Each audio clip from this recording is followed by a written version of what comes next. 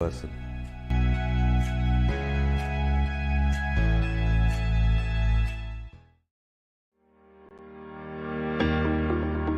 Hi, I'm Rachna Dubey, known as 0800 Rachna, your award-winning mortgage advisor. 0800 Rachna has always been about providing quality services and making a difference in the community. We are ethical and we are influential. We actually educate our clients so that they can have a secured and a better financial future. What are you guys waiting for? Just call me today on 0800 Rachna and let's start our journey together. 0800 Rachna.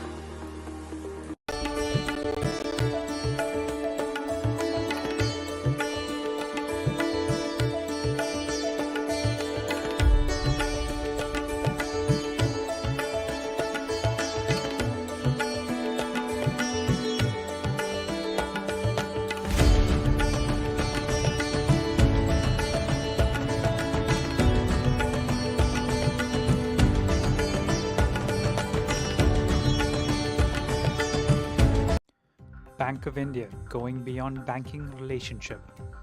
Bank of India New Zealand provides retail and commercial banking services including savings, current, term deposits and loan products such as personal, mortgage, home and various business and commercial loans. Our special services are zero balance saving account, free remittance to India with an attractive exchange rate, same-day credit to any bank in India. Please visit our branches and meet our friendly staff.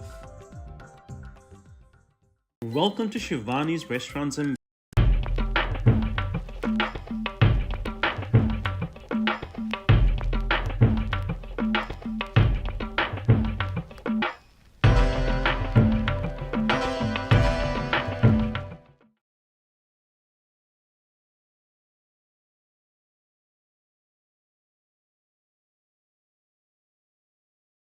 Haere mai, welcome to tonight's election coverage. Ko Monique Bradley tōku ingoa, he kai kōrero aho. I'm Monique Bradley, I'm a storyteller and a very proud representative of Face TV here tonight in the Brown Street studios.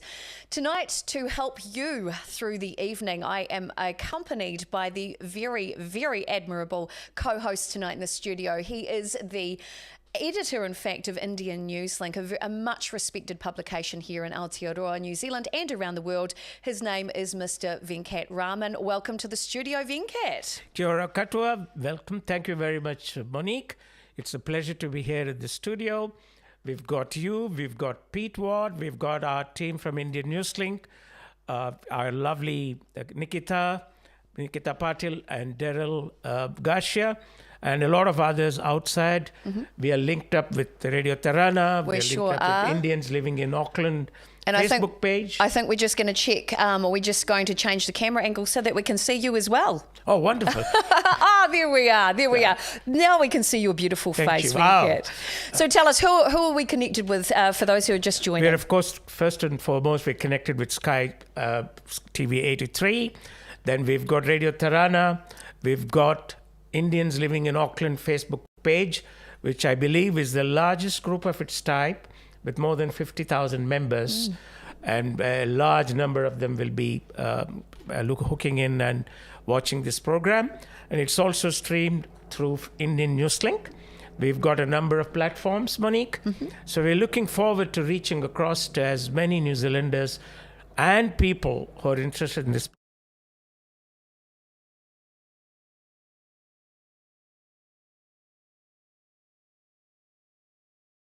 coming in right throughout the evening to join the conversation. Yeah, we can't talk about political parties until 7 p.m. when the counting starts. But I suppose the first hour will be a good warm-up. We can welcome people on the expert panel. We've got almost 20 to 25 of them.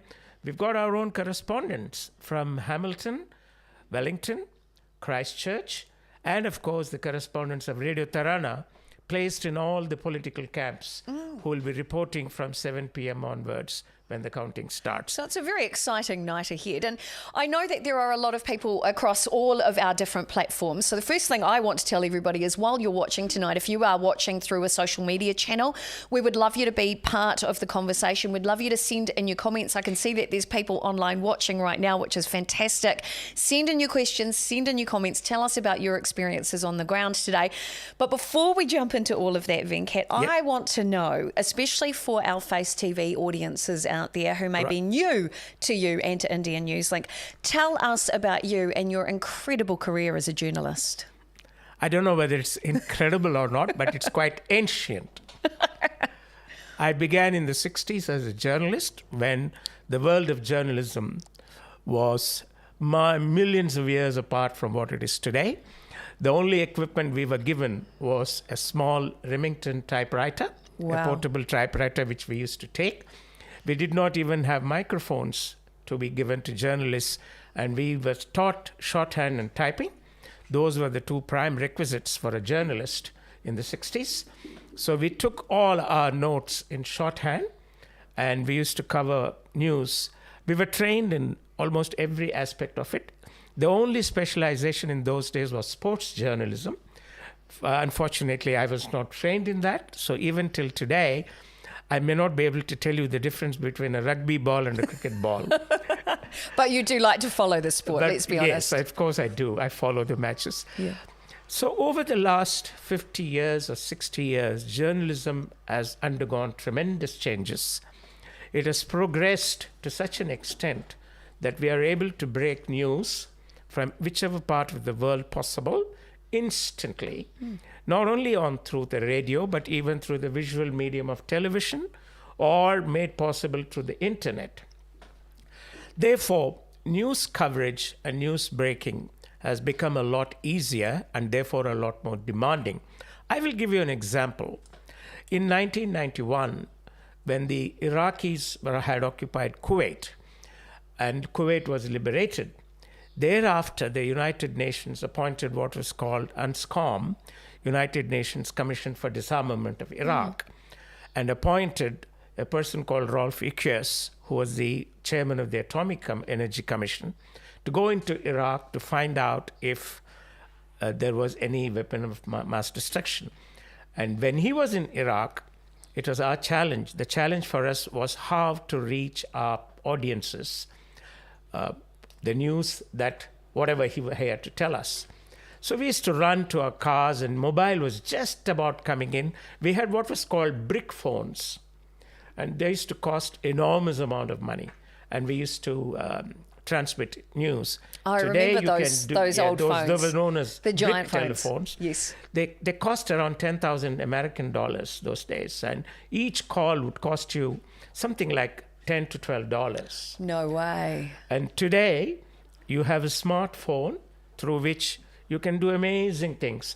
I was told that 87 functions are today conducted by a single mobile smartphone, starting with, for instance, you don't need a clock, you don't need a wristwatch, you don't need a calendar, you don't need a diary, you don't need a dictionary. You can go on. 87 things can be done with this one little smartphone. That's incredible. And one of them is to transmit information or news. So the smartphone is a journalist's delight today. And our own creative people, Nikita and Daryl, they create wonders with the mobile phone. So it's become a great instrument for journalists. And as they say, perhaps 2026 election, when we cover Monique, it may be through the even a smaller telephone. Who I knows? tell you. And I think too, the development of the technology, I'm holding my phone right now, I think was so important during COVID as well, because so many of us were divided, disconnected. And for me, one of the greatest outcomes was the ability to use my phone to connect to my family who are all over the country and all over the world. And to be able to use this small device to be able to connect directly and to also still be able to broadcast, I think was phenomenal, especially for people like us who are in this role of being broadcasters, media people. We need to be able to stay connected. When you say COVID and lockdown, we are accused of two things. Yes. In 2020, Indian Newslink lecture was held in August, and we had Jacinda Ardern, who was the Prime Minister at that time, to be the guest speaker. 2 days after that, we had a lockdown. And in 2021, on the 16th of August, we had the same lecture the following year, and the person who gave the lecture was Dr. Ashley Bloomfield. Right. And he said, I'm not here to announce anything about COVID. The next day, we went into the longest lockdown. So this year, when we announced that we are going in for a lecture, a lot of people said, oh, no. Then we said, no, those are things of the past now. Yeah, they got nervous.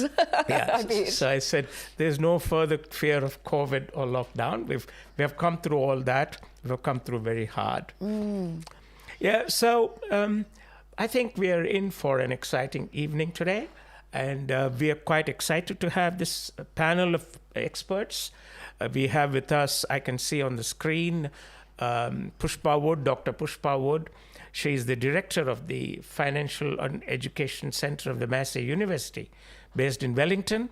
She's been in Wellington or New Zealand for the last almost 40 to 45 years, an expert in financial literacy. Then we have Rachna Tata, another media experienced person. She was in New Zealand Herald, and I believe she was also in Stuff for a while. She's the administrator of our Indians Living in Auckland Facebook group. Yes. Then we have Shirish Paranjapai, our Christchurch correspondent, a very dear friend, a great asset of Indian Newslink. He's been a regional local board representative as well for many years in Christchurch. So he's a veteran of Canterbury, if you like. Ah, fantastic. So Yeah. we do have quite broad representation. Yes. Well, we've got about 20 to 22 of them. We will, later on in the program, we will have Dr. Rajan Prasad, who was a member of Parliament and who was also the Chief Families Commissioner. So we've got, as I see them, I would recognize them. And at this point of time, I would like to welcome all of them into this program. And we look forward to talking to them from time to time. Absolutely, I totally agree. And I do want to say a massive shout out to everybody. We do have virtual guests coming in from across the country. We're hoping too that thanks to a partnership with Radio Tirana, that we will actually be able to have some journalists on the ground who'll be talking hopefully to some members of Parliament throughout the evening. Yes, we are very certain we've got someone who will be with Winston Peters. We've got someone with the leaders of the other political parties. Fantastic. In addition, some members of this panel are going out to some constituencies to find out how the situation is there. And as we bring the results, we may be able to connect with some of them. That would be absolutely fantastic. And so it is our goal tonight to bring you up-to-date coverage. We also hope to bring you live interviews from across the country. And also we want you to be part of the chat. So I have all of the social media pages here open just beside me. And I've already seen that Saras Nand has already sent lovely interviews and some great memories there. Thank you, Venkat. So it is lovely to have you with us as part of this live show tonight. We are a little bit different. We've decided to amalgamate together to bring you an alternative commentary, haven't we? Yes. we like to do things a little bit differently, which is why here tonight Face TV and Indian Newslink have decided to work together to bring you just a different perspective on the history of politics here in New Zealand, a little bit of New Zealand history, and also what I'm really interested to hear a little bit more about, especially being an Irish Māori woman. I want to know more about what it's like for the people that you represent, Venkat, with your publication. I want to know about those people right across the South Asian communities who have come to our country. They chose to come here. They've chosen to make New Zealand their home. I want to know why. I want to know how they feel being part of that beautiful, diverse fabric that makes up Aotearoa New Zealand, and perhaps how they're feeling about the future of our country. Do you think we'll be able to dive into that tonight as well? Absolutely. Great. At some stage, we will talk about how the Indian community has always been an adventurous community. Mm-hmm. They've gone to various parts of the world and settled down. And more than that, they have participated in the progress and development of that particular country. We can talk about people who went to South Africa. We can talk about people who went to Fiji under difficult circumstances and how they have progressed in life and also promoted the countries in which they lived. According to records, we are told that the first Indian settlers were somewhere around 1890. But according to unofficial records, the first Indian settlers came in 1841, which was 1 year after the treaty was signed. But there are also historical records to show that the relationship between New Zealand and India goes back to another 100 years. No way. There's evidence that are found. As I said, and during an unrecorded period of history, it's all conjecture. But examples that have been left behind and what is available suggest to us that long before the treaty was signed, that is long before the British came to New Zealand, there could have been some kind of trade relationship between New Zealand and countries like India. Wow. At which point of time, India was one huge country, undivided India as we call it, Yes. the British India, where Pakistan, Bangladesh were all an integral part of the mainland. So interesting. So we can talk about that. And We could talk about a million things, let's be Yeah, honest, absolutely. VCAT. The one thing that I am really excited about, especially with this dual broadcast happening tonight, and being a Māori woman as well, is I love the Indian community. I love the Southeast Asian community. There is a huge affinity between our cultures. Absolutely. And having spent time in India, it is so similar to Yeah, being it amongst is. my Māori whānau. The first thing they want you to do is to come in. The hospitality is fantastic. They treat you like royalty, and there is always food, which is such a big thing with the Māori community as well. Where do you think, especially because I've more recently heard from you that it's believed Indians settled here earlier than was once That's the thought. belief to which I subscribe to. As far as India is concerned, India is known for its hospitality. India is a land which has welcomed people. We've had people from almost every corner of the world coming into India. Some of them came to trade, some of them came to live, and some of them came to rule. And they did.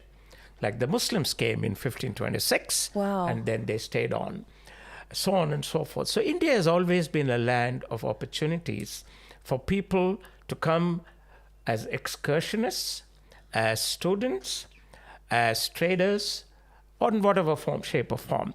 And it has always welcomed. And one of the things about Indian culture is it's a mixture of many things. It's a mixture of costumes, cuisine, culture, and getting along with people. That's one of the greatest attributes of India.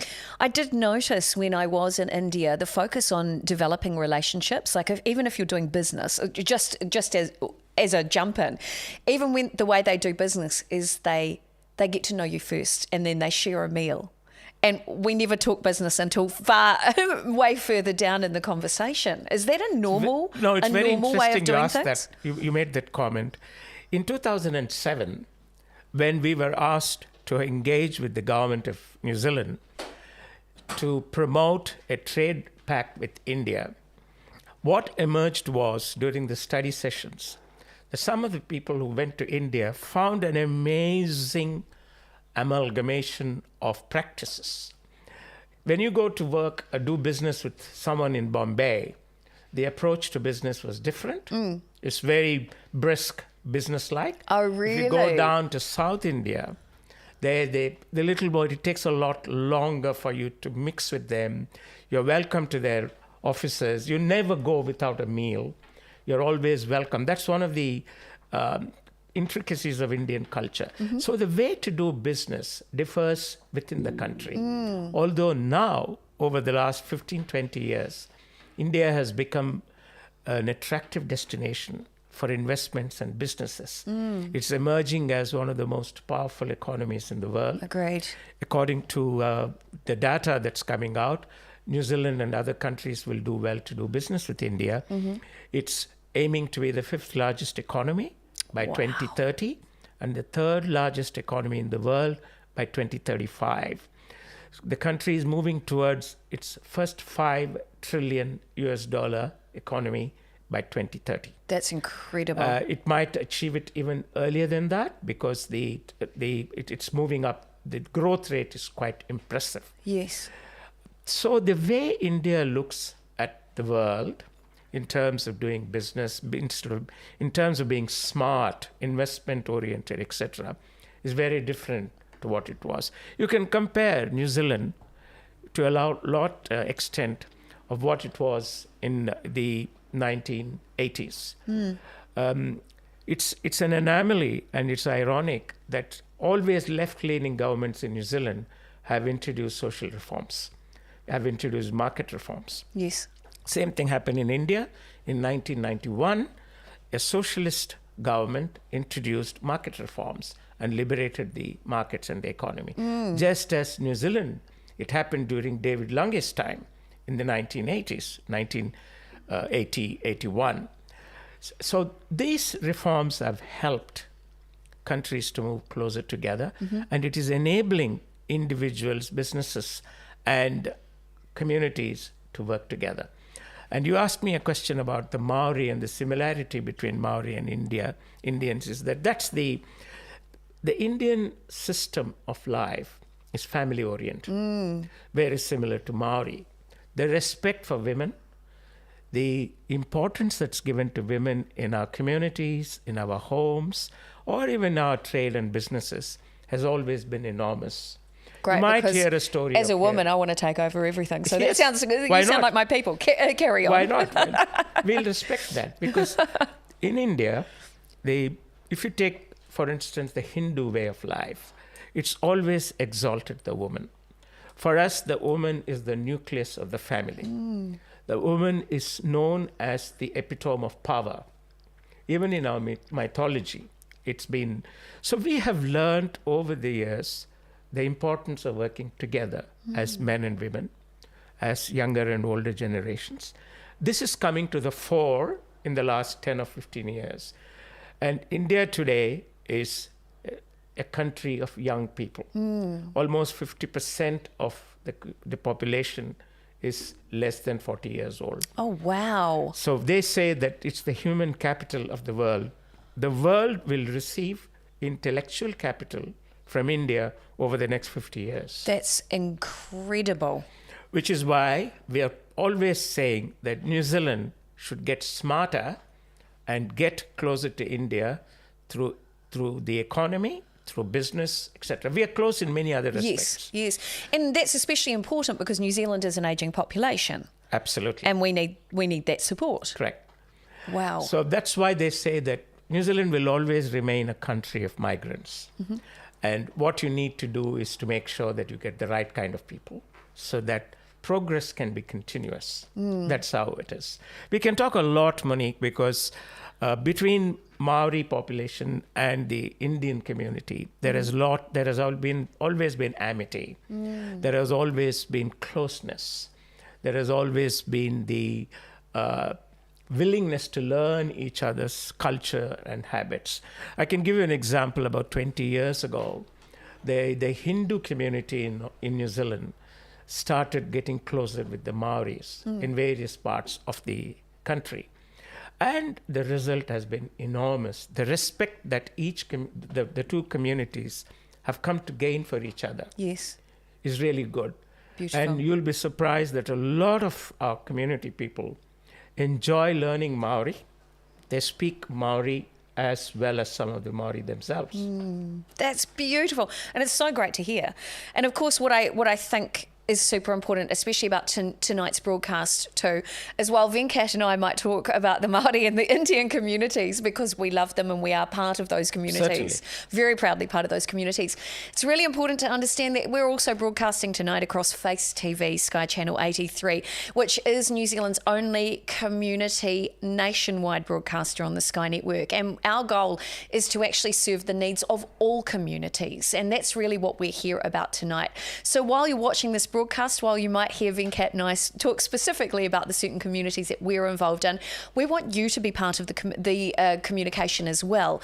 So this broadcast is also going out across multiple social media channels, including YouTube and Facebook. And we'd love to hear your thoughts from whatever community you're part of. You are also part of the conversation tonight. We know that coming up from 7 p.m, we will hopefully start to have some election updates and some results for you. Voting does close there. But one of the things I really want to talk about today is the incredible operation that has been undertaken to actually make the polling happen. And I know that having been out there doing it myself today, seeing all those volunteers, I'd like to really acknowledge all of the volunteers who have given up their time today to be part of the proceedings and really support what's going on with the country and of course the elections tonight. So Venkat, you've been out in the community and you've spoken to several people who we are going to bring into tonight's chat. I know we can't talk about what's happening politically, but what's the general feeling on the ground? The general feeling is one of excitement, because election always brings about a lot of emotions among people. Mm-hmm. And as perhaps all of us know, there is an increased percentage of younger voters in this election. Some of them who were not in the votable age in 2020 have now come into the voting age bracket. That's one. The second increase in the numbers is the number of people who have qualified to become voters.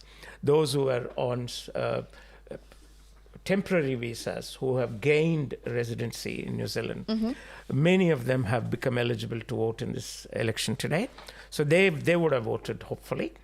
So there's a combination of various other factors that we can talk about after 7 p.m. Yes. have contributed to the added excitement of general election 2023. And I want to say one thing. You mentioned about volunteers. I think it's we have to give our tribute to not just the volunteers, but many others within communities who have encouraged people, educated them on the importance of exercising the franchise, asking people to go and vote. Yes. Many of us have encouraged our people. I think that's a discerning difference in this year's election compared to the previous years. I'm hoping that it will show in the numbers or the percentage turnout, which we will know by the end of this program tonight. For volunteers who have been there, because I went to a few voting booths to see how things were going during the early voting process, and I was so pleased to see many of our communities, they were there guiding people, helping them, either as part-time workers with the Electoral Commission or as community response teams. They were all there. And I think that is a very important aspect of our democracy. I totally agree. Well put, Venkat. Now, speaking of people out there in the community, I do believe we have a guest coming into the studio. I think they are just on the Zoom call right now. We have coming into tonight's broadcast Dr. Pushpa Wood, ONZM, who is the Director of New Zealand Financial Education and Research Centre at Massey University. So, please welcome to the call, Dr. Pushpa Wood. Great to have you here. Tēnā koutou katoa, Monique. We're just going to get you up on the screen, I believe. Here we go. We're not too far away. Just testing out all new technology, you see. This is exciting. I can hear you, Pushpa. I can hear you. Tēnā koutou katoa, Monique. Kia ora. And namaste, everyone, and good evening. Yes, I have been observing. I have been in an observer mode today. So I went out for a walk to my neighborhood polling booths and just sat outside to observe what was going on. Excellent, Pushpa. This is fantastic. Oh, there you are. We can finally see you. How fantastic. So, Pushpa, I'd love to know, I know we can't talk about anything political. We can't talk about any parties, but I'd love to know, what was the general feeling on the ground? It was quite interesting that on Massey campus we had a advanced voting poll. So there was a kind of a steady stream of people for last 2 weeks I've been watching coming through. And perhaps that was, I guess, showed that today, especially in the afternoon, it wasn't that many long queues. And the very next to me, to our household, the polling booth. But one slightly further down still had long queues. Obviously, they haven't taken advantage of the Massey campus polling booth. But general mood, I think, has been that people feel that they need to somehow make their vote count. They feel the need, and especially pleasing was younger people were actually voting in our neighborhood, partly because we do have a very young neighborhood, but also I think their genuine interest in the direction of the country. Great stuff, great stuff. Now, Pushpa, I know over the last few years there has sort of had been a tendency towards apathy when it comes to voting. Do you think that mood has started to shift potentially, or do you think people are looking to, like you said, cast their vote, have their say?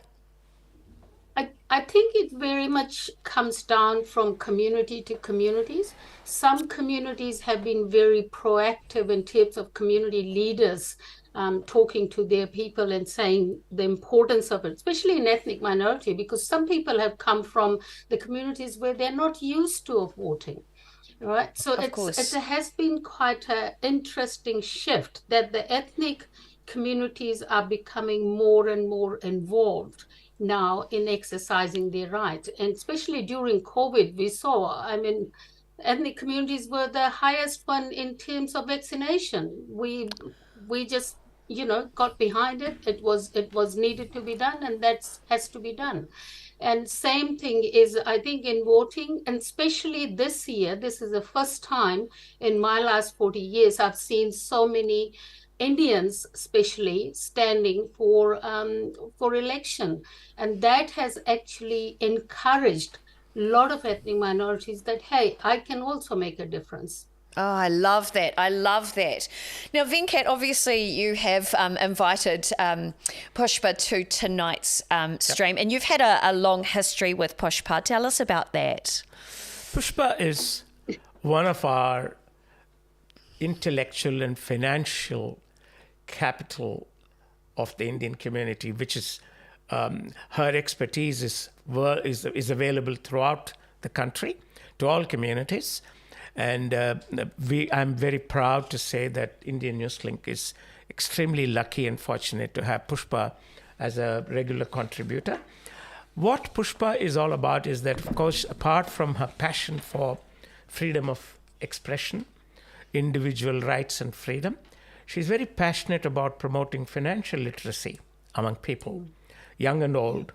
And she has relentlessly worked over the last 40 years in New Zealand to promote the level of financial intelligence or literacy among people. Today, Monique, many of us suffer from ill-informed, we do not have enough, we're not well equipped to manage our own finances. And how one can be smart and lead a good life all depends on, because money has become all the more important today to lead a comfortable life, and how one can live within means.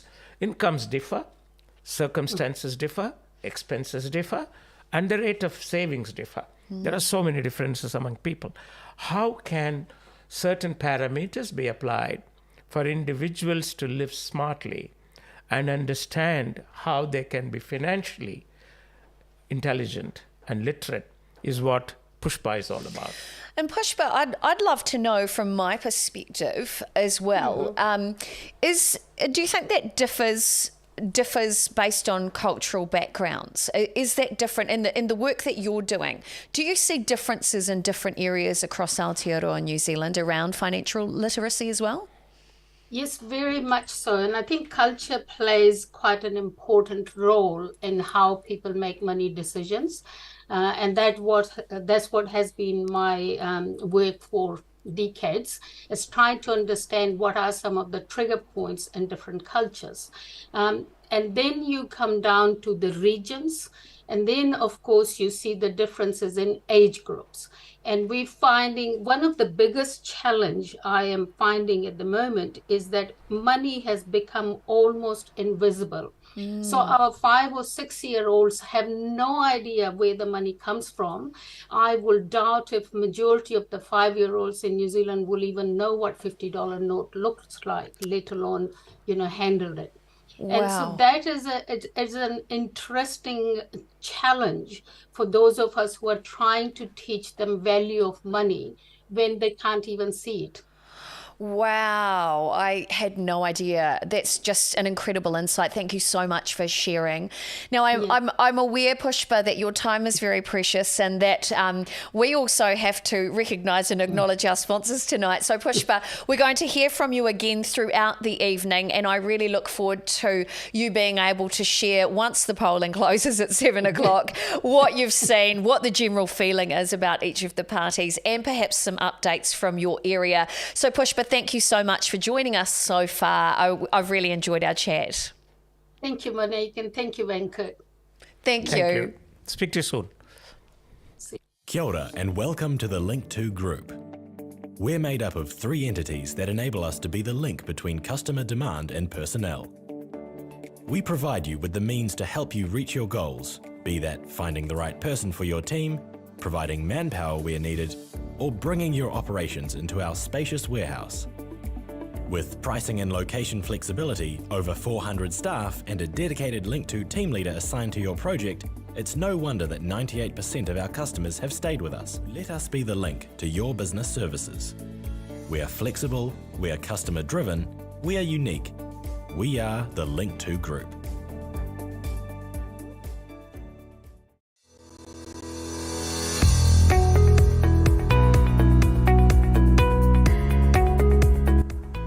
Hi, I'm Saif Sheikh, Director of Immigration Advice New Zealand Limited. Come along, get to know us. Immigration Advice New Zealand Limited is an award-winning immigration practice for more than 14 years. Over the years, we have assisted more than 5,000 migrants achieve their goals. We look forward to welcoming you and meeting you in person.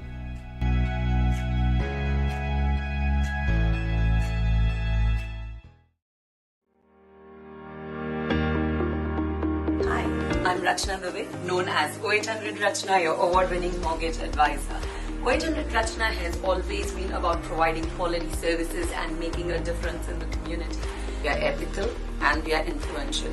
We actually educate our clients so that they can have a secured and a better financial future. What are you guys waiting for? Just call me today on 0800 Rachna and let's start our journey together. 0800 Rachna.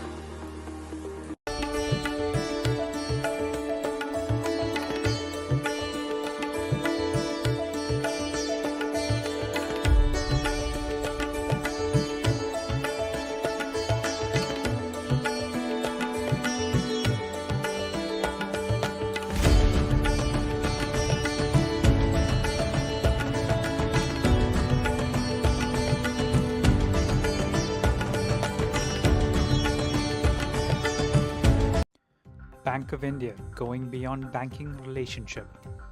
Bank of India New Zealand provides retail and commercial banking services including savings, current, term deposits and loan products such as personal, mortgage, home and various business and commercial loans.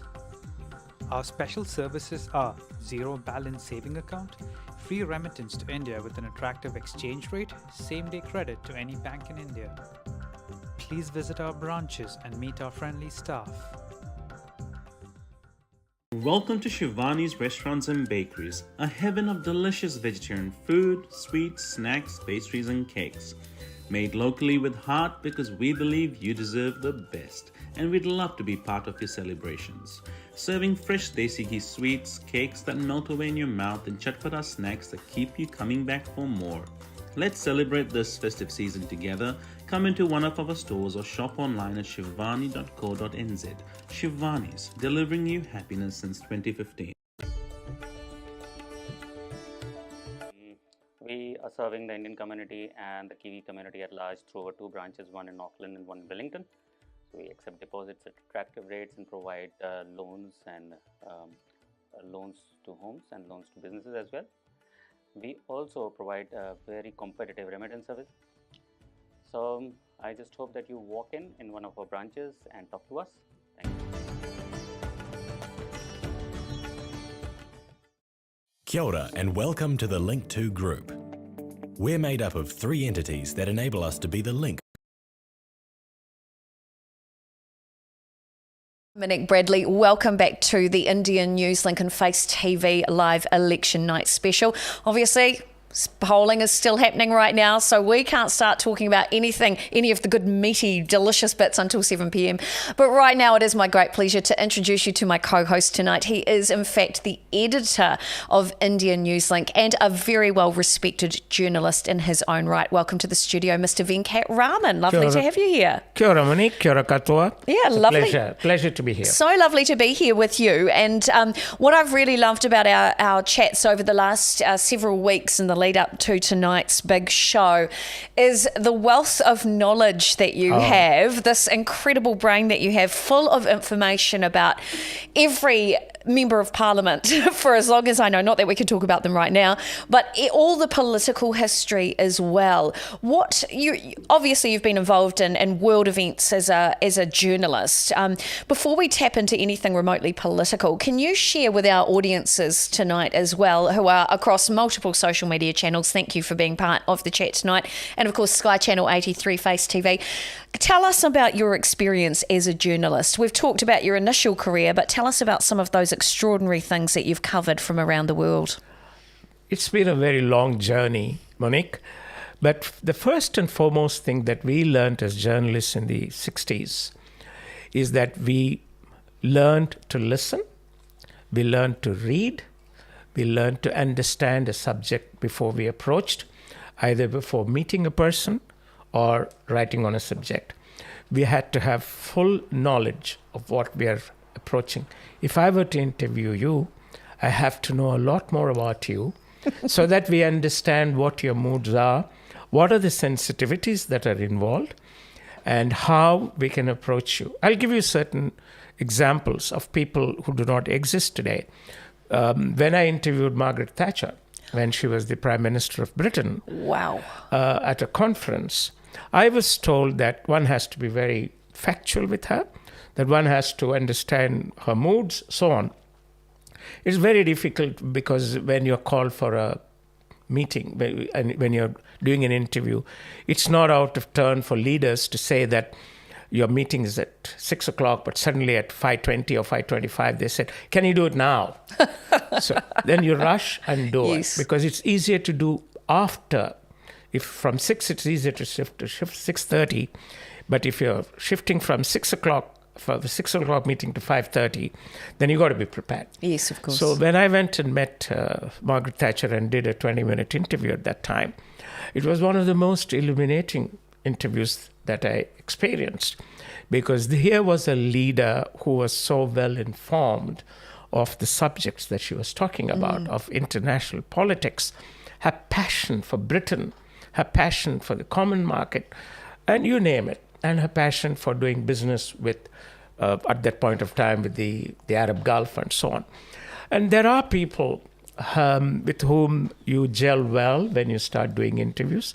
I did an interview with Saddam Hussein of Iraq. Wow. Before the occupation of Kuwait in 1990. August 2, 1990 was a very difficult period for the Arab Gulf and the rest of the world when Iraq occupied Kuwait and the oil production stopped from Kuwait. It was a very difficult period. But prior to that, about a year earlier, I had an opportunity to interview him. And he had a lot of nice things to say about India. Wow. Which was what was very interesting, because Iraq has a long history of economic cooperation with India. Indians built the railway system, they built the infrastructure in Iraq. So the relationship is different. That's incredible. I had no idea. So there are so many facets of international leaders when you talk to them. Nelson Mandela, for instance, I had the opportunity of interviewing him in 1995 when he came to Bahrain, where I lived for a long length of time. And he told me how he lived in a prison for 27 years and he couldn't see sunshine. And for him, the hope of the morrow was in the words of Mahatma Gandhi. Yes. He said, I drew inspiration from the Mahatma. So there are little pearls of wisdom that we pick up when we meet people. So I believe a journalist's success, the success of a journalist, is the knowledge that he or she gains by meeting with people. Wow. So it's been a long journey as far as some of us are concerned. We've been in this for almost 60 years, and we are still learning. As I say, when I started out, the former president of India said, go discover the truth and report it. And now, almost 57 years later, I'm still discovering the truth. Look, if we were on the Oprah Winfrey show right now, Oprah would say, number one, that's either a mic drop moment, or number two, that's a tweetable moment. That's just, I think it's such a beautiful thing. And especially in the light of the way that media is portrayed. And I'm going to go there because I think it's such a big topic. I think it's very important what you're saying, Monique. During our times and during our early years, our copy was vetted by at least 2 people before it went to print. And we would almost certainly be called to check certain facts that we had written in the story. So nothing went into print, whether either the first edition or the second edition or the latest edition, whatever. I'll give you an example. In 1990, when Iraq had occupied Kuwait, I have to go back to that particular history of the particular episode. The world was looking to see whether India would close its embassy in Kuwait, which would mean that India recognized Iraq's occupation of Kuwait. And the Minister of Foreign Affairs from India had reached Iraq, and I still remember I caught him on the phone at 1 o'clock in the morning, and he said, I have decided to close the embassy. It was a historic moment, not only for India, but for the entire world. And then I said, can I report it, sir? He said, yes, go ahead. And this was a telephone conversation. Unfortunately for me, I could not record the conversation. Wow. We ran the story. I was working for a newspaper in Dubai. We ran the story. Obviously, it was headline, front page, and it was picked up by almost everyone in the world, including the BBC, the CNN, and then the questions started coming. Was it true? Did he really say that? And I had no way of confirming back with him because you had no proof. There was no other way to reach him. So until he reached Delhi, 2 days later, many of us were on tenterhooks. Wow. What if it was not correct? Wow. So the need to check, recheck before anything is published was supreme. Yes. But today, you can post anything you want on Facebook. You don't have to be backed with facts. Anybody can post anything. It's a free world. Yes. But the problem in the free world is truth often suffers. Wow. Another tweetable moment, as Oprah would say. I absolutely agree. In the media and broadcast training I had, so my training started when I was quite young as a speaker. So I started training when I was 8 and I started writing training when I was 10 as well. And I love writing. I was first published at the age of 11 and I wrote a piece that was published about the colonisation of my grandfather and my great-grandfather. So how they were, in my words, Pākehā, that was the term I used, and how they weren't allowed to use Māori language and the effect that it had on the rest of our whānau and the loss of our language.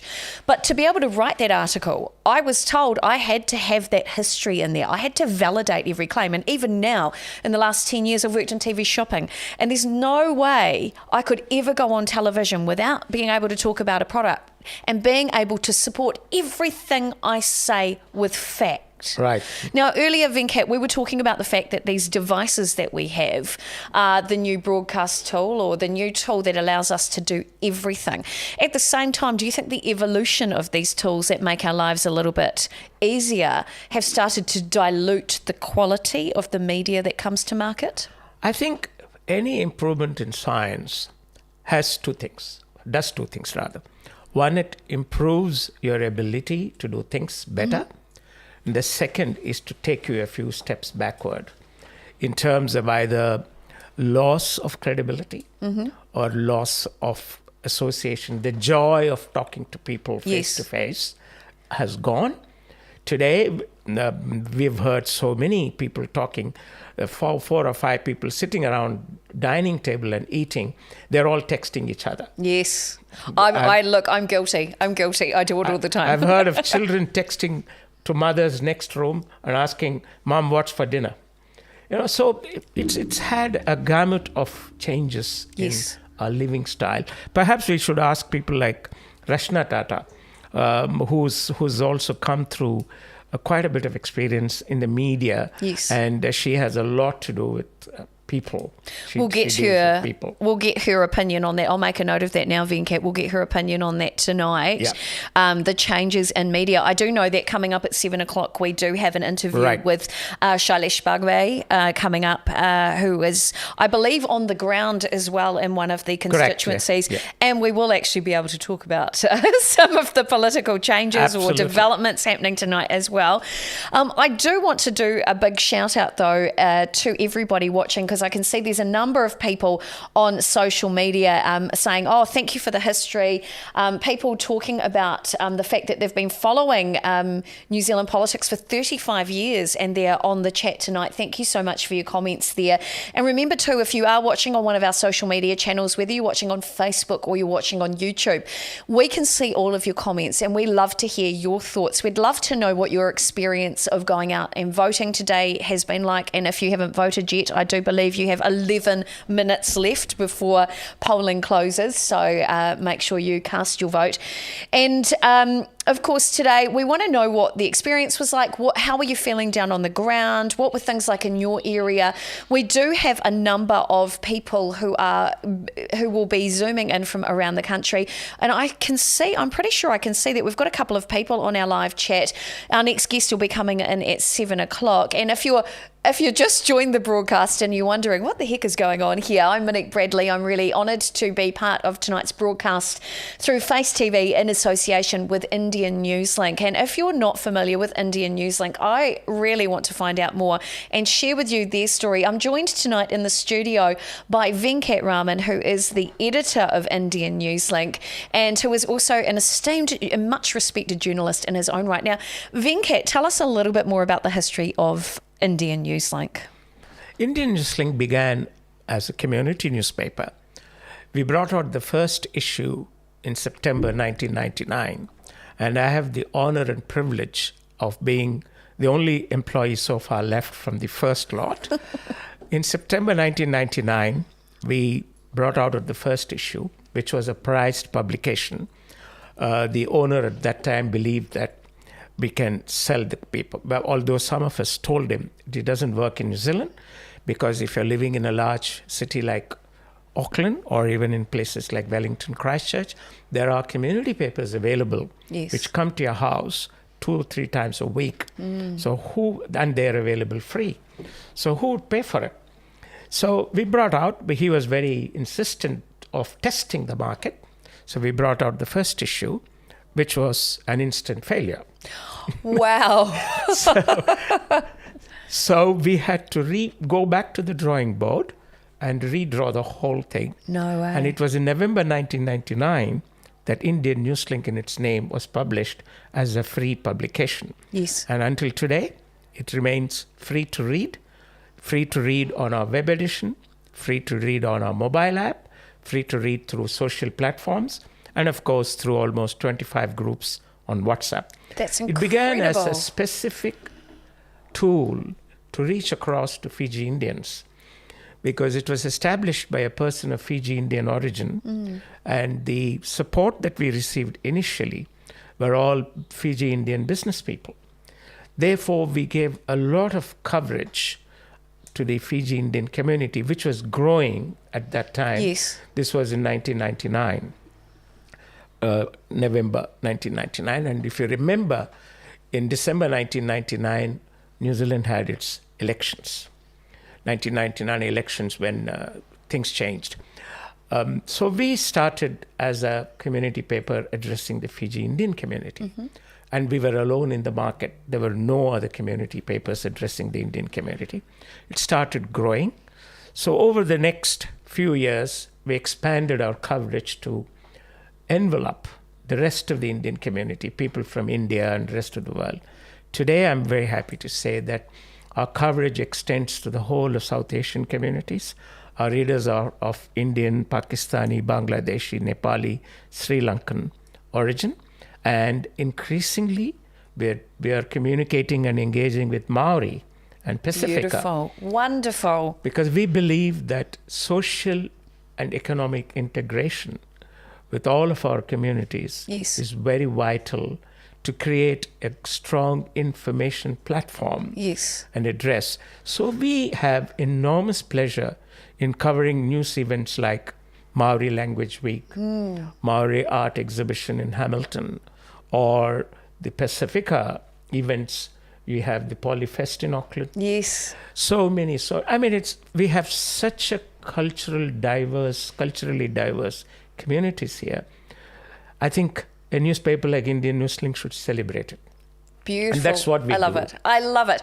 Now, one of the questions that I've wanted to try and get my head around is, first of all, you get a huge amount of traffic to your website, not just nationally, but globally. Correct. So a lot of people are really interested in particularly in what your communities are doing here in Aotearoa, New Zealand.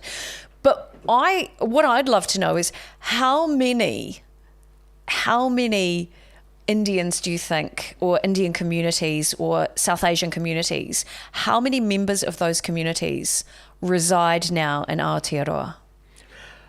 The numbers are a little onerous to hack because we get trapped by statistics which are not really well computed in this country, or perhaps in most countries.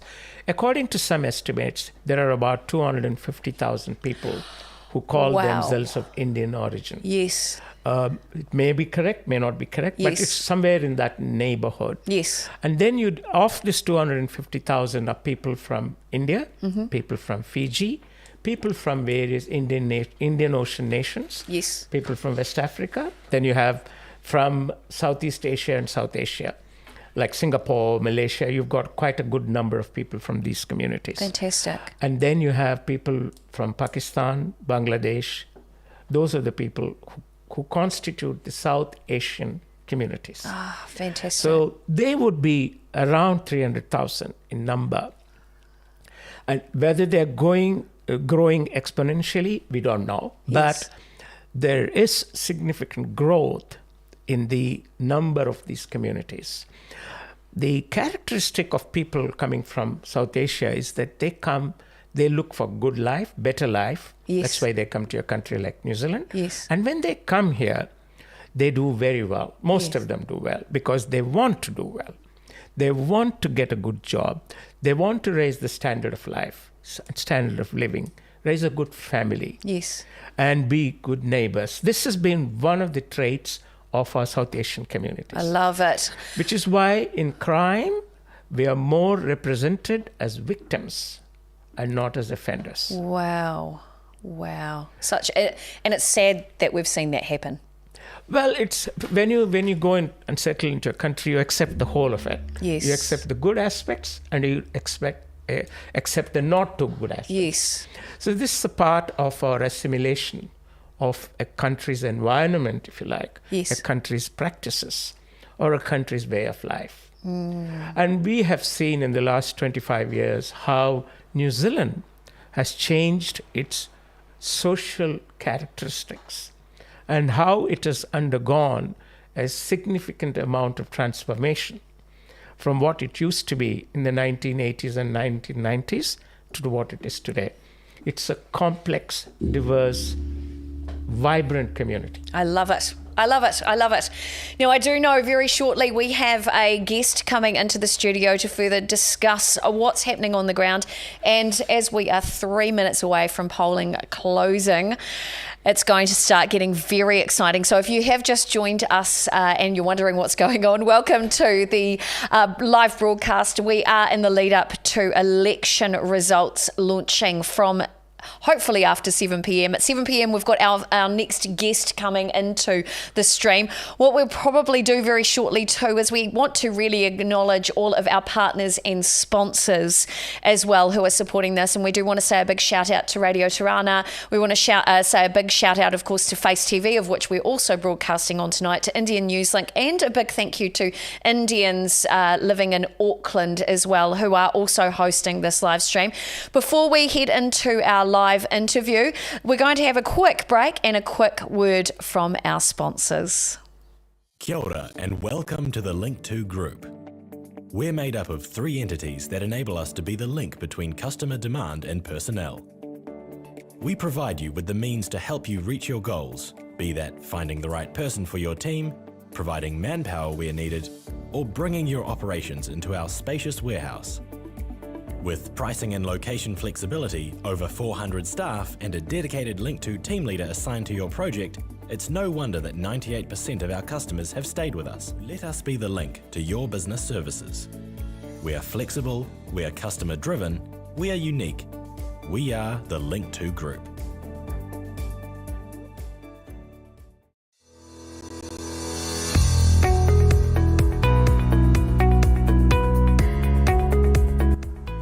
Hi, I'm Saif Sheikh, Director of Immigration Advice New Zealand Limited. Come along, get to know us. Immigration Advice New Zealand Limited is an award-winning immigration practice for more than 14 years. Over the years, we have assisted more than 5,000 migrants achieve their goals. We look forward to welcoming you and meeting you in person.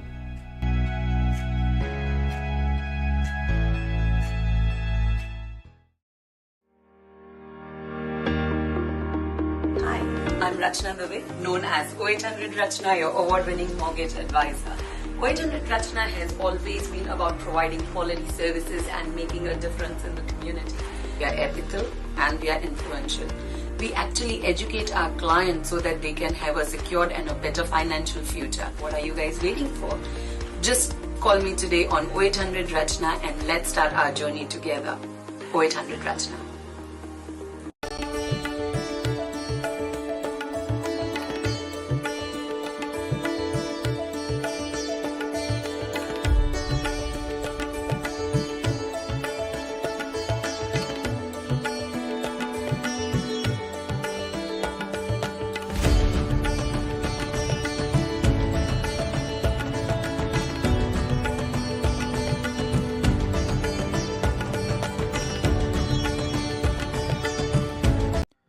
Bank of India, going beyond banking relationship. Bank of India New Zealand provides retail and commercial banking services including savings, current, term deposits and loan products such as personal, mortgage, home and various business and commercial loans. Our special services are zero balance saving account, free remittance to India with an attractive exchange rate, same-day credit to any bank in India. Please visit our branches and meet our friendly staff. Welcome to Shivani's Restaurants and Bakeries, a heaven of delicious vegetarian food, sweets, snacks, pastries and cakes.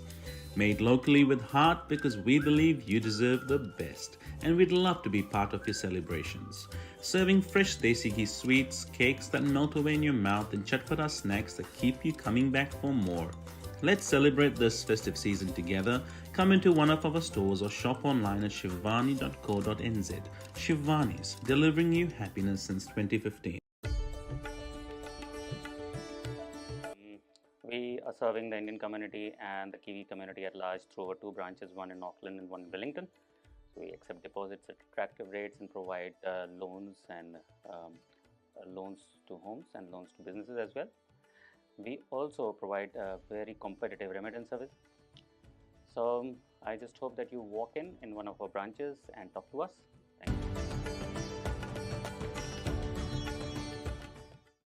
Kia ora and welcome to the Link2 Group. We're made up of 3 entities. Well, kia ora, welcome back to tonight's live broadcast. I am Monique Bradley and it's really exciting to have you with us. And I believe, looking at the clock, The polling closed 2 minutes ago. So from here on in, I believe we're going to be safe talking All about... systems go. Oh, yeah, talking about everything remotely political. Now, I do believe I am joined by some amazing people tonight. First of all, we have on the live stream feed, zooming in from somewhere across Auckland, we've got Shailesh Bhagve coming on in. And Shailesh is a business advisor and tax accountant. I believe he's zooming in from Mount Roskill tonight. Hello to you, Shailesh. Oh, we just don't have your sound on yet, Shailesh. You're muted, I think. I think you might be muted. No, I'm still waiting for his sound. Hang on one second, Shailesh. This is the joys of live TV, ladies and gentlemen. I do want to say a big shout out to everybody across Face TV watching tonight, and of course to those who are also on our social media pages. It's great to see you there now. It sounds like we've got some sound. Hello, Shailesh. Can you hear me now, Monique? Sure can. Lovely to see you. Absolutely. Yeah, this is a very good, exciting night.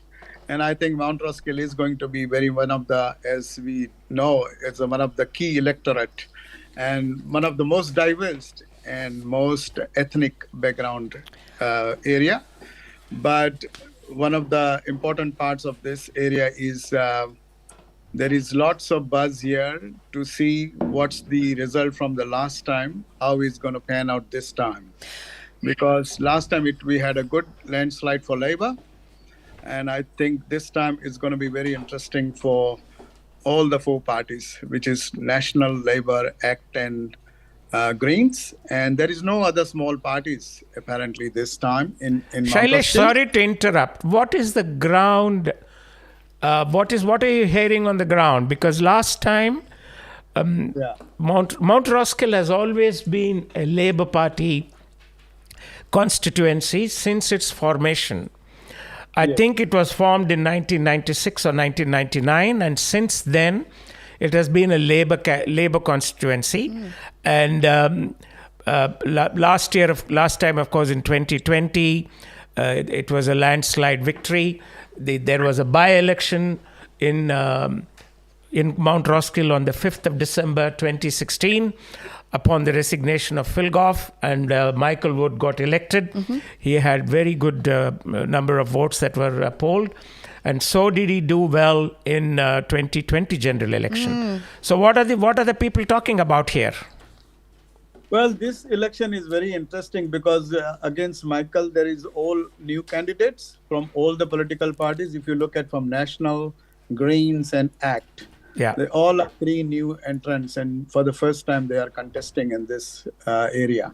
Yeah. Whereas Michael has always been there for the last term and the previous term as well. So he is quite well seasoned here and experienced in terms of ground. So people are hoping that he would come back again. But do you think sorry to interrupt you, do you think the recent shadow that Michael Wood has experienced in terms of having to resign all his ministerial portfolios would have an impact on the voters? Oh, good question. Not most likely. The reason why, because this election has turned out rather than personal, it has turned out to be a policy-based election. I personally feel in the last week and in the last couple of days, people are more looking at the policies that has been announced by each political party because of the ground reality of cost of living and everything. That apart, sorry to interrupt again, Shailesh, that apart, cost of living and various law and order, they are all issues that are common to all constituencies throughout New Zealand. In fact, these two factors are major issues in many parts of the world as well. Specifically talking about Mount Roskill, what do you think will be, what are you hearing since you have been in the constituency since the time the voting started? Last time, Michael Wood polled 23,050 votes to a poor and dismal National Party which polled 9,157 votes. Wow. Yes. There's a huge difference between of course, 2020 was Labour wave, but if you look at the constituency in the previous years, the constituency has always returned a Labour candidate.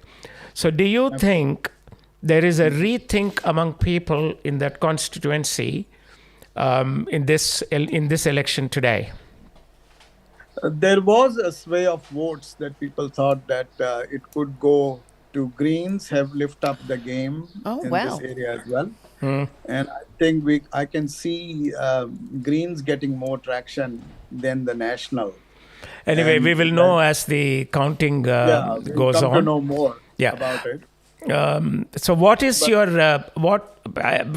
a Labour Party supporter, so obviously your views will be more leaning towards that party. But generally speaking, what do you hear about the polling rate? Do you think we would have had a good polling this year? I don't think so. I feel that there could be a last minute voting and the percentage could be and that could give the smaller parties like ACT, Green will give a little bit more uplift. But also party vote will be a challenge, even though I say that Labour as a candidate, Michael would win, but as a party vote could be a little bit challenge and could be very close. Yeah. May not be major margin like last time.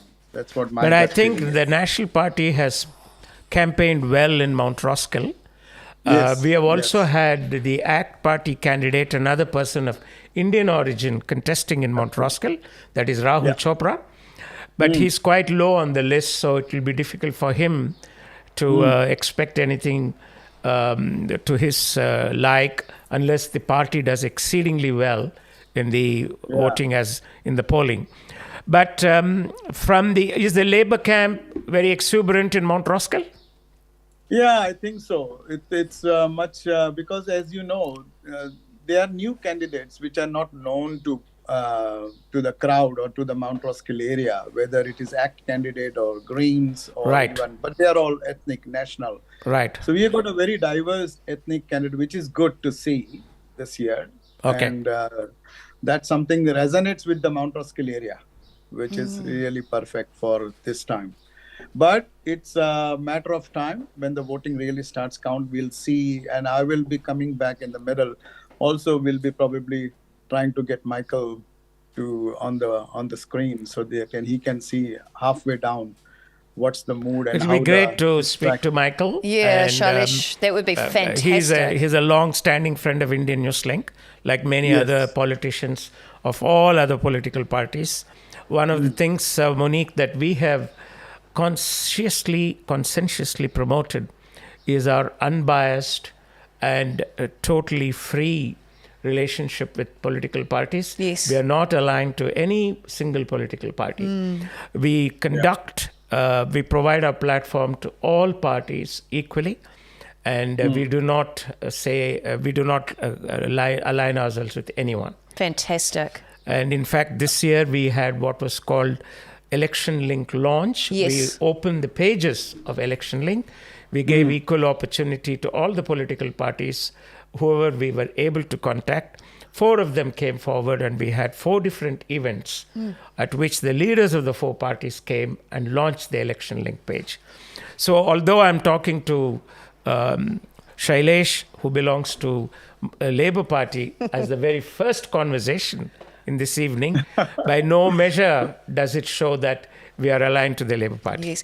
Well, what I've noticed on the ground too, and I don't know how you feel about this, Shailesh, is the more that I've spoken to people, there's been a real change, and I think it is based on, you mentioned policies before, there's been a real change in the way that people are looking at voting, and especially when you look at tools that came out, like Vote Compass as an example, where people were putting in their details and looking at the policies that they aligned with most. Suddenly they were realising it's not necessarily the popularity competition that often politics is. It's actually based on how they align with each organisation's or each party's policies in particular. So I think that we're going to see something a little bit different this year. I don't know, but this is the feeling and the mood that I'm getting from people on the ground. It's not so much about getting the right people for the job, it's about the right governance. It's not so much the right party, and it's not the popularity or the marketing job they've done. It's the right governance for our country. How does that align with you? Is that what you're feeling on the ground too, Shailesh, or is that what you're hearing? Yeah, I think you're right, because I think the change which everybody wanted and the mood of change was depending before was based on the policies, based on the political party's campaign and how well it was advertised or how well it was campaigned. But Yes. I think in the very last minute, that change has changed into a policy-based change. And they wanted to see what's really policies in it for them. And that's something I There is felt that something the coming change- in at the moment. What do we have? Nikita, Oh, this is really can exciting. you show the early results, please? Yes, Can we have, Shailesh, I can we have up on the believe. screen what are the early results, please? Shailesh, I believe we'll be coming back to you later on this evening anyway. Absolutely. So we've got some results coming in. If you want to stick around to see those results, we'll have those results coming in right now. We've got some Absolutely. updates.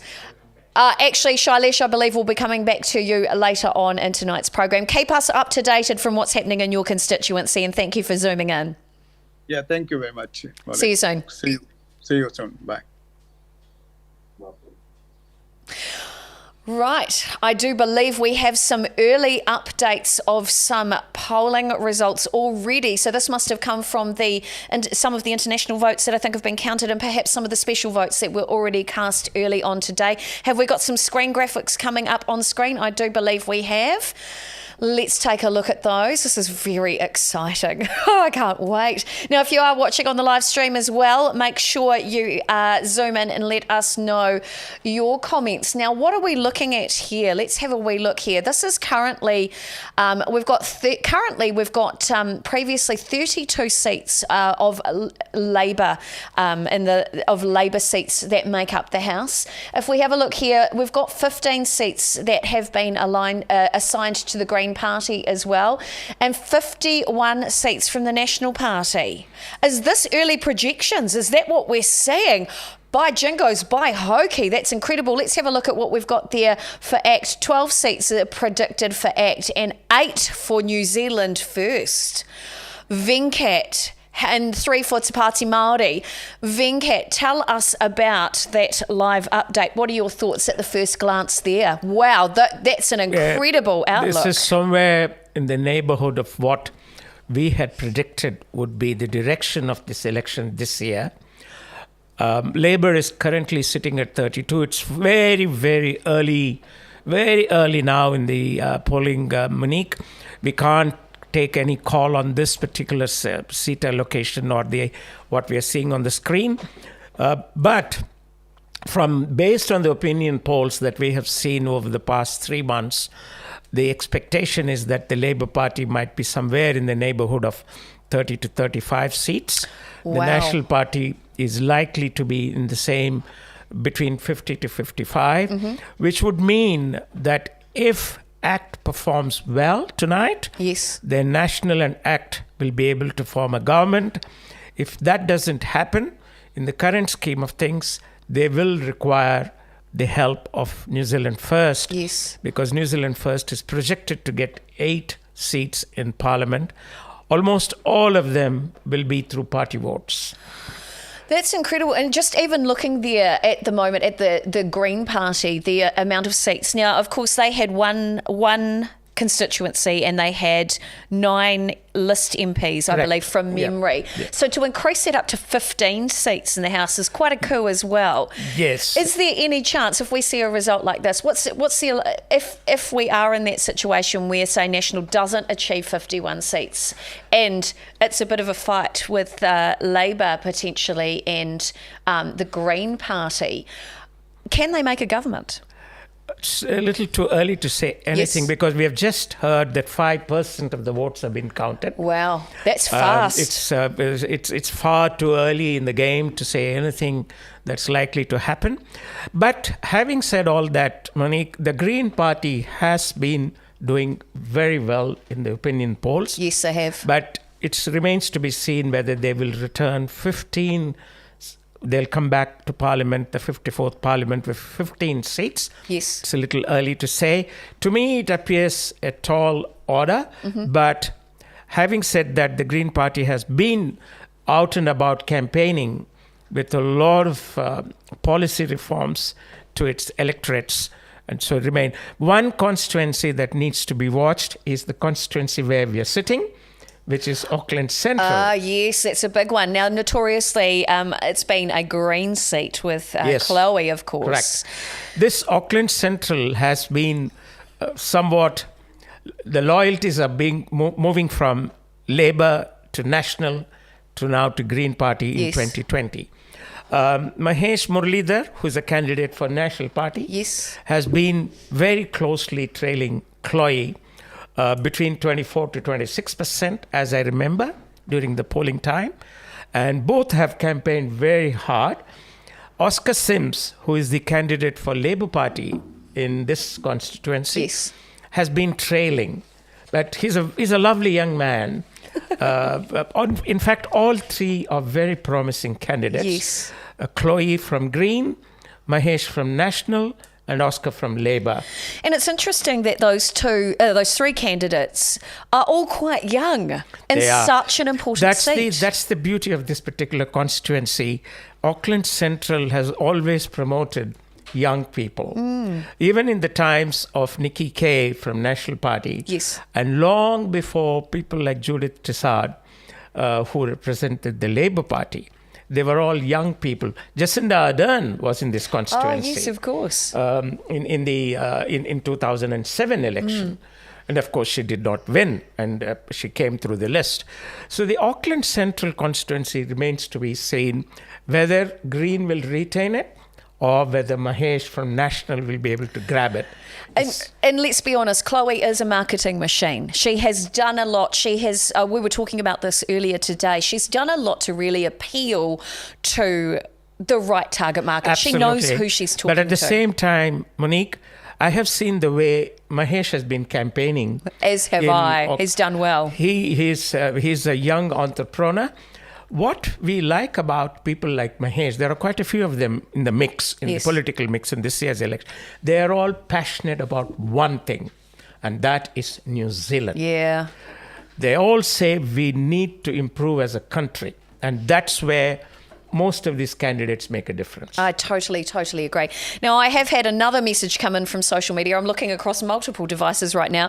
One question through the Face TV page has actually come through saying, tonight there is also, starting at 9:30, there's a huge cricket game in the World Cup, India versus Pakistan. Venkat, as a lover of cricket as well, what's your main prediction for the outcome of that game tonight too? It's increasingly difficult to predict a match between India and Pakistan because this particular World Cup, where the match is starting tonight at 9:30 p.m., Pakistan has come up with a very strong team. And India, has a very strong team too. It will be a match of passion. And unfortunately, I won't be able to see anything until after 1 o'clock in the morning, after we have finished and I have filed my reports. But I, as a cricket lover, wish both the teams success. And of course, they're probably watching us on YouTube. Yes, perhaps. Before they play. Because I know they're fans of yours. Because in cricket, we always say, may the best team win. Beautiful. I love it. I love it. Now, if you have just joined us on the broadcast and you're wondering what's going on, I'm Monique Bradley and I'm joined tonight by the editor of Indian Newslink. We're here in the studio bringing you live election results. Now, we're doing something a little bit different. We're doing a little bit of an alternative commentary because we have people down on the ground, real people just like you, who are talking to their communities rather than just getting those media interviews. We're about the real people, aren't we, Venkat? We're about the communities. As of now, Monique, just to give a temporary update, as it were. 354,653 votes have been counted so far. That's incredible. That represents 5.2% of the votes counted. Labour has so far showing a lead in 32 seats, getting about 25.7%. Goodness. National is showing a lead in 51 places or 51 seats. Greens are 14 seats. ACT is 12. New Zealand First is 8. Tipati Maori is 6. Okay, so how do you think we're tracking with that earlier image that we showed that was generated of? As far as I can see, it's just the trend continuing. Where it'll go. But in this electoral counting, what happens, Monique, is that there comes a time It Yes. will come tonight when a swing will start. It's very similar to what happens in cricket. Yes. Suddenly, a bowler comes and starts turning the ball, Yes. and the wickets start moving. Yes. So that's how it will be tonight as well. We'll have to watch and wait and watch and see how it moves. Now, one of the things that Shailesh, who was one of our guests, spoke about before was the different way that people are looking at casting their vote, because it seems this year, rather than the personality polls that have happened of previous years, it's a little bit more about policy. And I know that there have been some quite extreme, quite radical shifts in the way that, in the types of policies that have been delivered. If you had to vote for a policy war winner this year, who do you think would lead? Before I answer that, Monique, I think as far as New Zealand elections are concerned, the New Zealand people, they vote in a certain pattern. Traditionally, New Zealanders go for a 3-term government of a particular party. Yes. So if it is National Party, they do 9 years, and then everybody gets tired, and then Labour comes in. In the history of National Party was founded in the year 1936, and it was only 13 years later, in 1949, they formed the first government. Yes. Since then, only twice has the National Party done the 4th term. They've always completed 3 terms. And Labour Party has twice lost the 3rd term.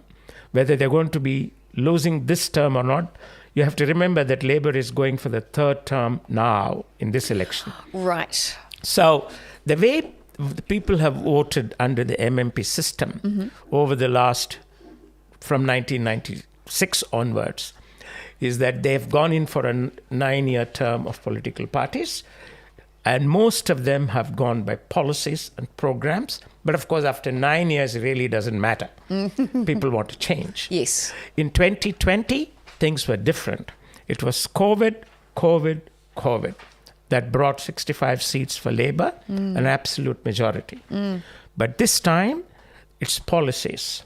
People are tired of many things. They want cost of living to be addressed. Yes. They're sick of law and order getting out of hand in their Yes. perception.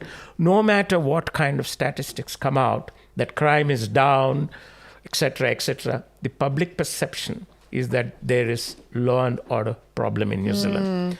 So they want that fixed. They want better education. They want the health system to improve. All these are important issues. But can a new government, whether it's the existing leadership team or a new leadership team, can those changes happen in the next term? A government which is already in, a party which is already in government will have little difficulty in picking up the thread and moving along Yes. if they're coming to Yes. power. For a new government to be established, which is National Act, perhaps with New Zealand First, the adjustment process that will be required for them to get assimilated into the environment will be at least 6 to 8 months. Right. They have come in with certain agendas. They've said that they will reduce bureaucracy, they will increase, they've come up with a different tax plan, Yes. and many other programs to put all these into practice and then revive the economy. It will not happen in the first year. People have to understand that they cannot expect an overnight change when things happen. I totally agree. Yep. So we need to wait and see after the election, whatever is the form. If a new party, if the National Party comes in, they need time to reorganize themselves. Yep. Do you think they're ready? I think the National Party is ready, but what we have to see is whether the people are ready. So good, Venkat. So good. That's excellent. Well, I do believe we have a guest coming in just a moment. We're about 4 minutes away. We've got Rashna Tata joining us very shortly. And Rashna is the admin and moderator, in fact, for a very, very successful Facebook group called Indians Living in Auckland. So very exciting to have her coming up very shortly. Now, I can see you're looking at the screen. What can you see already? Something happening I'm in looking Wellington at Central. Wellington Central, where Ibrahim Omar of Labour Party is trailing behind. Okay, interesting. And in the Ohio constituency, Nicola Willis is leading with 5,767 votes at the moment, trailed by Greg O'Connor of Labour. And it was a Labour very seat close. before. Greg has so far got 5,529 votes, comparing it with Nicola's 5,700 votes. So there's only 200 in it. Yes. That could still be a really it can close twist one. Anyway. But what is coming up now is that in every constituency so far, we are seeing the National Party leading. For instance, in Nelson, Blair Cameron has got 10,497. And what have you? Rachel of Labour has got 10,440. And that was previously a Labour seat. Correct. And she's just trailing at the moment with only 50 votes behind. Oh, so close. So some of them will be quite close. Now, when you've got a close race like that, how important, obviously, well, I'm answering my own question. The international votes are obviously going to be a game changer, as are the special votes. How long, while we'll get preliminary results tonight, how long is it before the final results actually come through? It's generally within a week. Wow. I'll give you an example of Mangakiki constituency in 2020. Yes. When the results were announced, Priyanka Radhakrishnan had not initially won the seat, but she was comfortable on the list. But when the votes were counted, including overseas votes, she was leading, I think, by about 1,800 votes. Oh, wow. And compare that with 2007 in a constituency called Vaitakere, which has now become Upper Harbour. Kaumal Sepuloni came in for the first time on a Labour ticket, and she contested against Paula Bennett, and she won the seat. Wow. And Paula asked for a judicial review, and Kaumal lost it by 1 vote. So anything can happen. Sure unless can. there's a comfortable margin on tonight's in any constituency. There can always be upsets when overseas votes are counted. Wow.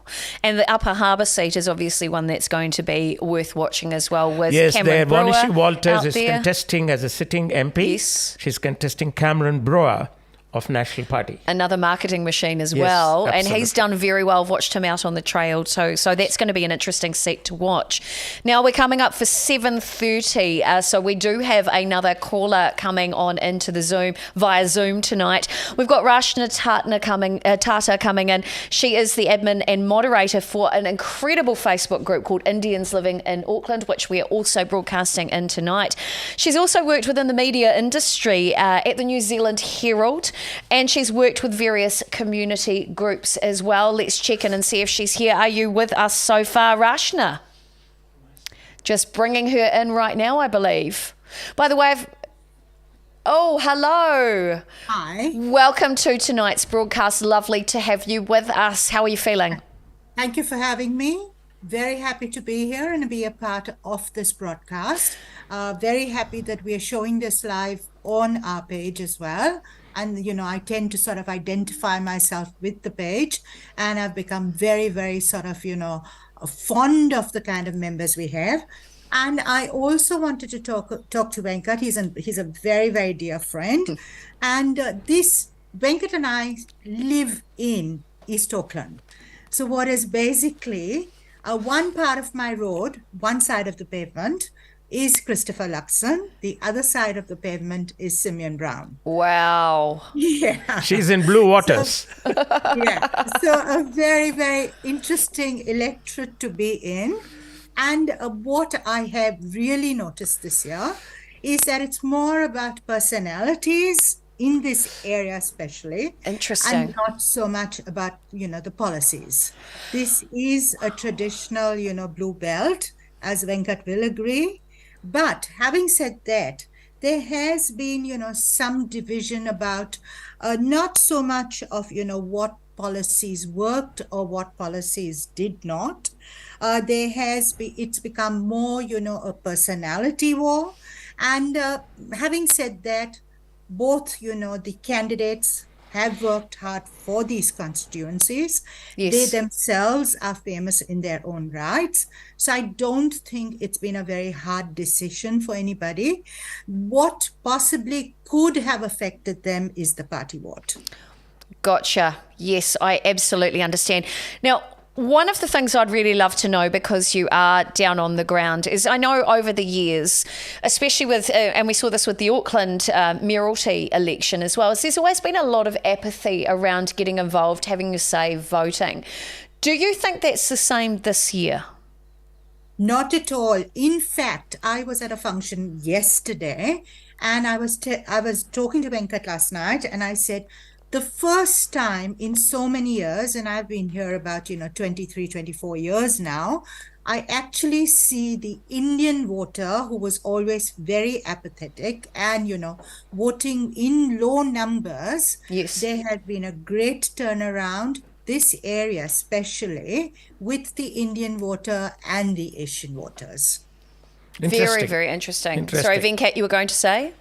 I said interesting that more and more Indians are taking part in the electoral process, not only vote coming out in larger numbers and voting, but also contesting.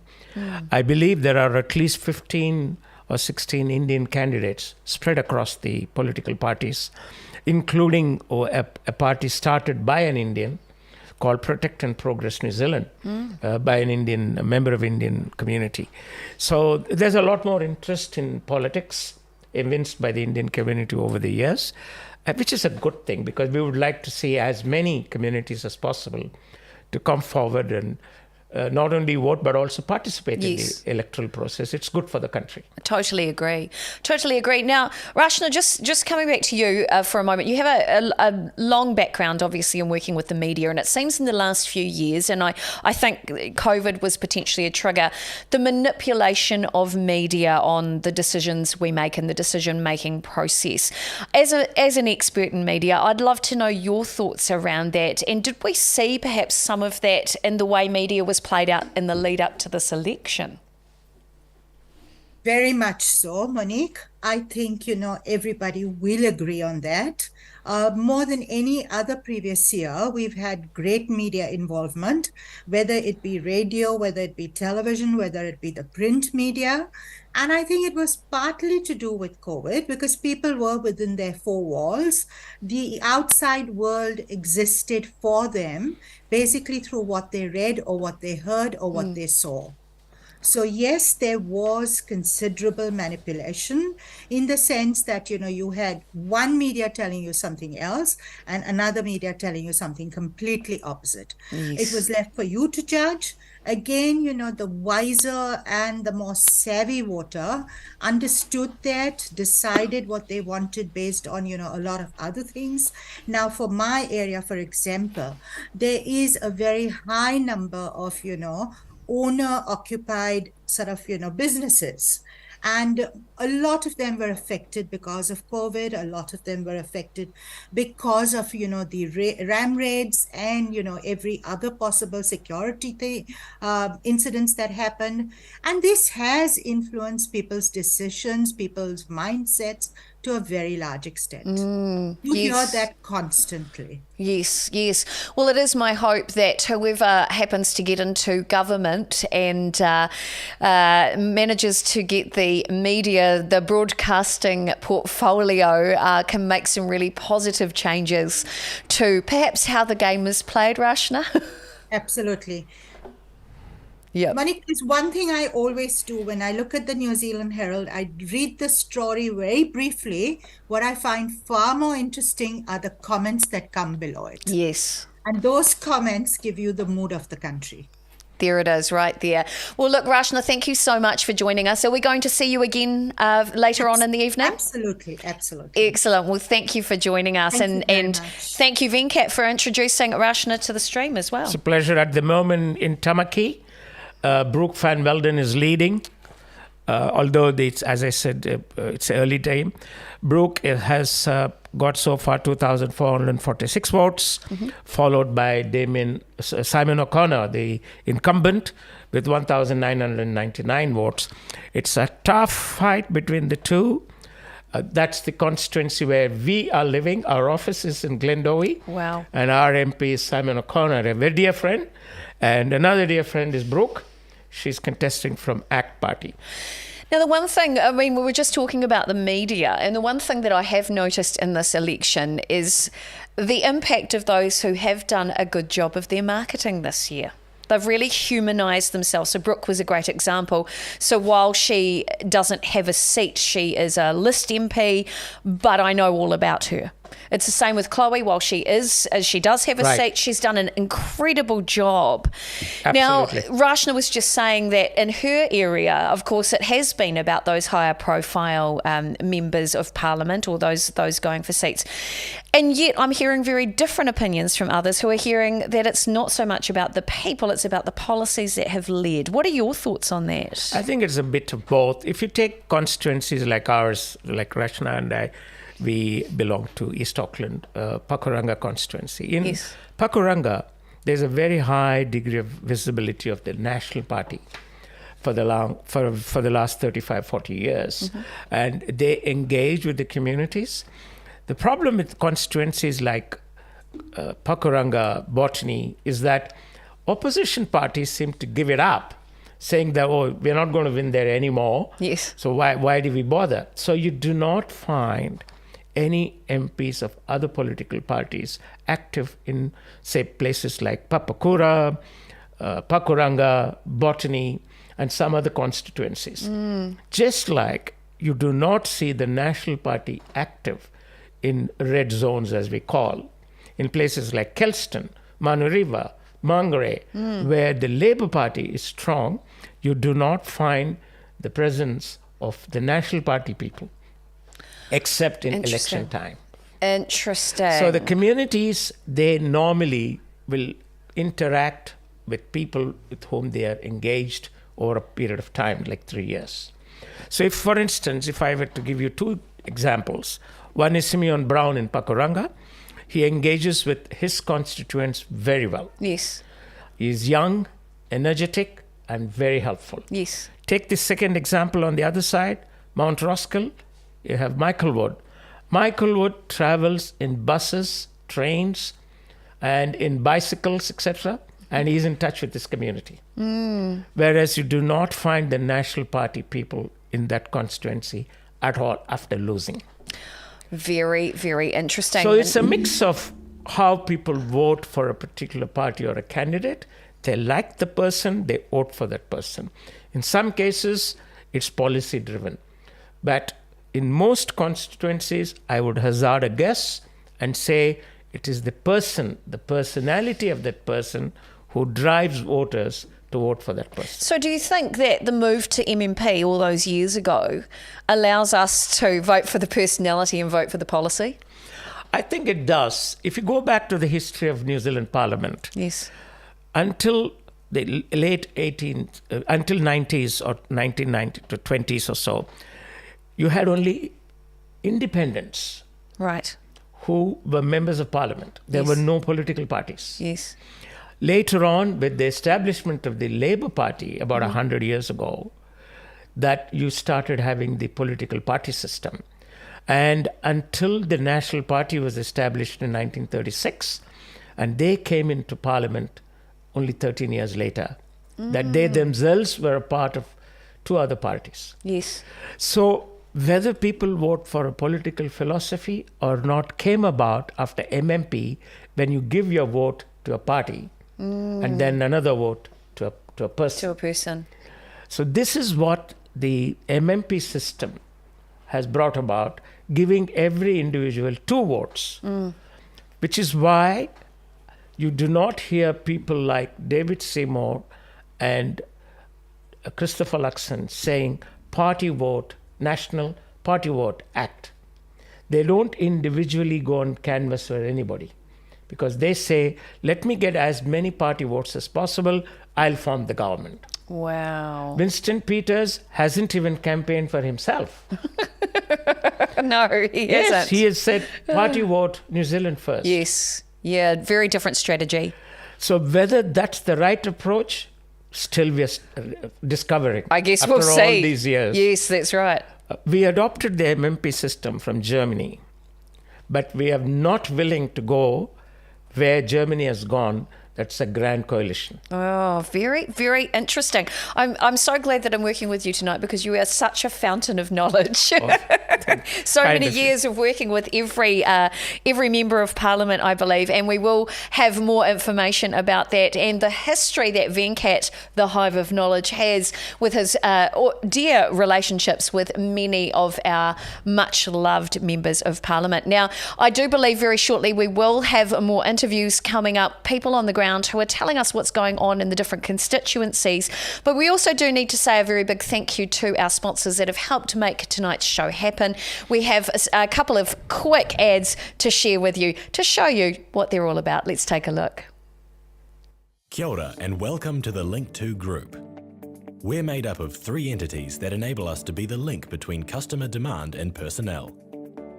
We provide you with the means to help you reach your goals, be that finding the right person for your team, providing manpower where needed, or bringing your operations into our spacious warehouse. With pricing and location flexibility, over 400 staff, and a dedicated Link2 team leader assigned to your project, it's no wonder that 98% of our customers have stayed with us. Let us be the link to your business services. We are flexible, we are customer driven, we are unique. We are the Link2 Group.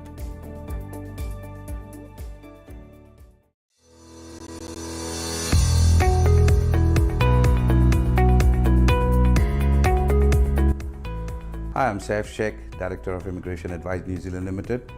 Come along, get to know us. Immigration Advice New Zealand Limited is an award-winning immigration practice for more than 14 years. Over the years, we have assisted more than 5,000 migrants achieve their goals. We look forward to welcoming you and meeting you in person.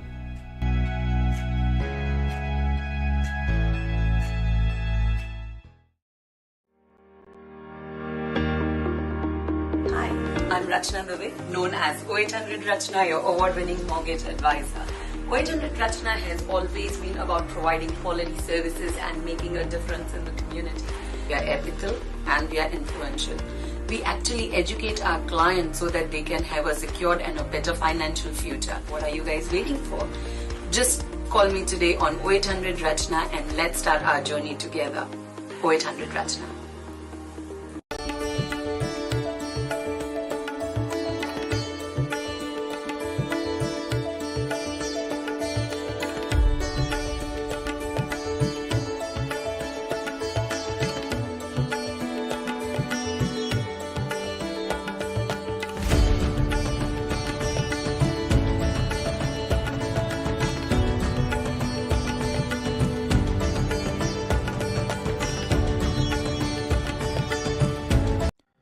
Bank of India, going beyond banking relationship. Bank of India New Zealand provides retail and commercial banking services including savings, current, term deposits and loan products such as personal, mortgage, home and various business and commercial loans. Our special services are zero balance saving account, free remittance to India with an attractive exchange rate, same-day credit to any bank in India. Please visit our branches and meet our friendly staff. Welcome to Shivani's Restaurants and Bakeries, a heaven of delicious vegetarian food, sweets, snacks, pastries and cakes. Made locally with heart because we believe you deserve the best and we'd love to be part of your celebrations. Serving fresh desi ghee sweets, cakes that melt away in your mouth and chatpata snacks that keep you coming back for more. Let's celebrate this festive season together. Come into one of our stores or shop online at shivani.co.nz. Shivani's, delivering you happiness since 2015. We are serving the Indian community and the Kiwi community at large through our 2 branches, one in Auckland and one in Wellington. So we accept deposits at attractive rates and provide loans and loans to homes and loans to businesses as well. We also provide a very competitive remittance service. So I just hope that you walk in one of our branches and talk to us. Thank you. Kia ora and welcome to the Link2 Group. We're made up of 3 entities that enable us to be the link between customer demand and personnel. We provide you with the means to help you reach your goals, be that finding the right person for your team, providing manpower where needed, or bringing your operations into our spacious warehouse. With pricing and location flexibility, over 400 staff, and a dedicated Link2 team leader assigned to your project, it's no wonder that 98% of our customers have stayed with us. Let us be the link to your business services. We are flexible, we are customer driven, we are unique. We are the Link2 Group.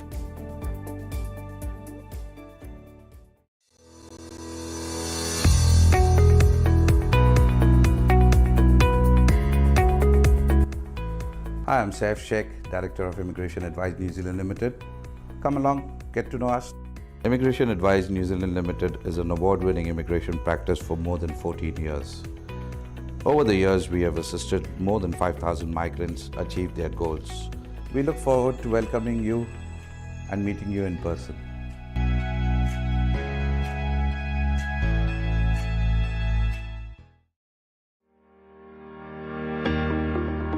Hi, I'm Rachna Dubey, known as 0800 Rachna, your award-winning mortgage advisor. 0800 Rachna has always been about providing quality services and making a difference in the community. We are ethical and we are influential. We actually educate our clients so that they can have a secured and a better financial future. What are you guys waiting for? Just call me today on 0800 Rachna and let's start our journey together. 0800 Rachna.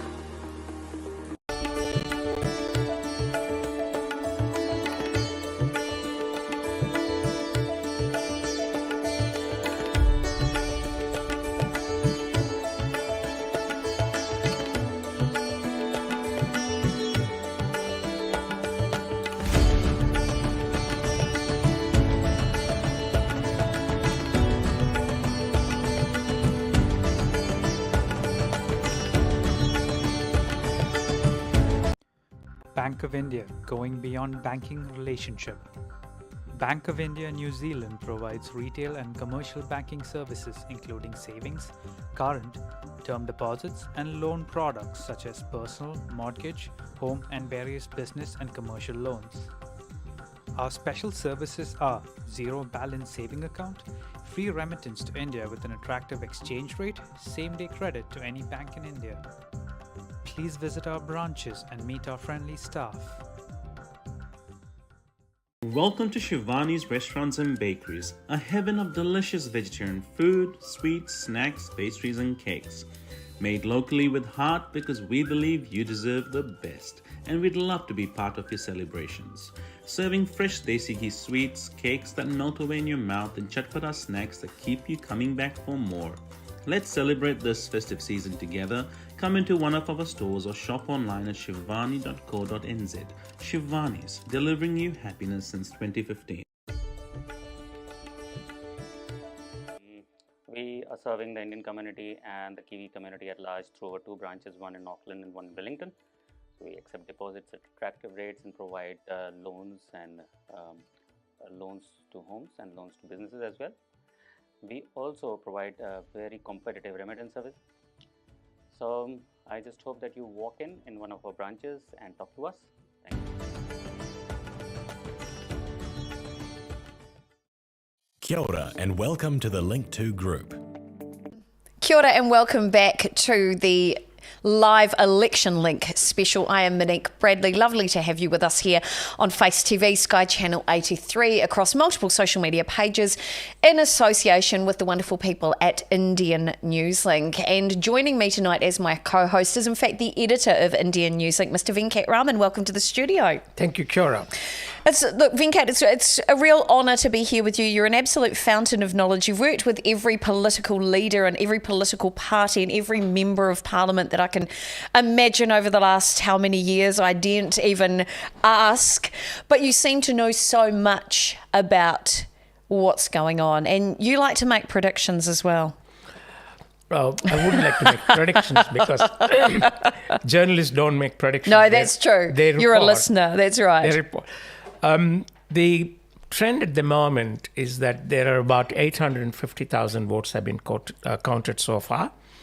Labour is on about 33 seats.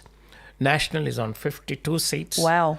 Greens will have 13 seats, ACT 11 seats, and New Zealand First 8 seats. So that's how it's looking right now. But as I've been saying throughout this evening, any moment this trend can turn, it can change, fortunes can be reversed, anything can happen between now and the final vote is counted. Even thereafter, it will be provisional because the overseas votes will have to be counted.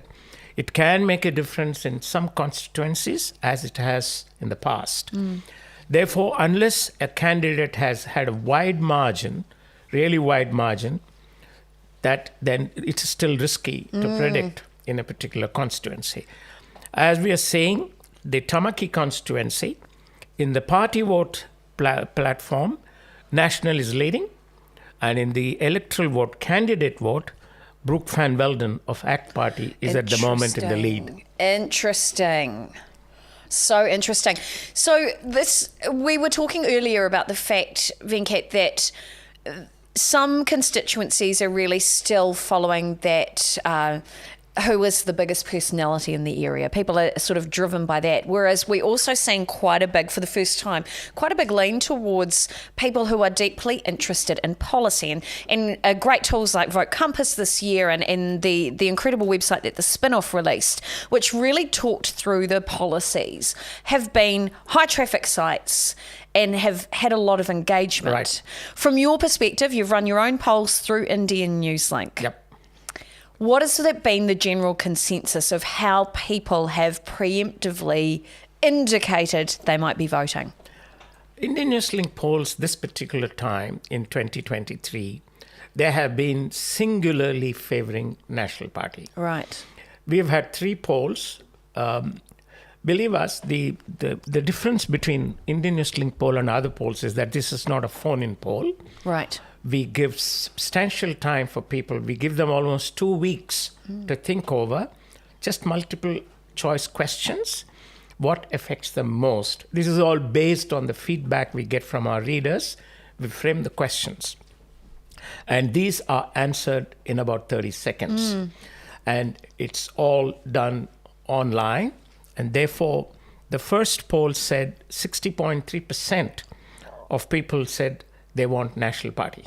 Wow. The second poll was very close to that, but it had ACT Party slightly up. Yes. In all the 3 polls of Indian Newslink, the endorsement was clearly for the National Party. Now, that can indicate 2 or 3 things. One, that a majority of the people who participated in the polls were of National Party. Right. Number 2, a majority of people have changed over from Labour to National because they're disillusioned. Number 3, we have had a new poll of voters who have come in and said that we want to have National Party. And the last, and certainly not the least, is that in this campaign over the last 3 to 4 months, people have seen Christopher Luxon more than Chris Hipkins. I would agree. So the visibility factor of the leader between the 2 parties, Christopher has scored because he's seen more on Facebook, social media, on advertisements. Take our own case in Indian Newslink. Yes. We've had campaigns run by the National Party for the last 3 months, whereas only once Labour Party has advertised. So what it means is that people need to think what a party offers.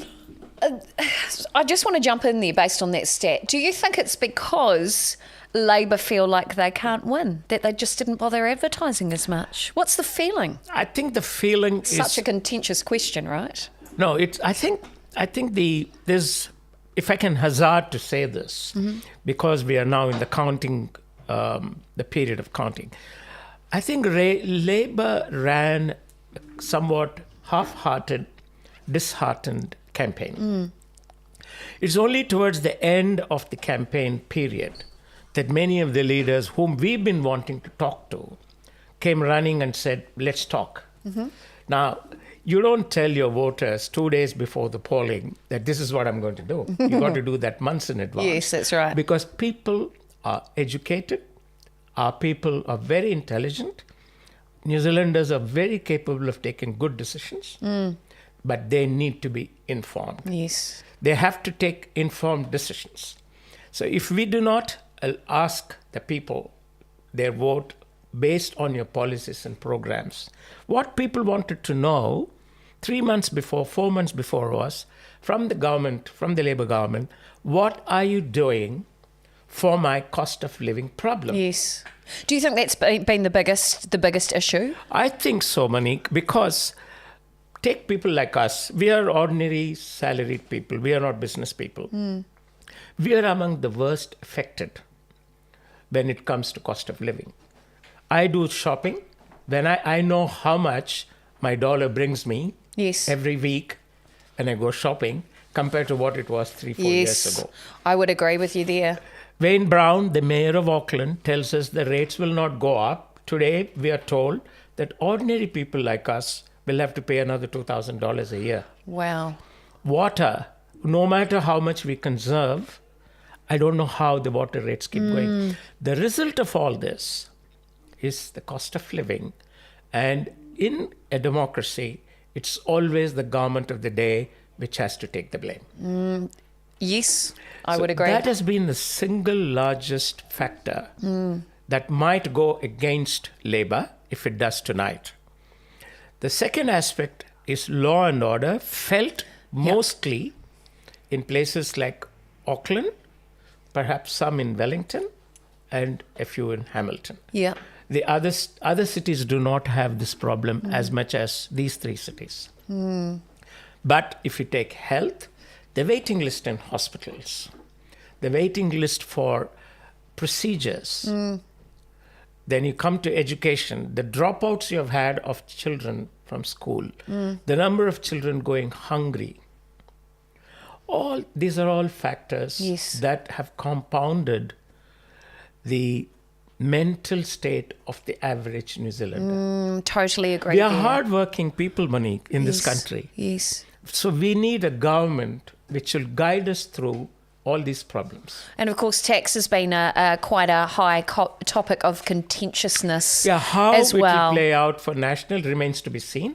But one of the advantages of being in the opposition is that you have time to think over and you can formulate your policies. Yes. You've got the leisure aspect, which is a luxury. I do absolutely agree. Yep. Great points there.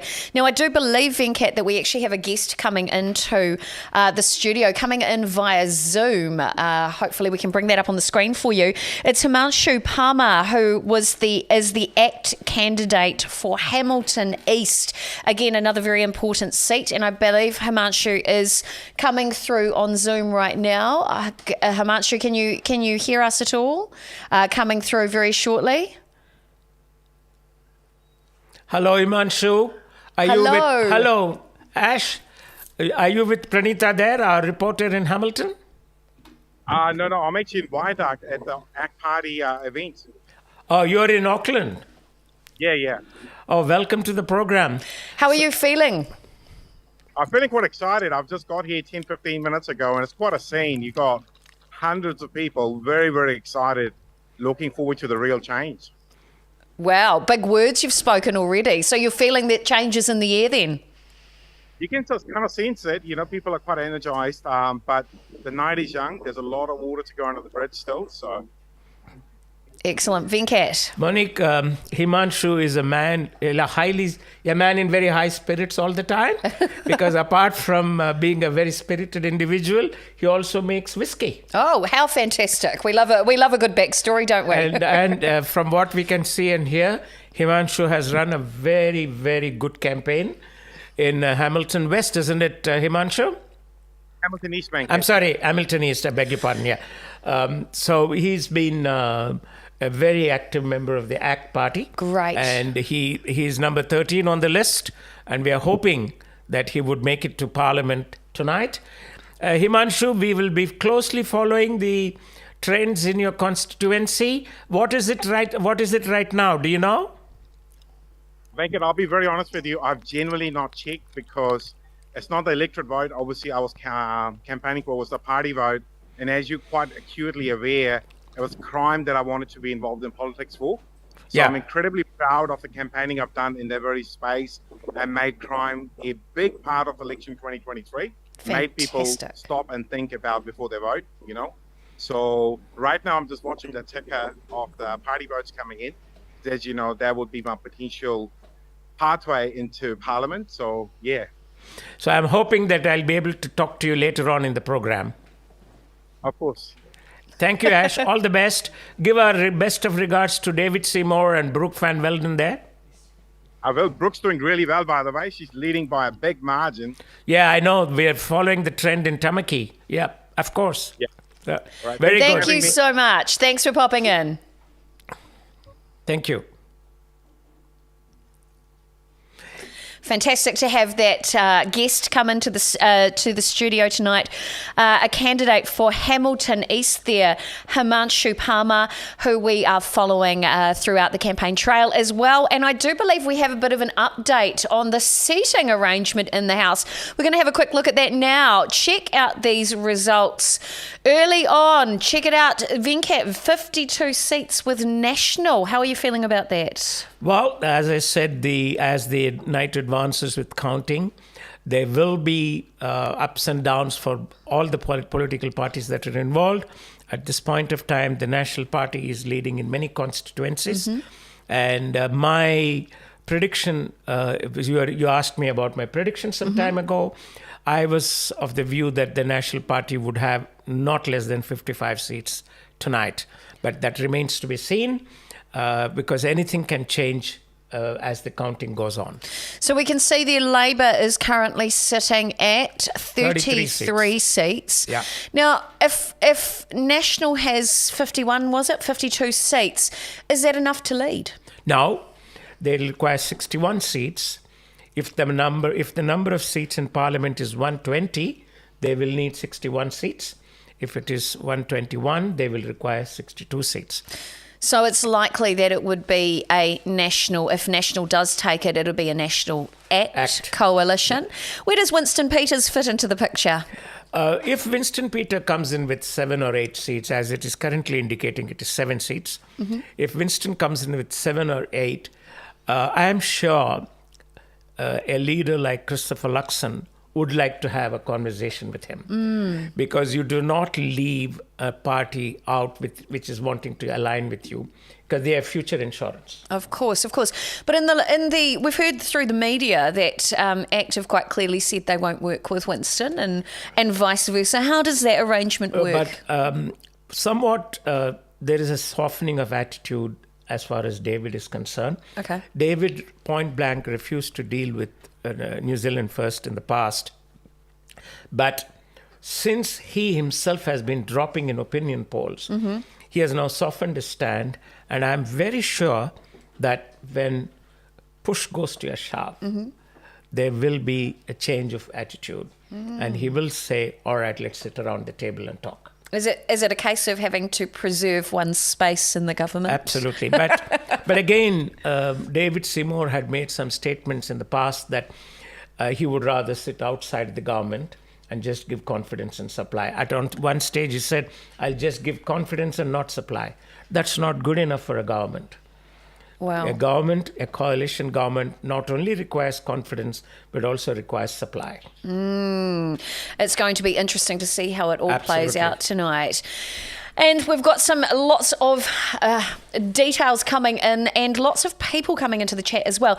Now, if you are watching on one of our social media platforms tonight, we can see your comments. We'd love you to be part of the chat. If you've got something to add to the conversation, please do. We'd love to know what's been happening down on the ground where you are. What is the vibe? How are people polling?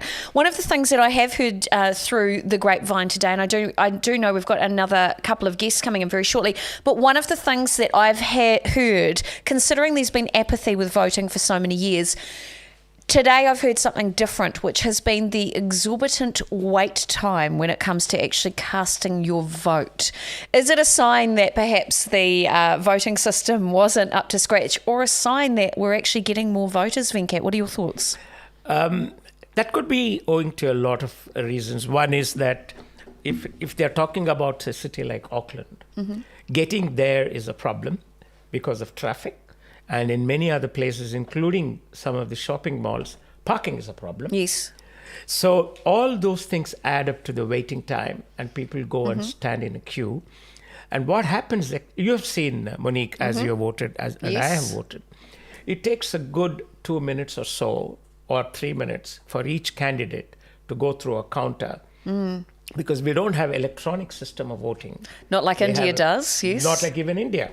You have the physical system of voting where you fold a paper and put in. So it takes up to 2 or 3 minutes per candidate. So if somebody is coming in just now and there are 30 candidates, 30 people in front of that person, obviously it's going to take 90 minutes or 60 minutes, which many would say is unacceptable. But in a democracy, in countries like India, Britain, or even Germany, where there is a larger population, when people go to vote, they have to reserve certain amount of time because they're exercising their right. And which is why everywhere elections are held towards the end of on the weekend. Gotcha. I can just hear in my ear. I believe we might have somebody else on the call. Yes, someone there. else is coming in. Somebody is just Maybe coming our through. technical team can sort it out. We'll find out who is coming into the studio now. But we do have another caller who is zooming in, and we are really grateful to everybody who is zooming in from around New Zealand. We've got lots of guest experts coming up right until midnight tonight, so we are looking forward to having them on our live show. Venkat, what are you seeing on the ground as well? What is the latest? I can see you've got the details up on your screen there. What can you see? We're getting through some external voice coming through into our system. Oh, right. We need people to mute themselves on Zoom. Thank you so much. So I can see there, Venkat, just looking at your updates that you've got on your screen. How much of the vote has been counted so far? It's around 25% of votes have been counted. National is sitting on 42% of the votes so far counted they have got. Labour is quite behind with almost 26%. Greens are following with about 10.2%. ACT is 9.2%. New Zealand First is rather steady with 6%. Okay. And Maori Party is 2.5%. 2.5. So it's pretty much bang on to a lot of the predictions we were seeing out there. Yeah, akin to what the opinion polls have been saying so far. Yes, absolutely. So it looks like there might be a little bit of change in the air, Venkat. There will be a change as counting pace quickens, and as we get more constituencies reporting the results, there will certainly be a change in the trend at some point of time. But at this point, National is on the lead. Gotcha. Well, it is 8:10 here in the studio. I'm Monique Bradley. This is Venkat Raman. He is the editor of Indian Newslink, one of the most incredible community newspapers, which is free for all to read and to engage with. And we're really excited to have the support of so many amazing partners tonight. We've got Radio Tirana on board. We want to say a very big thank you to the Indians living in Auckland Facebook group for hosting this stream. And we are live also on Sky Channel 83 Face TV. Now, one of the things we talked about prior to this election was how people were feeling in your area, Venkat. You said there was a lot of different feelings in the lead up to this election. What did you experience? In Pakuranga, for the last 35 years, it's been a blue seat. Yes. We had Maurice Williamson, who was a member of parliament representing what was at that time called the Howick constituency, was a comfortable winner because he had engaged himself well with the community. So much so that there was not even a flicker of hope for any other political party to come into that constituency. Yes. The constituency underwent a change of territorial redrawing. It became Pakuranga on one side, and Botany was created. This was in 2008. Yes. That was a test for that area. In 2008, the National Party won. The first MP there was Pansy Wong. Oh, yes. And she had to resign for various reasons about a year later. And then we had the famous or infamous Jamie Lee Ross, who became Member of Parliament from Botany. Yes. And then after him was Christopher Luxon. Christopher Luxon became Member of Parliament from Botany in 2020. Yes. And he, of course, had enormous mandate of the people. And he is admired and loved by not only constituents in Botany, but he has got wide following throughout the country. Yes. And so that area where we live in East Auckland, it is all, as we call, blue waters. Yes, yes, of course. And I'm having a look at that constituency. You've got, and obviously Simeon Brown in there in Pakuranga, but then you've got how do you feel in the fact that you've also got, for ACT, you've got Parmjeet Palmer, you've got a really great representative there, you've got for the Labour Party, Narissa Henry, you've got some quite strong competitors. Whether candidates. Parmjeet Palmer is strong or not will be known tonight. True. Because Parmjeet was a member of Parliament as a list candidate of National Party for 2 terms. Yes. And this time in the election, she's crossed over to ACT Party. And she's quite high on the list, and she's contesting for Pakuranga. Yes, yes. It remains to be seen. But I can tell you, it's not easy to defeat Simeon Brown. Yes, yeah, true. Now, we do have another guest coming in. We have Manish Tanna coming in. Oh, yes. He's a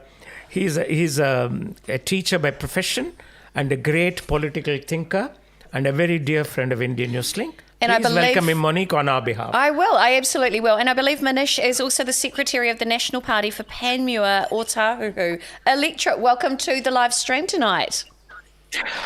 Kia ora and good evening. Thank you for having me. It's lovely to have you with us. Now, the first question is, tell us about what's the feeling in your electorate? So today in the daytime, I was at Panmure Otahuhu, couple of polling booths, and there were queues unbelievably long. Some of the reasons were, of course, as Venkatji pointed out, because of the inefficiency of the paper voting system, and especially some voters not having enrolled properly. But the feeling overall is that people do want a change. And although I wear blue color, so you might think it is a biased opinion, but looking at the percentages coming all across the nation, including the Maori seats, Labour is doing badly everywhere as expected. Wow. Because in a country like ours, we do look forward to a government solving issues of housing, of health, education, and of course, law and order. And on all those fronts, sadly, the last 2 terms haven't been an exemplar for any other government to follow. So obviously the seat there in your region is held by it's a Labour seat. So do you think National has the opportunity to take over that seat this time? Is it a national win? It won't be a national win as far as the electorate is concerned, but already if you look at the percentage of votes between the current sitting MP Jenny Salesa and our candidate Navtej, the margin is very thin, and the party vote has actually gone much higher this time in Panmure Otahuhu. And I live in Takanini area, and the results here are even better for National. We are leading by 58% party vote, which is like one-sided victory for our candidate Rima Nakle. She is actually leading the now I should say ex-MP, or the current MP will be ex-MP tonight, by almost double the margin, because we have never heard from, unfortunately, from the current Labour MP who he is. Nobody knows him, whereas Rima has always been on the ground. And as I think Venkatji pointed out earlier, just like our leader Christopher Luxon, she has been very active on social media and also on the various places of community. So early results show that we're likely to get, say, 52 national seats in government this year. Do you think, from what you're hearing now, that may increase? Sorry, I lost you there for a second. Could you repeat the question? In early projections and statistics that we've looked at show that it's predicted that National will probably get 51 to 52 seats. Is it likely that will increase? I'm hopeful, not only hopeful, I actually have statistics, kind of a projection looking right now at the screen as well. So with current 42% projection, it will actually go up in the night. And I'm keeping my fingers crossed for the spatial votes and the international votes. But even internationally, I think the feeling was, because of the lockdowns and the quarantines, that the votes, unlike the previous ones, the international votes will go against Labour again, right, just like the national votes are going, the New Zealand votes are going against Labour this time. So hopefully, even after the spatial votes are counted, the percentage will go up. Interesting. Venkat, what questions have you got for our guest tonight? Well, we would expect Mr. Manish Tanna to speak on behalf of National Party, because he's a member of the National Party and he represents the Otago Panmure constituency. But my betting is somewhat different. We'll see as the results come in. But it is not right to say that nobody knows Nehru Leavasa of Takanini constituency, because he came in last time. He won. But of course, Rima Nakle is a very dear friend of us. She has done extremely hard work she has put in, and she deserves to win, and she deserves to be in Parliament.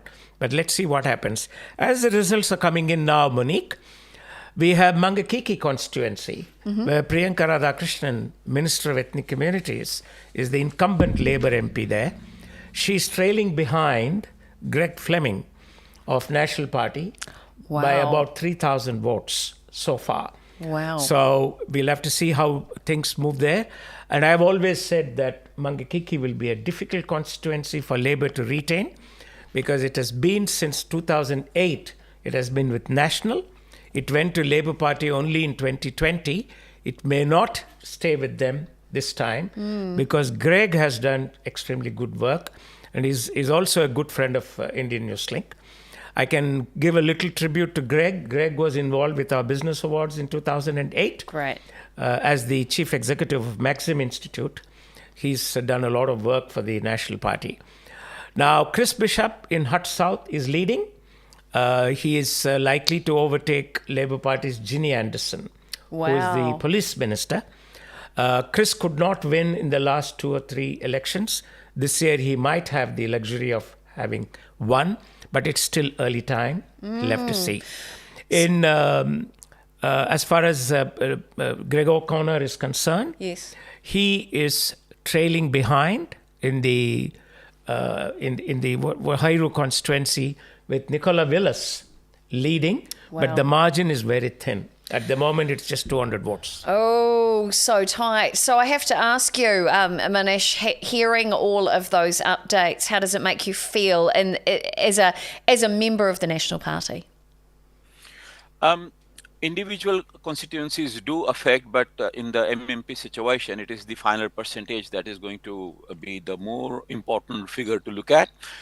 There are people who are having their individual attraction to the local electorates, and even with this Oharu electorate, I see the margin between the Labour Party and National Party percentage-wise is around 8%, which is a telling story in itself. Maybe Mr. O'Connor has been active a little bit more than he was in the previous ones, but right now even that margin I wouldn't say is like a very comfortable one for the Labour candidate, and definitely the party vote is not at all going in favor of Labour Party, because they are trailing behind by almost 7.5 percentage points. Wow. In that particular constituency.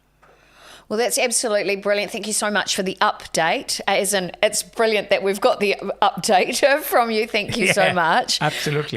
Because I am apolitical. I just believe in good governance. So, and we really appreciate you being able to Zoom in tonight and join us here in the studio. And best of luck for all of the work that you're doing with the National Party as well. Thank you for having me once again. Thank you for joining us. We'll see you again soon. Monique, about 24.2% of votes have been counted so far, which is about 1,034,000 votes. Wow. 32 seats are still with Labour, and National has 52 seats as per the current voting trend. Greens have 13, ACT have 12, New Zealand First 8, and Te Pāti Māori 5. Wow. So this trend is more or less remaining where it is. As I have told you, it will swing at some point of time. Does it happen every time? Does that swing happen every time, Venkat? Yes, absolutely. But we'll have to watch and see. We'll have to wait and see the results of some of the other constituencies like Manuriva, where it's a strong Labour Party seat. But Siva Kilari of National has worked very, very hard. We have to see what kind of results he's getting, at least as far as party vote is concerned. I have a question for you. Last year, why did it feel so much like a little bit of a Labour landslide then? Not last year, last election. It felt like, if you're talking about the fact that there's a swing, why did it feel so very much an easy Labour win? Helen Clark had one answer for that when I asked her, as I concluded the program on Radio Tarana midnight. She said, 3 things happened why Jacinda won. COVID, COVID, she said. Because at that point of time, people felt that COVID management was very good. They gave a great mandate to Labour Party. I don't know whether that kind of history will ever repeat in New Zealand. 65 seats for a single party is not known. National, at its best, at its very, very best, got 60 seats in 2014. If you take the performance of the National Party under John Key, progressively it improved. In 2008, they got 58 seats. In 2011, they got 59 seats. In 2014, they got 60 seats. And John Key resigned in 2016. And 2017, you know what happened. Although they got large number of seats, New Zealand National Party lost in 2017 because Winston Peters decided to back Labour and bring Jacinda. And 2020, Labour took over. So based on the fact that you believe tonight, or you preempt that there will be a swing, what will that swing be? No, I'm very sure the way things are going, that National Party will be the single largest party in Parliament. Yes. But whether they would have enough number of seats to govern on their own remains to be seen.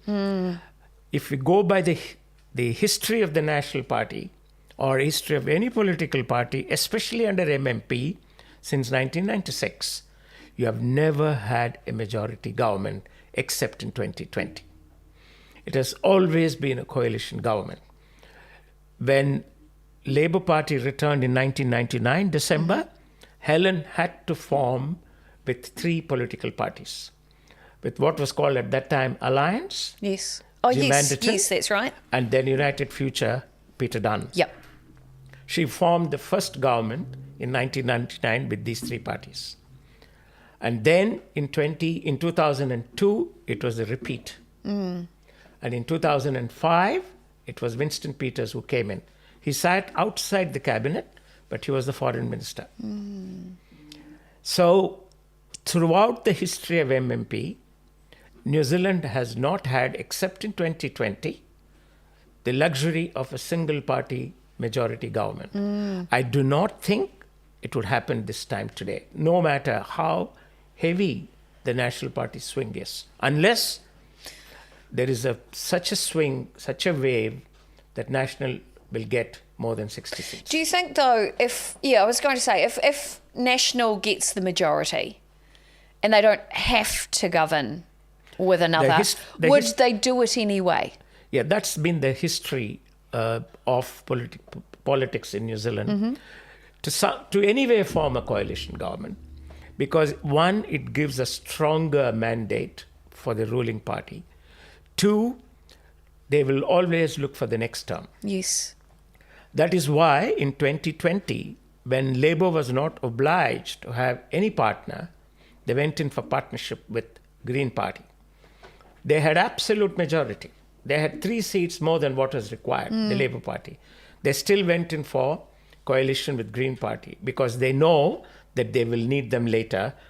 This year, although the chances are very remote, they will need the Green Party if they have to form the government. Gotcha. Excellent. Thank you for the update. Now it is 8:26. I do believe we have a number of the votes coming in. What are we at now, Venkat? You've got the details there on your screen. Yeah, I'm just looking at it. We've got a few new updates there. And I do believe we've got another guest coming up very shortly. And we've got some data to show you on the screen here. This is how we're looking so far. At the moment, wow, check out those details. If we can just move that graphic at the bottom of the screen there so we can see all the details, the numbers at the bottom, that would be fantastic. Brilliant. So having a look here at the moment, if we can highlight that top number with the National Party, check that out.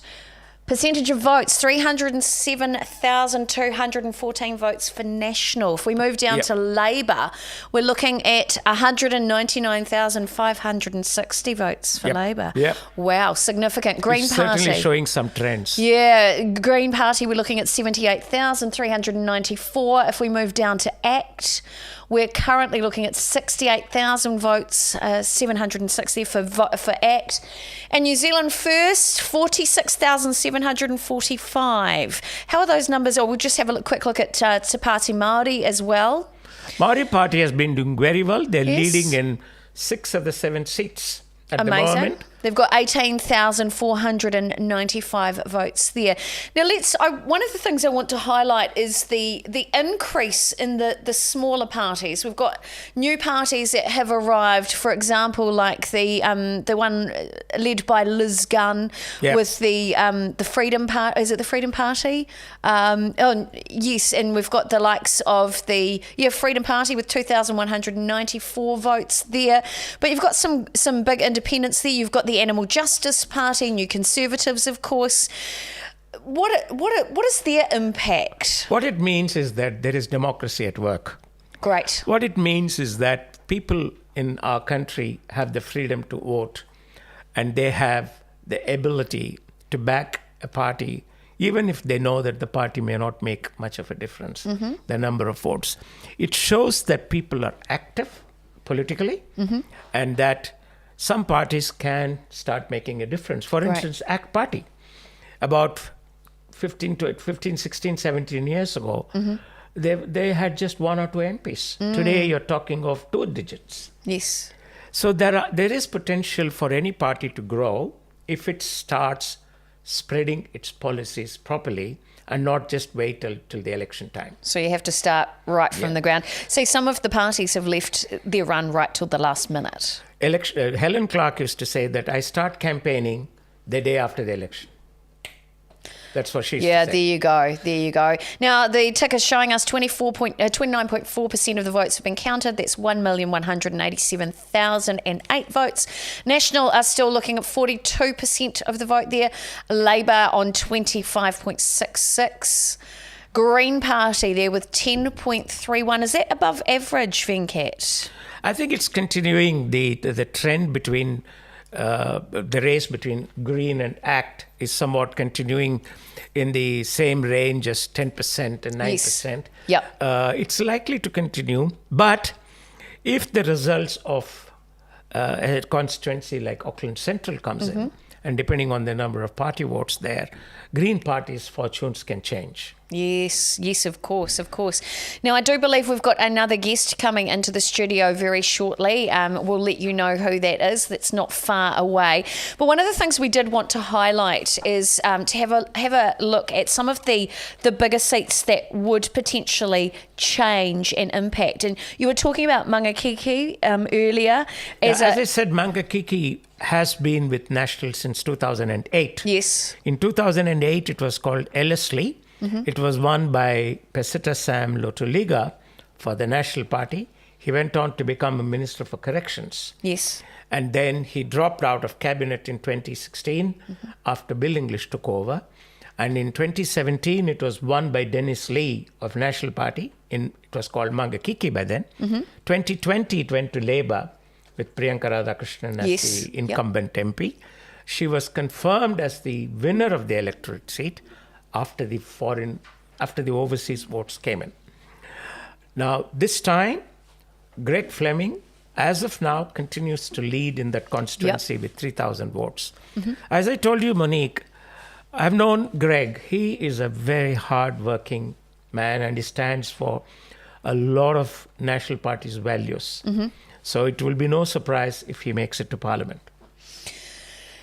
Now, I know too that a lot of the Auckland seats are quite influential, but I'd like to talk outside of Auckland. I know we're based here in Auckland. I'd like to talk outside of Auckland, and let's talk South Island. So obviously some of the Christchurch seats, or the Elam seat, is also quite an important one too. Yeah, Elam used to be held by Jerry Brownlee. By the way, in New Zealand we have we respect the oldest member of parliament and we call him Father of the House. Yeah. Jerry Brownlee is the Father of the House. And he is a list MP, right now. Yes. He's been in parliament from 1996. Wow. And you know who the Mother of the House is? Nanaya Mahota. Oh, really? She's also been a member of parliament since 1996. Amazing. So you have one side Labour Party, another side National Party. Father of the House is National Party. Mother of the House is the Labour Party. Bless. Earlier, the Father of the House was Trevor Millard.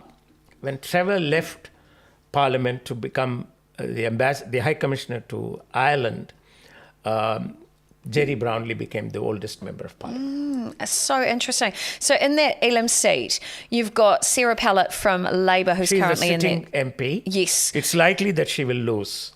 Okay, so she will likely lose to potentially National, Hamish Campbell? Yes, because it's a strong National Party seat. It went to Labour in 2020. Yes. Because Jerry Brownlee has held that seat for a long time, but this time he requested his party that he wanted to be only a list-only candidate. Right. So Jerry will return to Parliament as a list MP, which means from that area, National will get 2 MPs.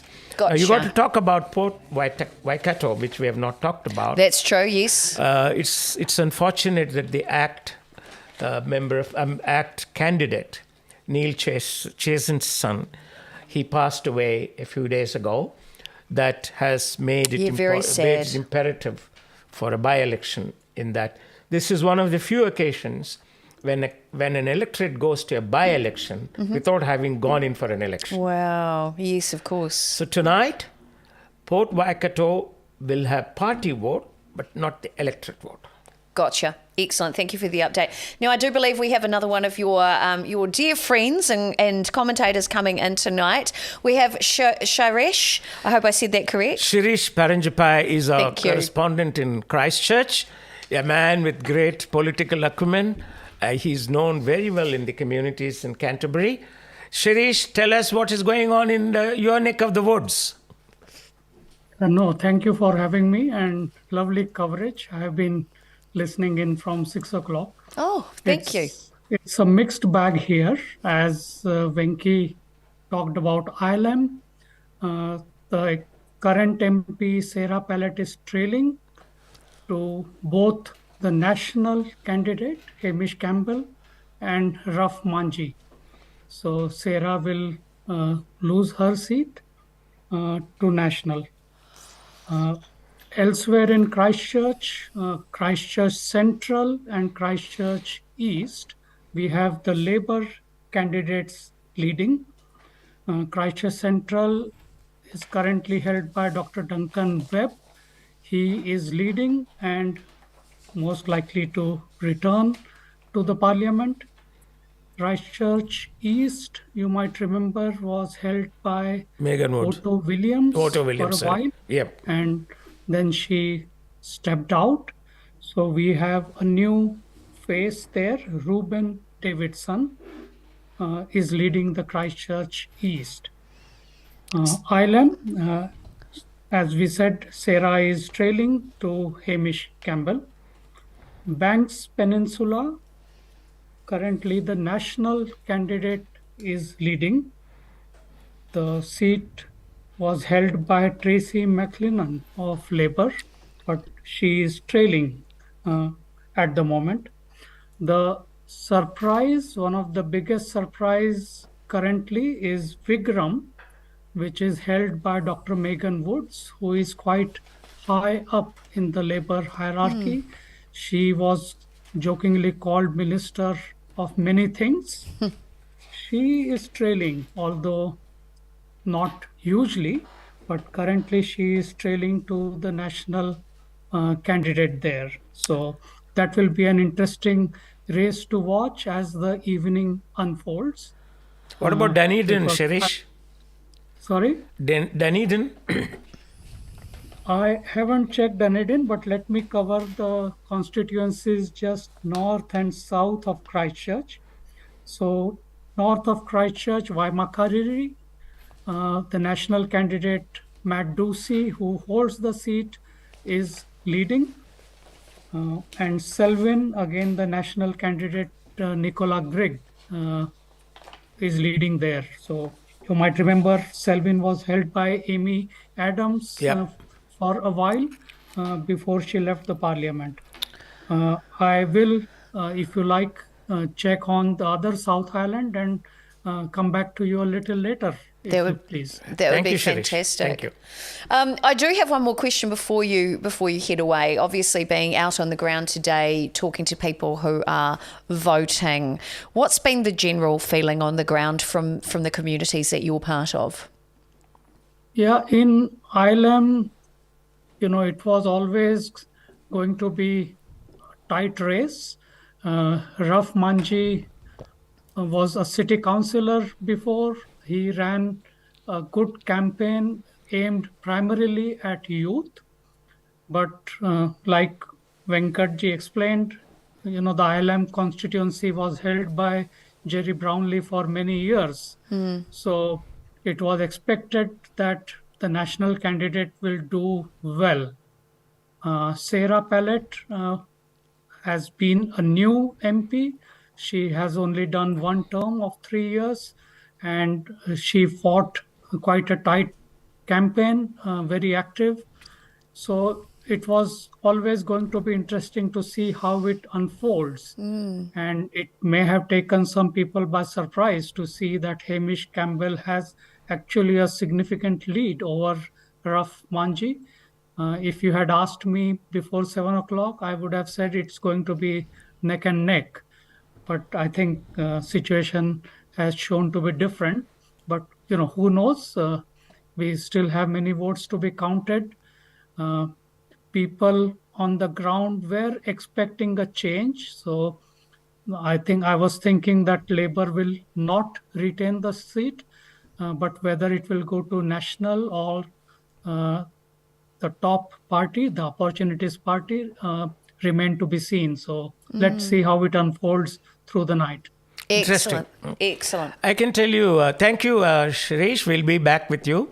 It looks like the ACT party is getting a second electoral seat, Monique. Wow. Brooke Van Velden seems to be doing very well in Tamaki. Yes. Simon O'Connor is trailing.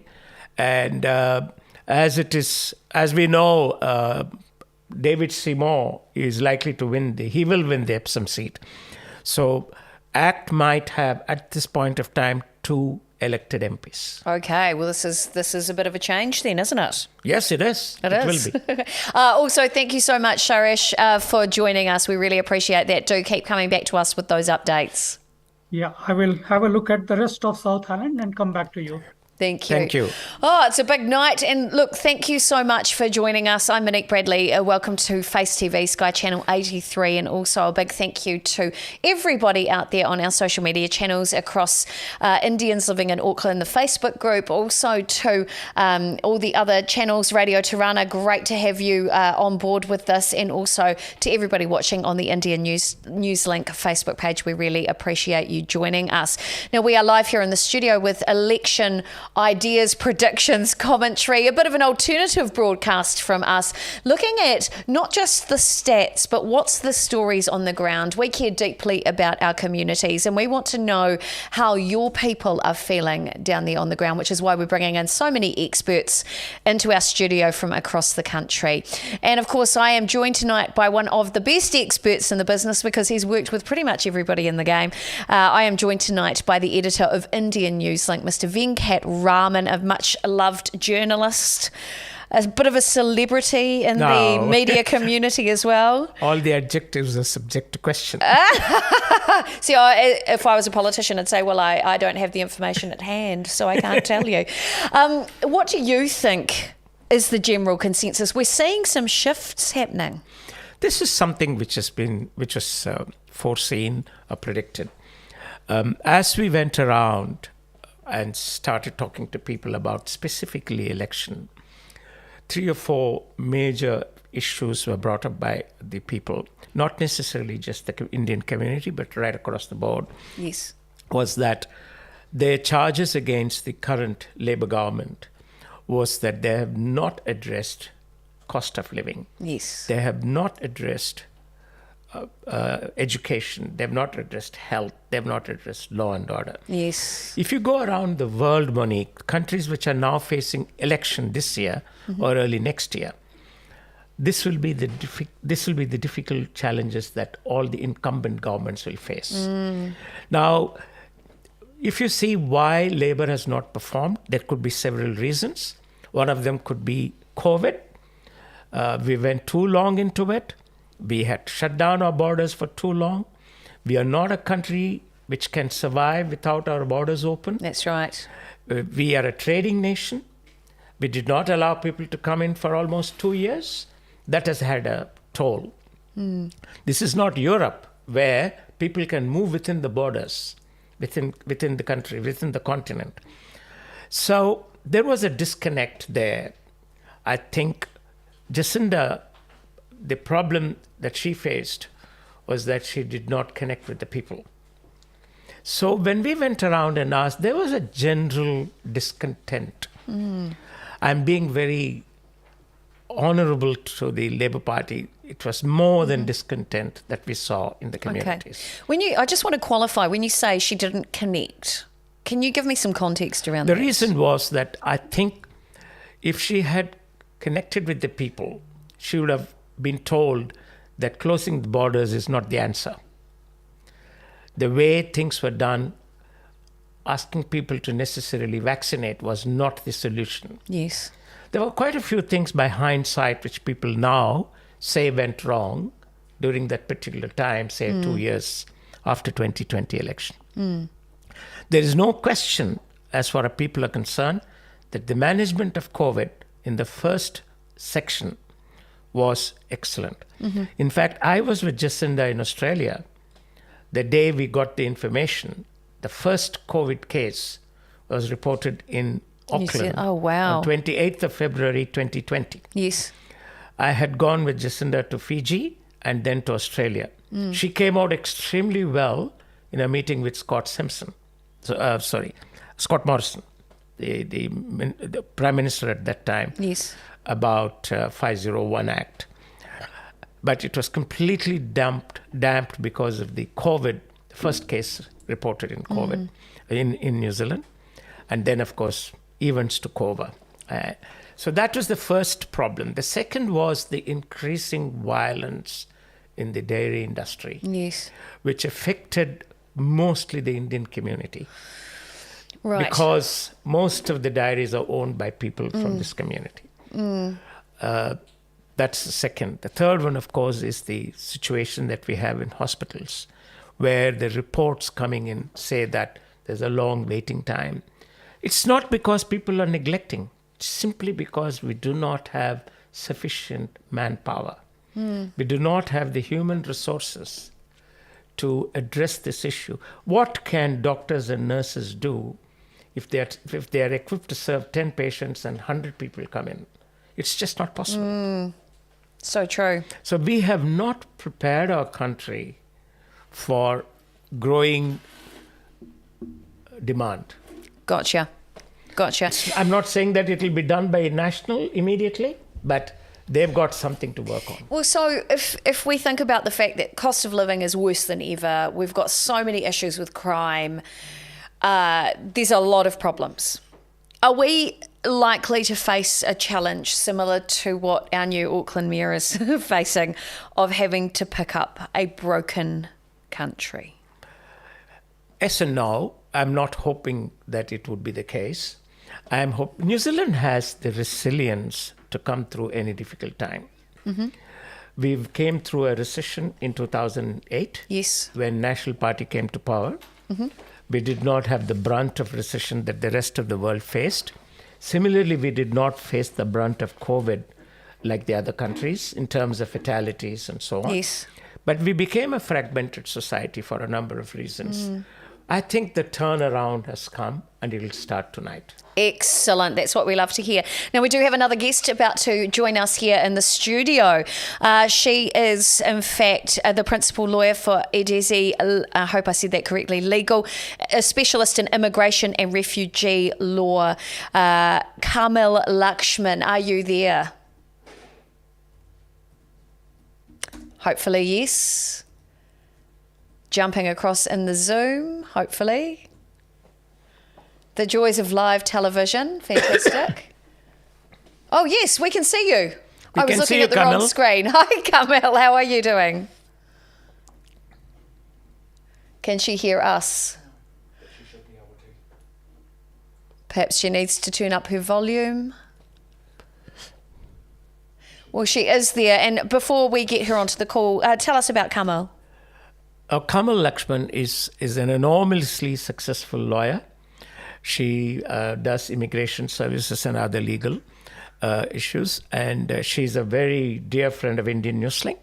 She's been writing for us for a very long time. Yes. And she takes part in all public discussions with a lot of passion, knowledge, and expectation. So one of the reasons why we requested her to join us tonight is that we can have her expertise. And she lives in Wellington. Yes. And she's quite capable. She's very knowledgeable. Beautiful, I hope we can get. Meanwhile, I can tell you that Melissa Lee in Mount Albert is leading. Wow. Helen White is trailing. But again, it's early days, but yes. It remains to be seen. So interesting. Things are changing. And I believe we've got some more updates coming through very shortly on the South Island as well. But I think for now, if we can get Kamil into the chat, is she there ready to Zoom into the studio? Hello, Kamil, can you hear us?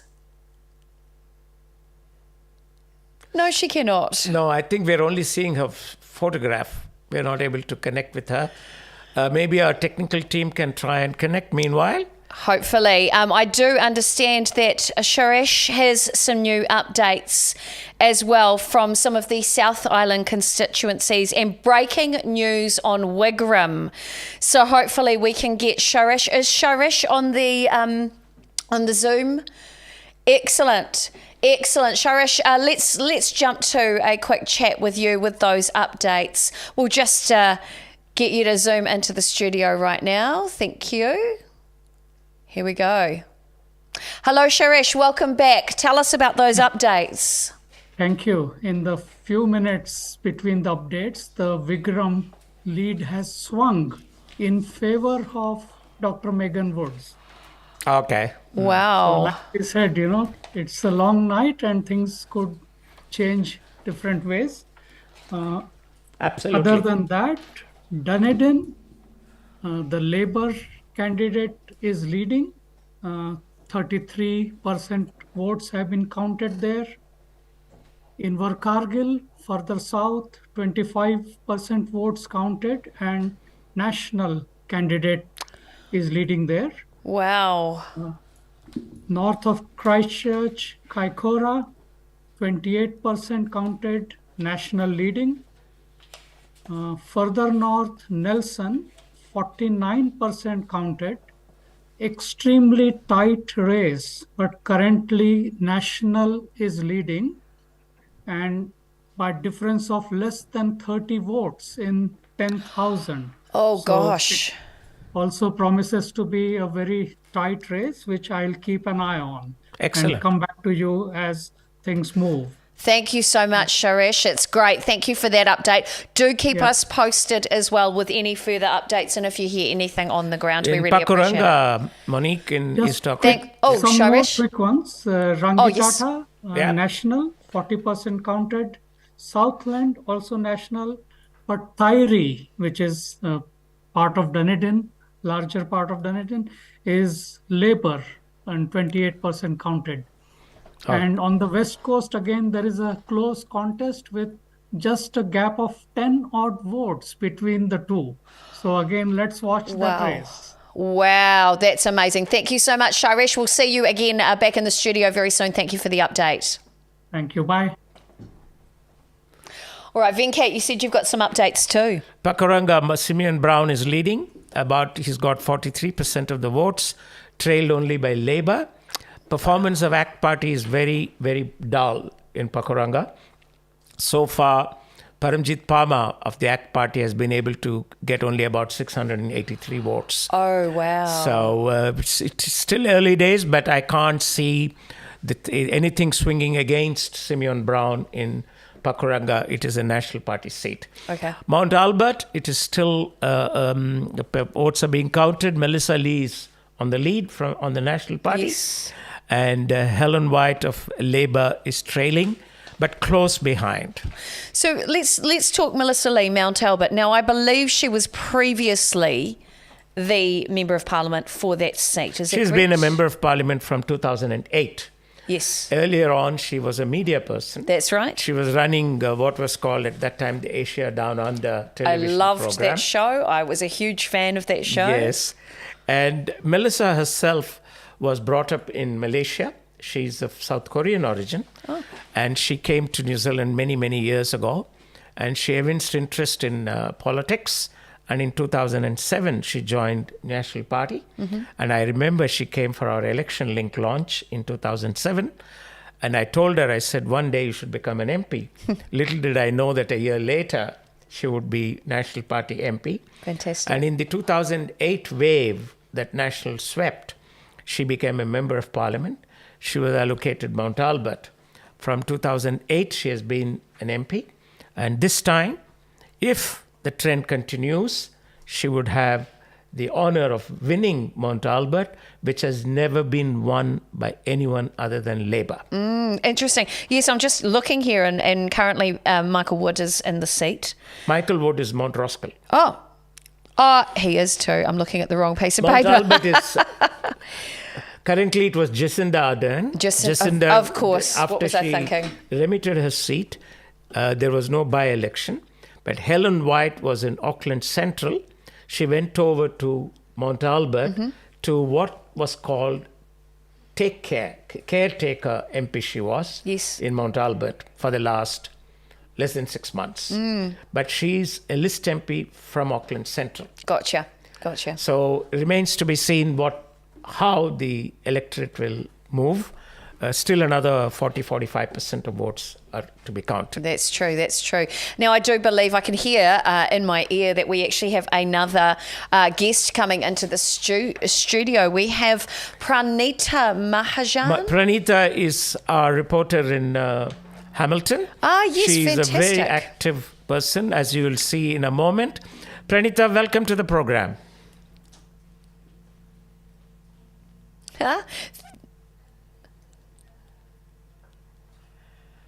So we can hear you, but we're just trying to get that technology to work. Technology is a wonderful thing, and then we'll be able to jump across to you in the studio. While we can hear you, how are things feeling down on the ground where you are? Can't hear it. Let's jump too soon. Don't jump until I tell you. East and West. So that's exciting. I can see Venkat is a perfect combination of both red and blue because it can go either ways. Hello, Pranita. Good to see you. We had the pleasure of talking to Himanshu Palmer, courtesy you. He's in Auckland. How is his constituency tracking? Who is there at his constituency? So far for Hamilton East, that's where Himanshu Parmar is. We've counted almost 38% votes. Oh, sorry. Can you just... Ryan Hamilton leading, actually. We've got Nationals, Ryan Hamilton leading by 7,600 votes. I'm just going to have to pause you for a moment. I think somebody who's on the Zoom call hasn't muted their microphone. Can we request everyone on the Zoom call to please mute their phones? I should only be picking up only her. Please mute your computers. We are hearing Navtej, Papatoi Toi, and all kinds of things. Thank you. Yeah, Pranita, please. It's a busy evening with a lot of discussions, I'm sure. Yeah. That's so true. Everyone has an opinion tonight. Yeah. Carry on, Pranita. You were mentioning about Hamilton East and West. So a funny thing about Hamilton West, it is what is called a bellwether seat. So Hamilton West has a proud history of predicting who the national level winner is going to be, because anybody who wins the constituency wins the national seats. That has been the trend, just barring the 93 elections. So we hope we continue that tradition and so far we've got national leading in both Hamilton East and Hamilton West. We got roughly about 40% of the votes counted. Yeah. And it's a national wave so far, yeah. I think both the constituencies have been with National Party in the last 2 or 3 elections, Pranita. We have Jamie Strange for Hamilton East for the last one. And he was one of the favorite candidates, but he chose not to contest this time. Yeah. So that did open a huge window of opportunity for National to come in and claim the seat. What I meant was Ryan that Hamilton, he's already been on the council. He's not really new to the job. So I think people are showing their confidence in him. Yeah, what I meant was it was only in 2020 that both the constituencies went to Labour. Prior to that, both the constituencies were with National. You had Tim McKendoe in Hamilton West, and you had David Bennett on Hamilton East. Yes. And this time again, it looks like both. Do you know? I think Ash Parmar might win if ACT does well as a list MP.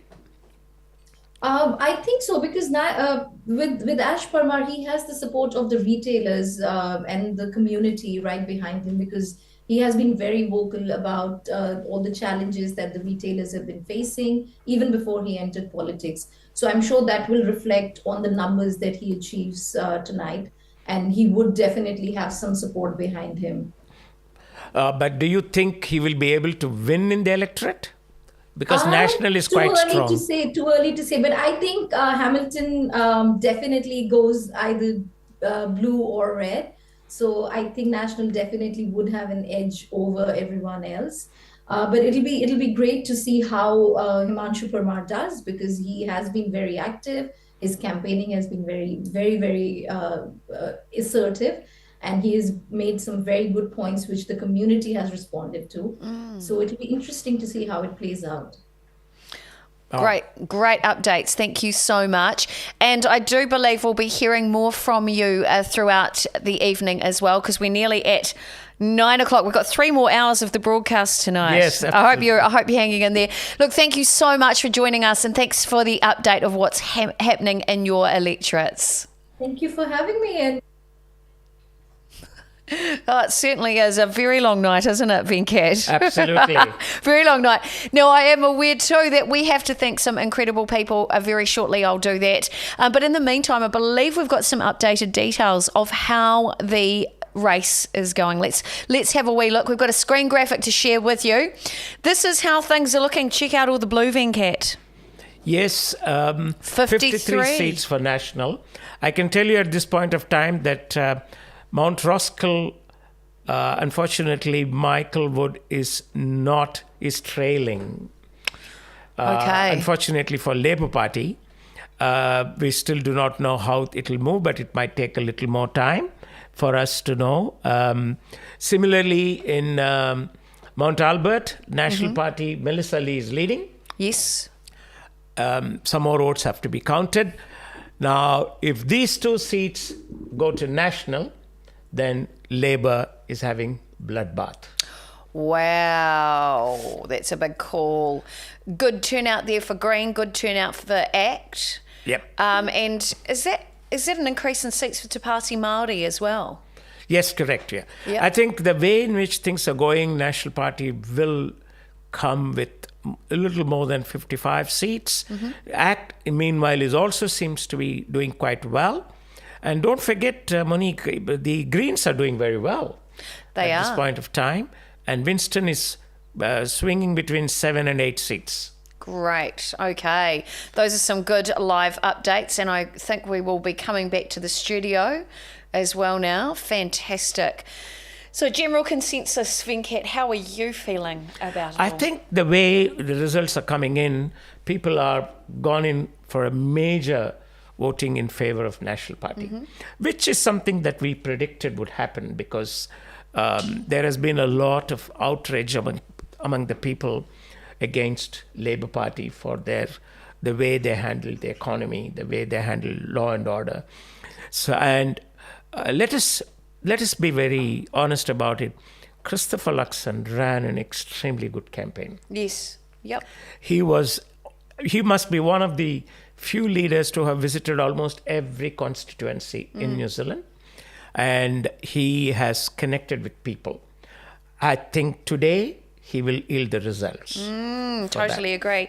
Well, I don't know about you. It's 9 o'clock. I think we're due for a quick hydration break as well. Okay. And we do have to obviously acknowledge all of our amazing advertisers, Venkat, as well. So absolutely. We're going to cut to a very quick ad break, and we'll be back in just a few minutes. Thank you.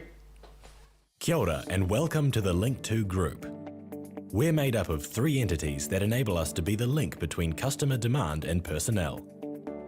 We provide you with the means to help you reach your goals, be that finding the right person for your team, providing manpower where needed, or bringing your operations into our spacious warehouse.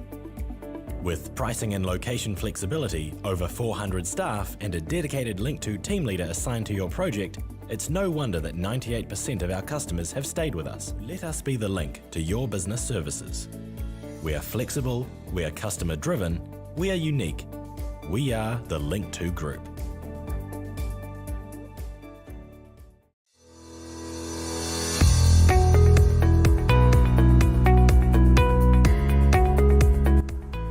Hi, I'm Saif Sheikh, Director of Immigration Advice New Zealand Limited.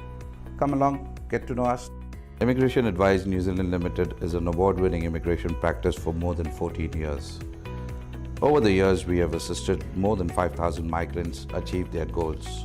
We look forward to welcoming you and meeting you in person.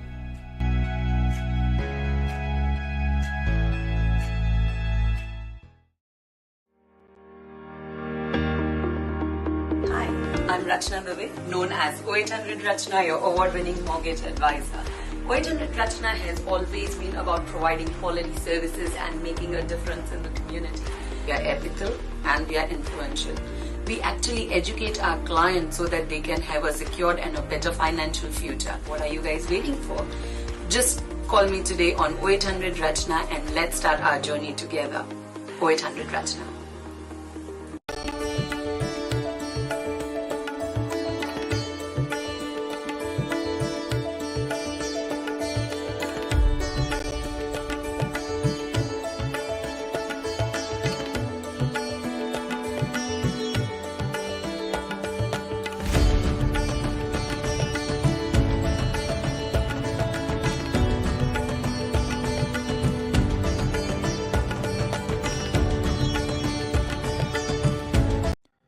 Bank of India, going beyond banking relationship. Bank of India New Zealand provides retail and commercial banking services including savings, current, term deposits and loan products such as personal, mortgage, home and various business and commercial loans.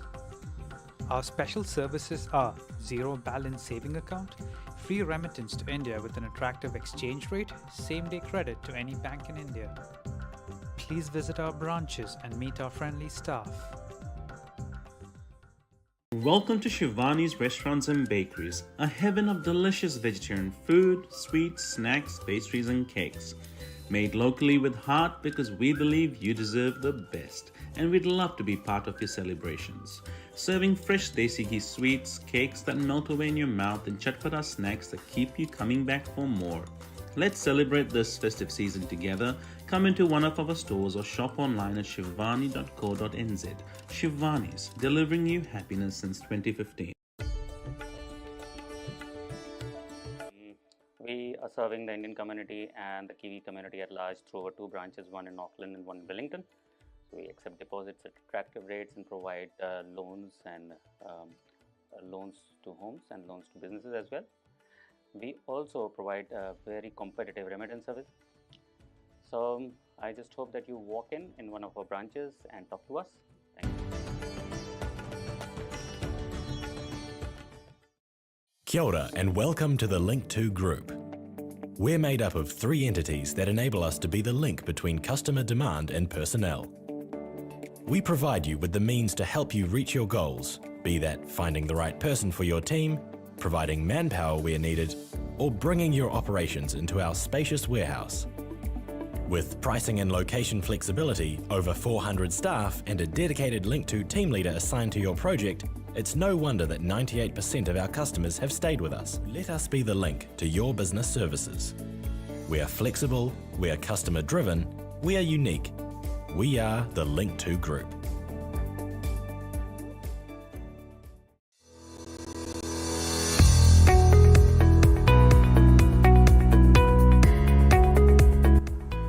Hi, I'm Saif Sheikh, Director of Immigration Advice New Zealand Limited.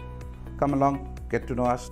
Immigration Advice New Zealand Limited is an award-winning immigration practice for more than 14 years. Over the years, we have assisted more than 5,000 migrants achieve their goals. We look forward to welcoming you and meeting you in person.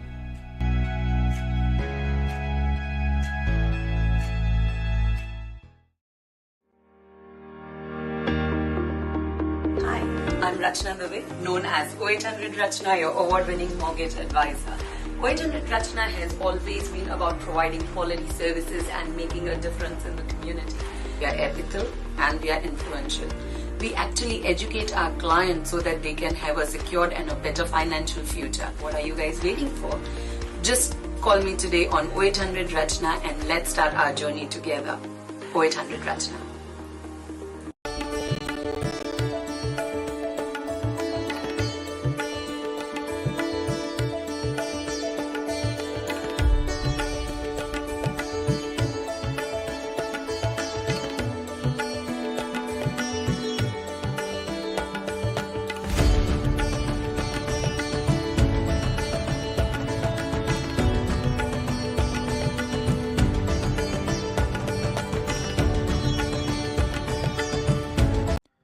Bank of India, going beyond banking relationship.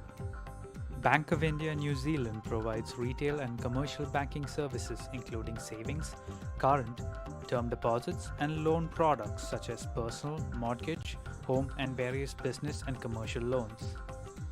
Our special services are zero balance saving account, free remittance to India with an attractive exchange rate, same-day credit to any bank in India. Please visit our branches and meet our friendly staff. Welcome to Shivani's Restaurants and Bakeries, a heaven of delicious vegetarian food, sweets, snacks, pastries and cakes. Made locally with heart because we believe you deserve the best and we'd love to be part of your celebrations. Serving fresh desi ghee sweets, cakes that melt away in your mouth and chatpata snacks that keep you coming back for more. Let's celebrate this festive season together. Come into one of our stores or shop online at shivani.co.nz. Shivani's, delivering you happiness since 2015.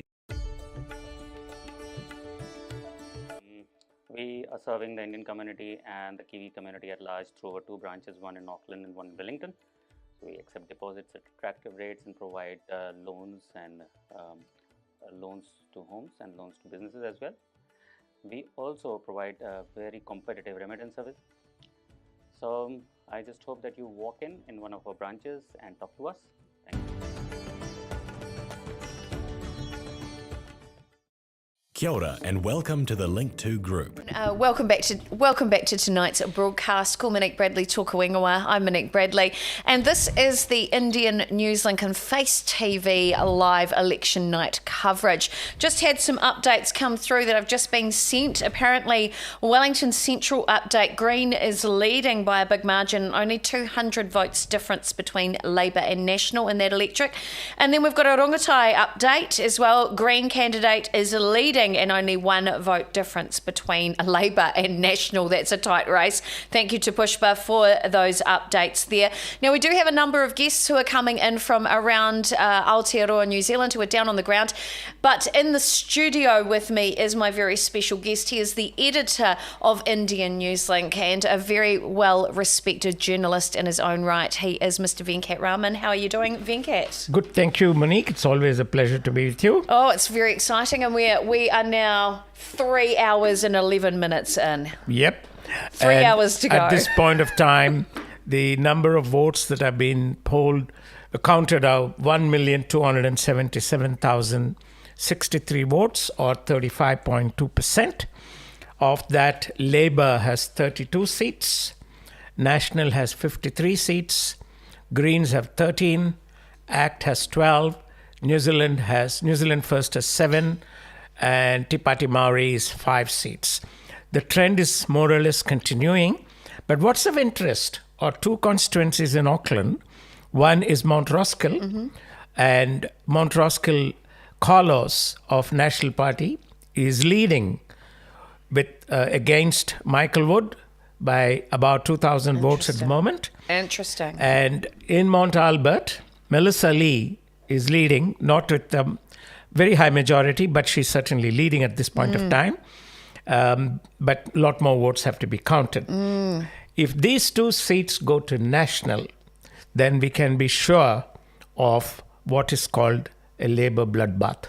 Wow, those are big words. The trends that are emerging from various constituencies are telling us that Labour is in for serious trouble tonight. Wow. Whether National will make it with full majority is yet to be seen. But it's now more or less a certainty that Labour will have a stunning, humiliating defeat. Wow. Big words. Now, I do believe we have a guest coming into the studio. I believe we've got Carmel Lakshman on the Zoom call. Hopefully you can hear us now, Carmel. Yes, I can. Can you hear me? Yeah, absolutely. I can. Yay, we got there. Well, I'm in windy Wellington, sitting in a car.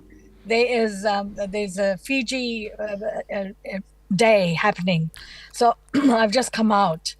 What's really interesting about the polls in Wellington is that it's not outrightly red. Have you noticed that? Yes. It's an outlier. It seems that, and we are sitting at the edge of our seat trying to work out who is going to actually win at the end of the day. Very, very interesting. Now, in the lead up to today, what has the vibe been like on the ground? Well, I was in Pororua, and everyone I spoke to was going to give a vote to Labour. And I found that quite interesting. And even if you look at the voting that has happened, it's not outrightly blue. It's green, red with not. The voters seem to be unsure whether it's going to be blue or red. So the trend in the capital seems to be a little bit different, which I find quite interesting, given this is the house of the place of power. So that's quite an interesting trend, I think. Now, Carmel, as well, we've spoken with a bunch of different people this evening, and there seems to be, and this is what I've noticed in my experience, there seems to be a real difference between those candidates who are the personalities, who are marketing machines, who get themselves out there, and then, of course, that whole other side, which is the party vote, where people are voting on policies. And there seems to be 2 separate mindsets coming into play when people are making their voting decision. Is it what you've experienced in that area as well? Yes, well, there's definitely the ideology battle going on. And it's very, very... people aren't sitting on the fence. They are either this or that. But at the moment, the rest of the country seems to be going blue. But Wellington is not like that. Wellington seems to be quite different mentality, different way of thinking about everything. So I'm finding that really interesting. Why Wellington is like that? Do you? I'm thinking, Carmel, is that because Wellington is the home of your emergency services, your government departments, who have always, they've just gone through COVID with Labour. Do you think it could be a follow-on from that loyalty? Yeah. Yeah, most of the government department, is based in Wellington, and there's this prospect of job cuts. And I think the population in Wellington tend to be very aware of the environment and all that kind of stuff, given that everyone talks about earthquake being in Wellington.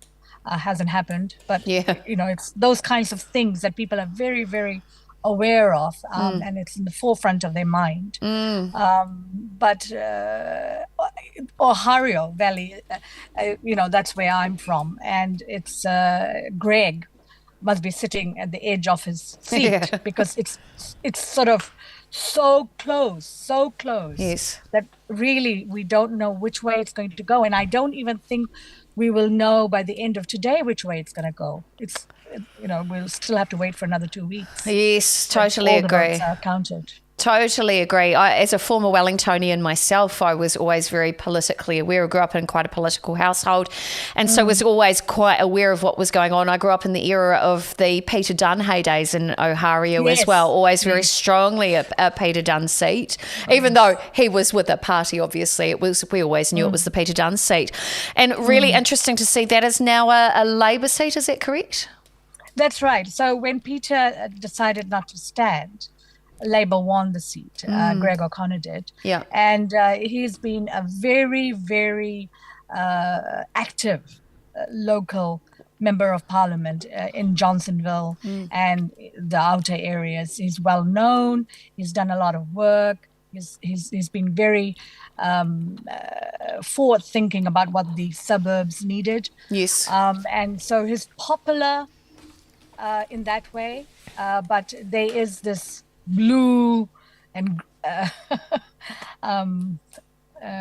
sea that is in front of us at the moment. So that I think, he's a very, very strong candidate, but you do also have a very strong candidate standing against him.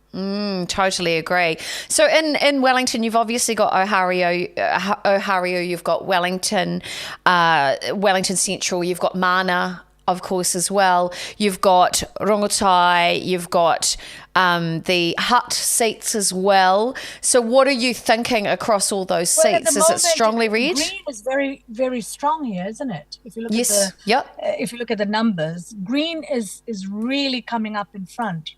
So that again is quite an interesting.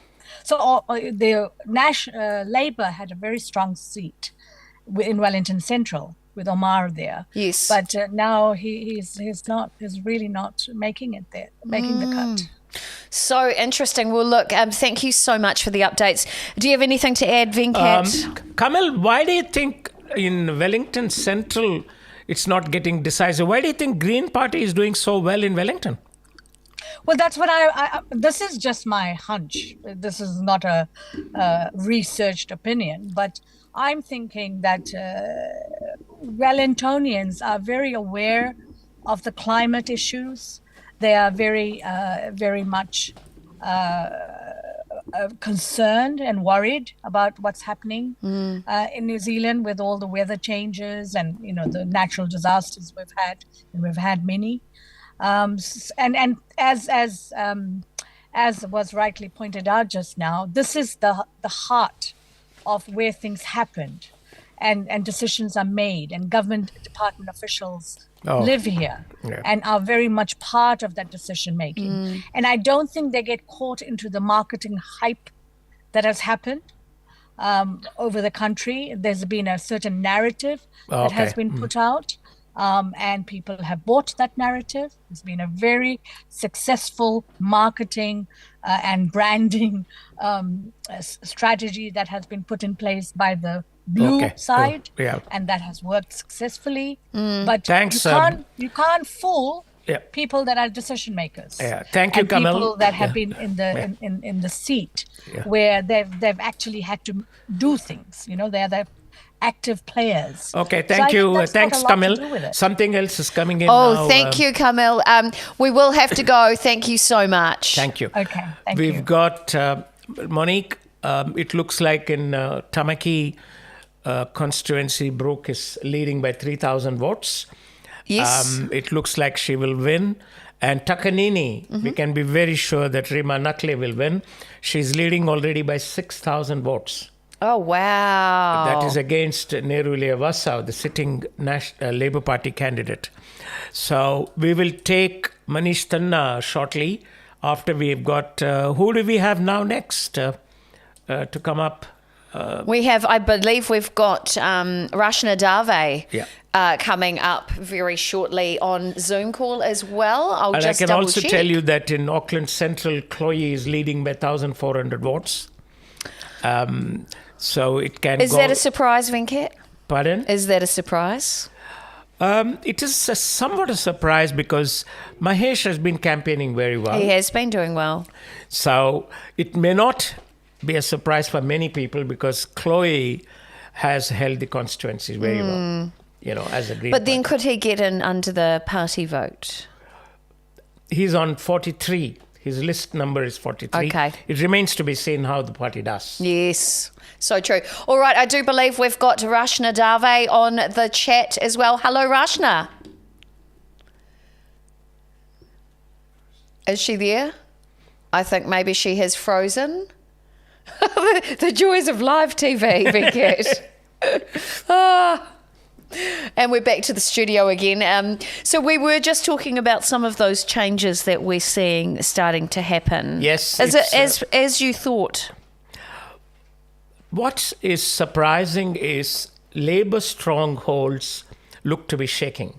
And that is something which is a narrative of the public mood in New Zealand. Yes. Or if you like, the national mood. Yes. Yep. And again, looking at the performance of ACT Party, they're continuing to remain consistent with 11 or 12 seats. So which means National may not have the luxury of ruling alone. Right. Gotcha. Excellent. Yep. I can understand that. That's the only sad part of it for National.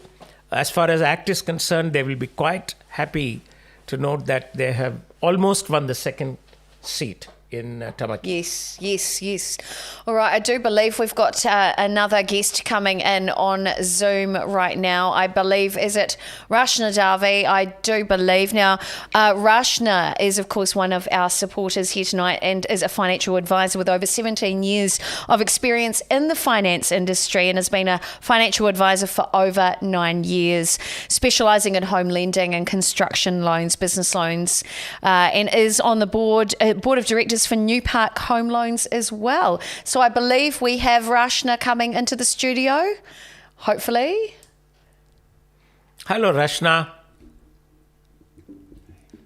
I think we're just waiting for Rachna to hop on the stream now. No, not quite there yet.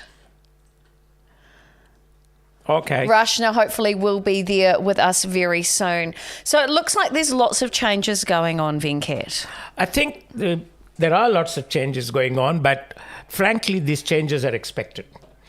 As we went into the campaign and then as the campaign progressed, and as we saw in our own opinion polls, as I said, Indian Newslink's opinion polls have singularly favored National Party. The tally was, as I said, 60.3% for National Party. Yes. Let's see what the real results are tonight. But in the interests of New Zealand, in the interests of our democracy, and in the interests of progress, I think there should be a strong government. That is what is important. Yes. I think Rachna has come back to the stage, to the studio. Hello, Rachna, can you hear us? Yes. Hello, everyone. Hello, Venkat. Hello, Monique. Hello. Welcome to the broadcast. Thank you. Tell us, what is your observation so far, Rachna? You live in Mount Wellington, which comes under Mangakiki. Looks like Greg Fleming of National Party is winning there. I hope so too, because when we went to do the voting, I think there was quite a bit of, the crowd who was waiting. And I think all my circle is kind of favoring National. So looking forward to the change personally.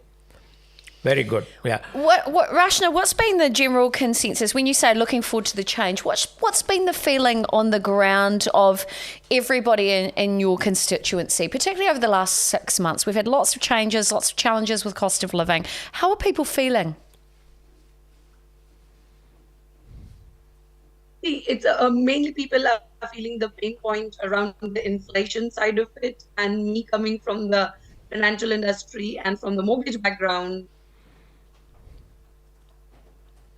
as a financial advisor, points around not only the interest rates, but also the tax deductibility side of it. So if it's not my feelings are not just restricted to the constituency side of it, but on a much more broader perspective of it.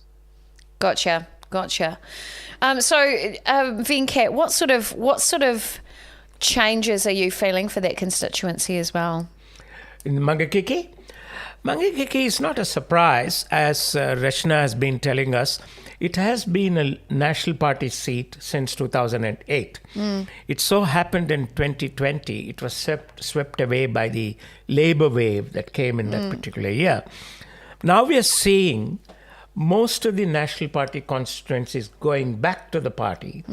But what we are not expecting was some of the constituencies which are stronghold of Labour getting shaky. That is what is happening. As far as Mangakiki was concerned, it is no surprise that it is likely to go back to national because Greg Fleming is doing well there. Now we've got to see what's happening in Kelston, because Kelston is a strong Labour constituency where Carmel Sepuloni is contesting. Yes. We'll have to see there. And we'll also track what is happening in Mount Albert and in Mount Roskill. Of course. And Rachna, obviously you would favour a National Party government because you believe that National Party is business friendly. Is that right? Yes, I would definitely, yes, absolutely. And I think it's more of a thing that not national may be able to make immediate changes, but I think the country needs the change, and it needs a different and a fresher perspective to restart again and then bring things back on track. So, Rachna, I have a bit of a leading question for you then. Do you think National and Luxon can do that? Sure. She has met Christopher Luxon. The time will say, but the time will say that. Look, I'm personally a national fan, but the time will say how things will shape up. But definitely, the fresh eye will make a big difference, and things will come back on track. Hopefully. Wonderful.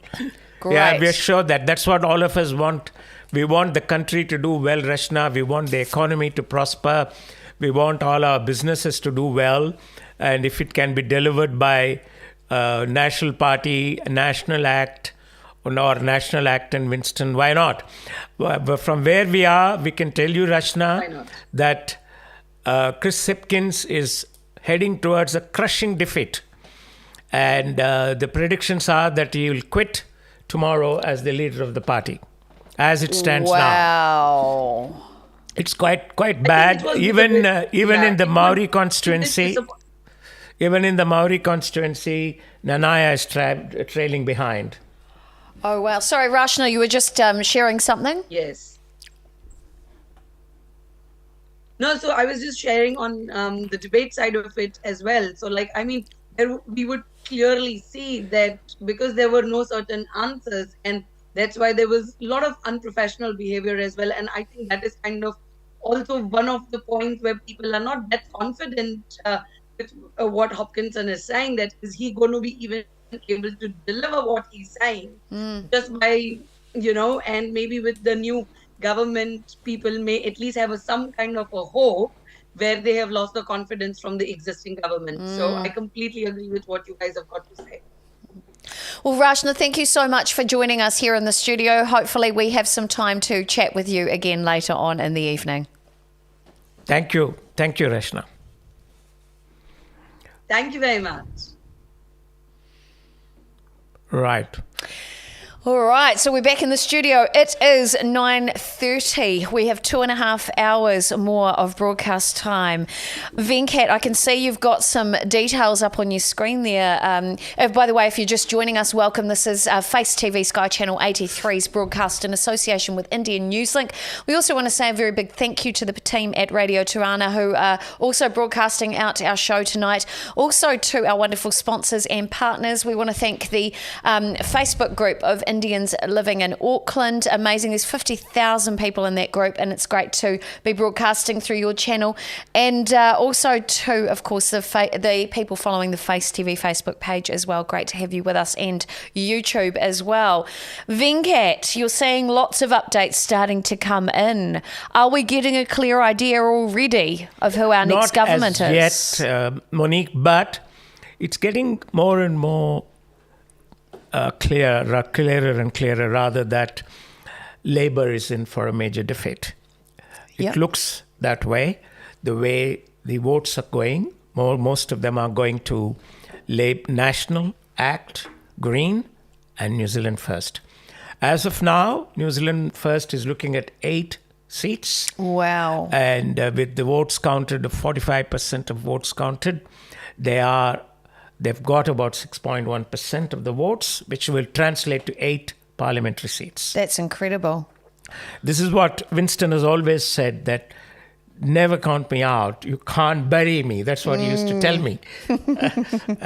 And we've got a very good friend of ours with one of our reporters with Winston at the moment in Russell. When Winston is ready to speak, he will come on. He'll come to our studio fantastic. Through Zoom, and then he'll talk to us. But meanwhile, we need to see how the other constituencies are performing. I'm just trying to track what is going on in Kelston constituency, but nothing much has come from some constituencies where it is critical for us to know the performance of Labour and National. Yes, I totally agree. So if we have a look in Kelston who you were just mentioning, so that's a Labour seat with Carmel Sepuloni. Kelston is a Labour seat. We'll see whether you got any update on Kelston. I haven't seen anything so far. But if we have a look there, we've got Ruby Schmoker. Yeah, she's from the National Party. Yes, or your other. It could be ACT, it could be Green. Labour, you've got Guy Wishart there as well. Are they strong competitors to the likes of Carmel Sepuloni? She's a new candidate. Carmel has been in the political game for 15 years, and as you know, she rose quite high in the Labour Party echelons. And she's, although she was born in New Zealand, she's of Pacific origin. And we always say that she's born into a Samoan family and now married into a Fijian family. So she's a darling of the Pacific Island community. And she's done quite well as a Minister for Social Development. But as you and I know, Monique, a party's victory is not dependent on one or two people.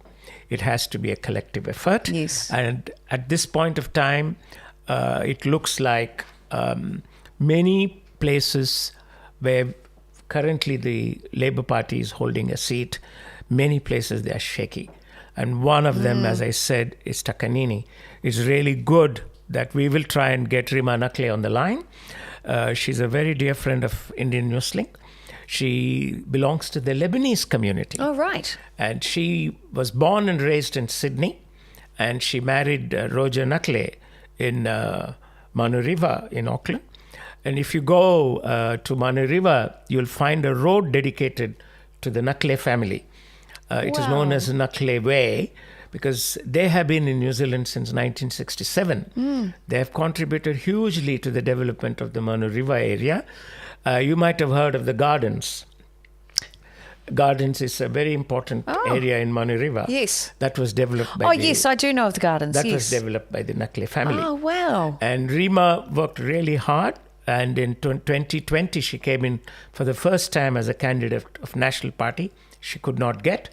But now, looking at the results, with the leads that she has established of 6,000 votes, I believe she will get it. And I promised her that I will give her a call when the results get more and more apparent that she's winning. She's one of those who will be very delighted, of course, that Takanini is a constituency which has not been tested properly. It was a new constituency introduced in 2020. If you remember, it was carved out of one side Botany, on Yes. another side Takanini. Mhm. Takanini is a stronghold, Papakura. Papakura is a stronghold of National Party where Judith Collins is the MP. Yes. A section of that was taken and a section of Botany was taken and formed as Takanini.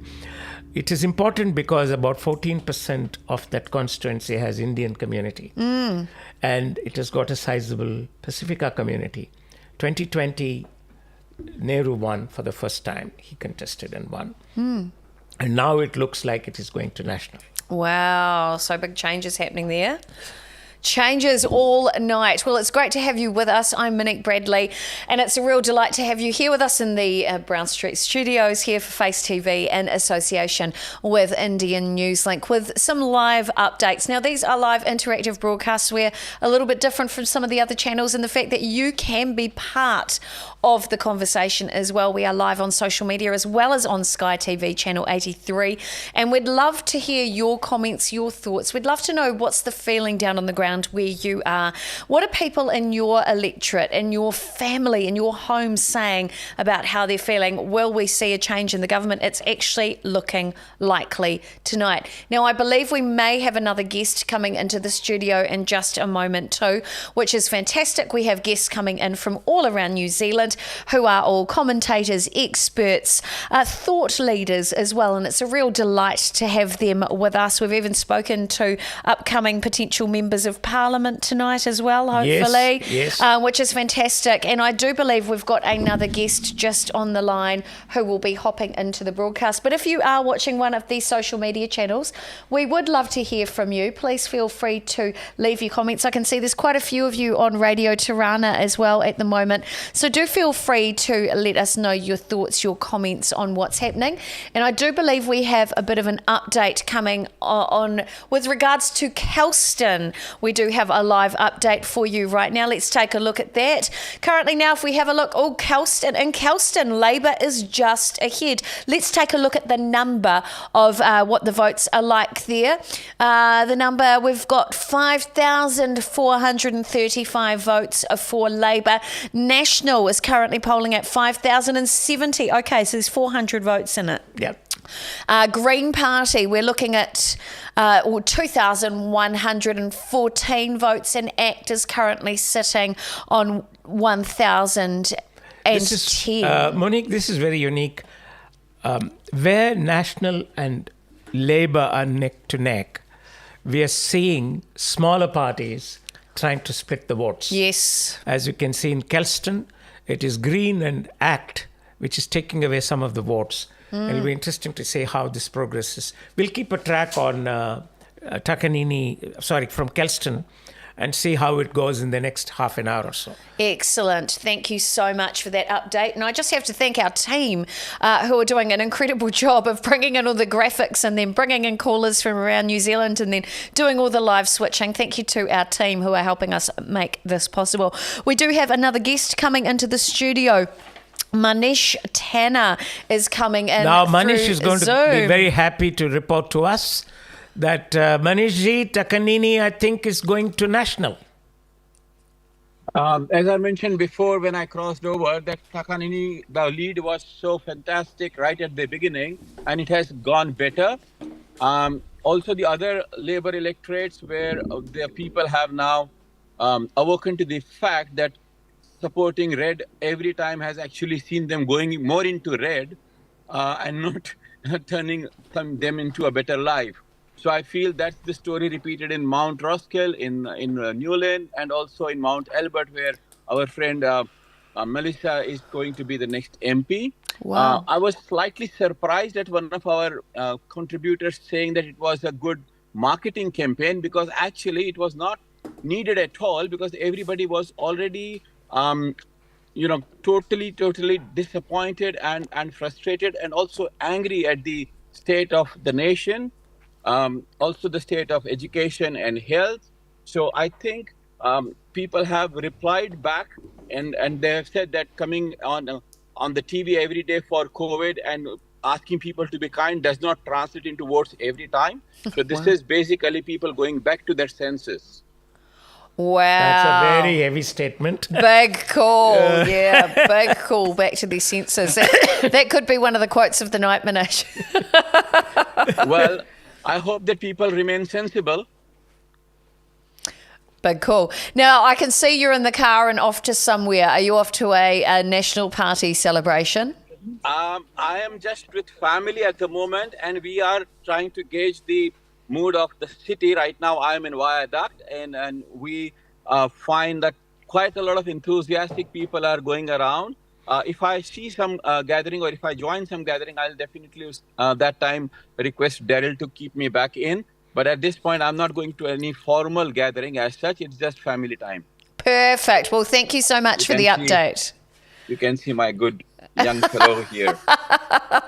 How fantastic. Well, look, thank you so much for that update. And if you do happen to gate crash the ACT party happening down the Viaduct, do make sure you Zoom us in and get in touch. Thank you so much once again. Thank you. You keep on having a wonderful night. Thank you. Thanks. Right.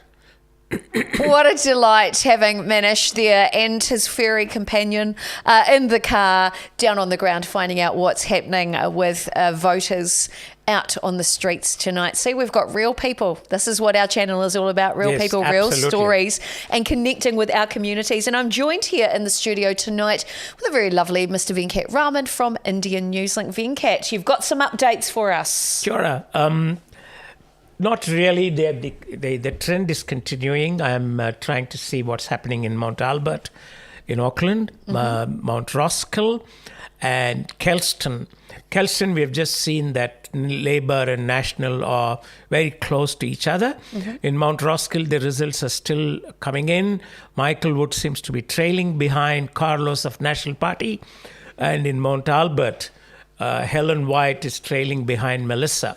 So we'll have to see. Now we hope to get Monique, Rajen Prasad, Dr. Rajen Prasad, who's an expert. He's a great political commentator. We need to speak to him at some stage. Well, I believe he's actually waiting on the Zoom call right now. Be fantastic. So let's see if we can get him into the studio in just a moment. Very exciting. Apparently we have to keep talking until he's there, but apparently he's not too far away, which is fantastic. Tell us about Rajen Prasad. Rajen Prasad is one of our most distinguished public servants. He has been Race Relations Conciliator. That was the title given those days to the Race Relations Commissioner. Thereafter, he was the Chief Families Commissioner when it was established. And then he became Member of Parliament representing the Labour Party. In 2007 and in 2011, he did 2 terms as the Member of Parliament, and he has counselled for many governments around the world on MMP. Amazing. And we are really lucky that we have Rajen with us today. We really are. Welcome to the studio, Rajen. Lovely to have you with us. Thanks, Monique, and good evening to you, and good evening, Venkat. How are you? I'm good. Thanks, Rajen. Thanks for joining us. Tell us what's happening. What's your take on the results so far? Well, I think it has all been said. I mean, it's devastating, really. From a personal perspective, it's a reversal, almost mirror reversal of 2020.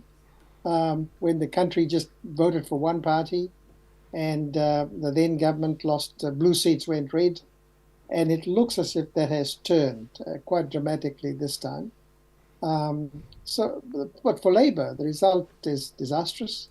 It will call on the party to do lots of things differently, and I guess that process would be in people's minds right now.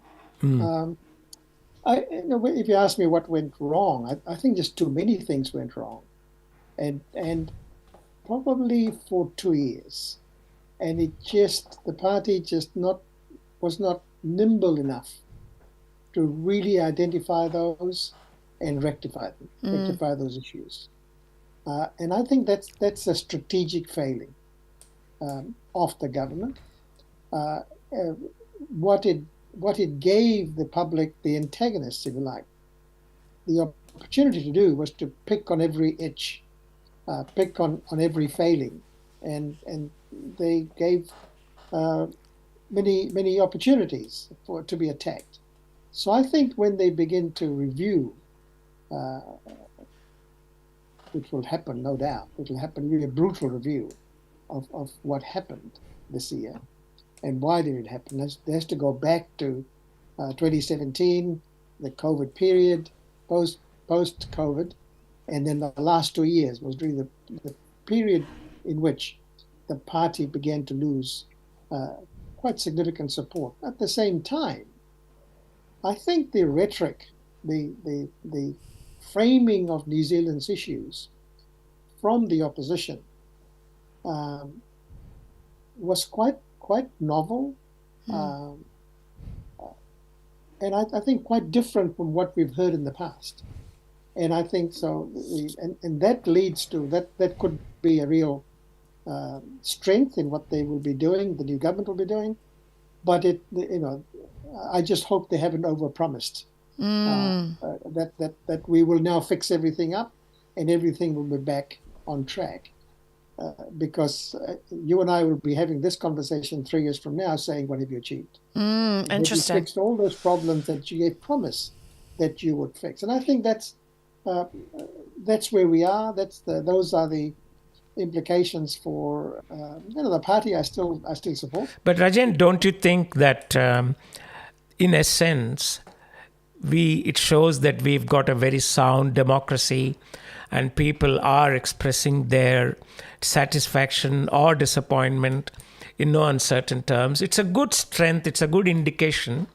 It might be a learning process for a particular political party, but then it strengthens our belief in democracy, doesn't it? From a larger point of view. Oh, look, New Zealand is the country that has the longest democratic parliament in the Westminster system. So it's the longest period that any country has had a democratically elected government. And on the night or soon after, when the results are announced, people accept it. That's a strength of our democracy. And all of us who are believers in the democratic process, of course, as you say, Venkat, we're very proud of where we are today, that a country can determine with such clarity that it is time for a change. It's happened 3 years sooner than normal. Yeah, that is a fact. Yeah. But I think, Rajan, this also is a lesson for all political parties, that people will speak out if they feel that a particular government has betrayed them or not done well enough, isn't it? Yes, it is, Venkat, but as you and I both know, that governments are not very good at learning that lesson. Governments very quickly, it'll happen to this government, the next government, very quickly become very arrogant. And you've got to work very, very hard to keep, particularly the larger your caucus, the bigger their challenge, to keep them from harvesting that odium that inevitably in a country like New Zealand follows politicians and politics. No matter how good you are, in the end. So would you say that there is no pun on this word? Peters' principle worked for Labour, not Winston Peters, of course. We reach our level of incompetence? Absolutely. Yes, we do. Inevitably we do. And it's these cycles have gone on before, and we will reflect on them. And I think this one is nuanced. I mean, look what's happened to the Māori seats. Now, at a time when a government has had the largest Māori caucus, huge amount of focus on Māori policy and Māori advancement, the government loses those, most likely will lose those Māori seats. So there are some kind of other things at play. And Māori have done this before, where they've gone with a particular party, moved again and come back. Rajan, sorry to interrupt you. It looks like Michael Wood is losing. He is almost 2,000 votes behind Carlos of National in Mount Roskill. Interesting.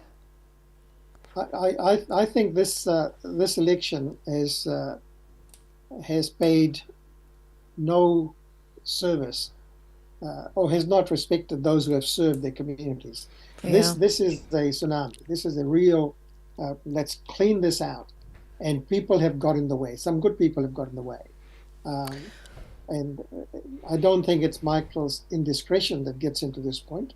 It's just that. It is still not final, Rajan, because no. But he's 2,000 votes behind. That's the thing. What's about half the votes been counted? About. Yeah. So it gets harder to make that up as the night goes on. Yes. 51%. It'll become a very at best it'll become a very marginal Labour seat.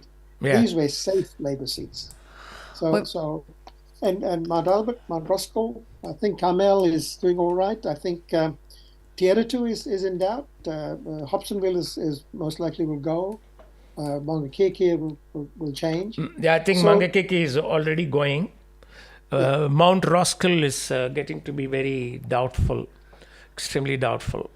Mount Roskill is very clearly national, as we can see on the screen there. I think it will be hard to catch Botany, Labour has got a real drubbing. Botany, Christopher Luxon has got about 16,000 votes, and Labour is less than 5,000. We used the same adjectives in 2020. 2020 was abnormal, I think, Rajan. No, but of course it was. So is this one. What I'm saying is that this is a reversal, almost a mirror image. Yeah, from my perspective of those things happening. There are different reasons behind the shift, but it is a shift nonetheless. I was listening to my good friend Manish Tanna's commentary, and let's not gloat. Let's simply accept. And I say this to Manish as a friend. Yes, the people have decided. And as somebody else said, the people are always right. So you accept that. Yeah. And you live from it. And parties will do what they have to do. So I have a couple of questions. So this is that I want to know from your perspective. Obviously, COVID was something that we never expected. It changed everything. It was something that the Labour Party during their time had to endure and deal with. In a time that we've never had to experience anything like that before. Of course, that's going to affect the reputation, the way we dealt with it. Do you think it was the way that it was dealt with that is now the reason why everybody is potentially changing the way they voted previously? Monique, I think there are 3 or 4 things. It's not just one. It did go on, the second half. The initial response to COVID resulted in a one-party government. Yeah. So they must have done something right. But at some point, they lost the confidence of the people. Yes. Either because it went on too long, or because of the kind of information that was being provided, or because we relied on experts rather than take our citizens into account. For a number of reasons, they lost the confidence of the people. Probably the most powerful of that was the policy to lock New Zealanders out of the country. Mm-hmm. That was brutal. And while we could justify it in medical terms, etc., we needed, as I said, the government needed to be more nimble and really realize what our citizens, and I have a son and daughter-in-law, the same point living in same experience living in New York. They need to be more nimble to try to appreciate their perspectives and take them on board, and we didn't do that. But there were 2 or 3 other things. I don't know why. Well, when New Zealand signed the Convention on the Rights of Indigenous People, that was John Key's government signed that, there's a process that the country has to go through to see how they're going to bring that into New Zealand law, and a committee was appointed. That committee was, in quotes, a radical committee. it came up with a report called Hepuapu, not a government report. If I was the minister, I would have released the report on the day it came out and said, some of this is out of the ballpark, we're not going to follow it. Yep. And instead, they did not do that. What that gave opportunity for was people to begin to say, look, something's happening with Maori representation in the Three Waters reform. And this is the Hepuapu agenda. Some people have been writing that the agenda of this government was by 2040 to return the government of New Zealand to Maori, which is just the craziest thing you've ever heard. But the government, as I said earlier in my introduction, the government was just not nimble enough to realize what was happening here. What were citizens feeling? Why don't we take them into our confidence? We didn't do any of that. Now, that was quite serious. Then, as every government post-COVID will have to face up to, is inflation and the cost of living. And most governments that manage COVID will be voted out. Happened to Trump. Yep. Happened in New Zealand. Most likely Canada came very close. The UK most likely as well. And so other countries as well will go through this now, depending on where they are in the electoral cycle.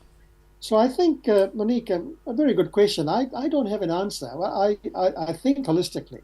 So when I look at all of these things together, I say that it gave rise to a particular mindset that was very hard to shake. Yes. Election campaign. Yes. They couldn't shake it. The other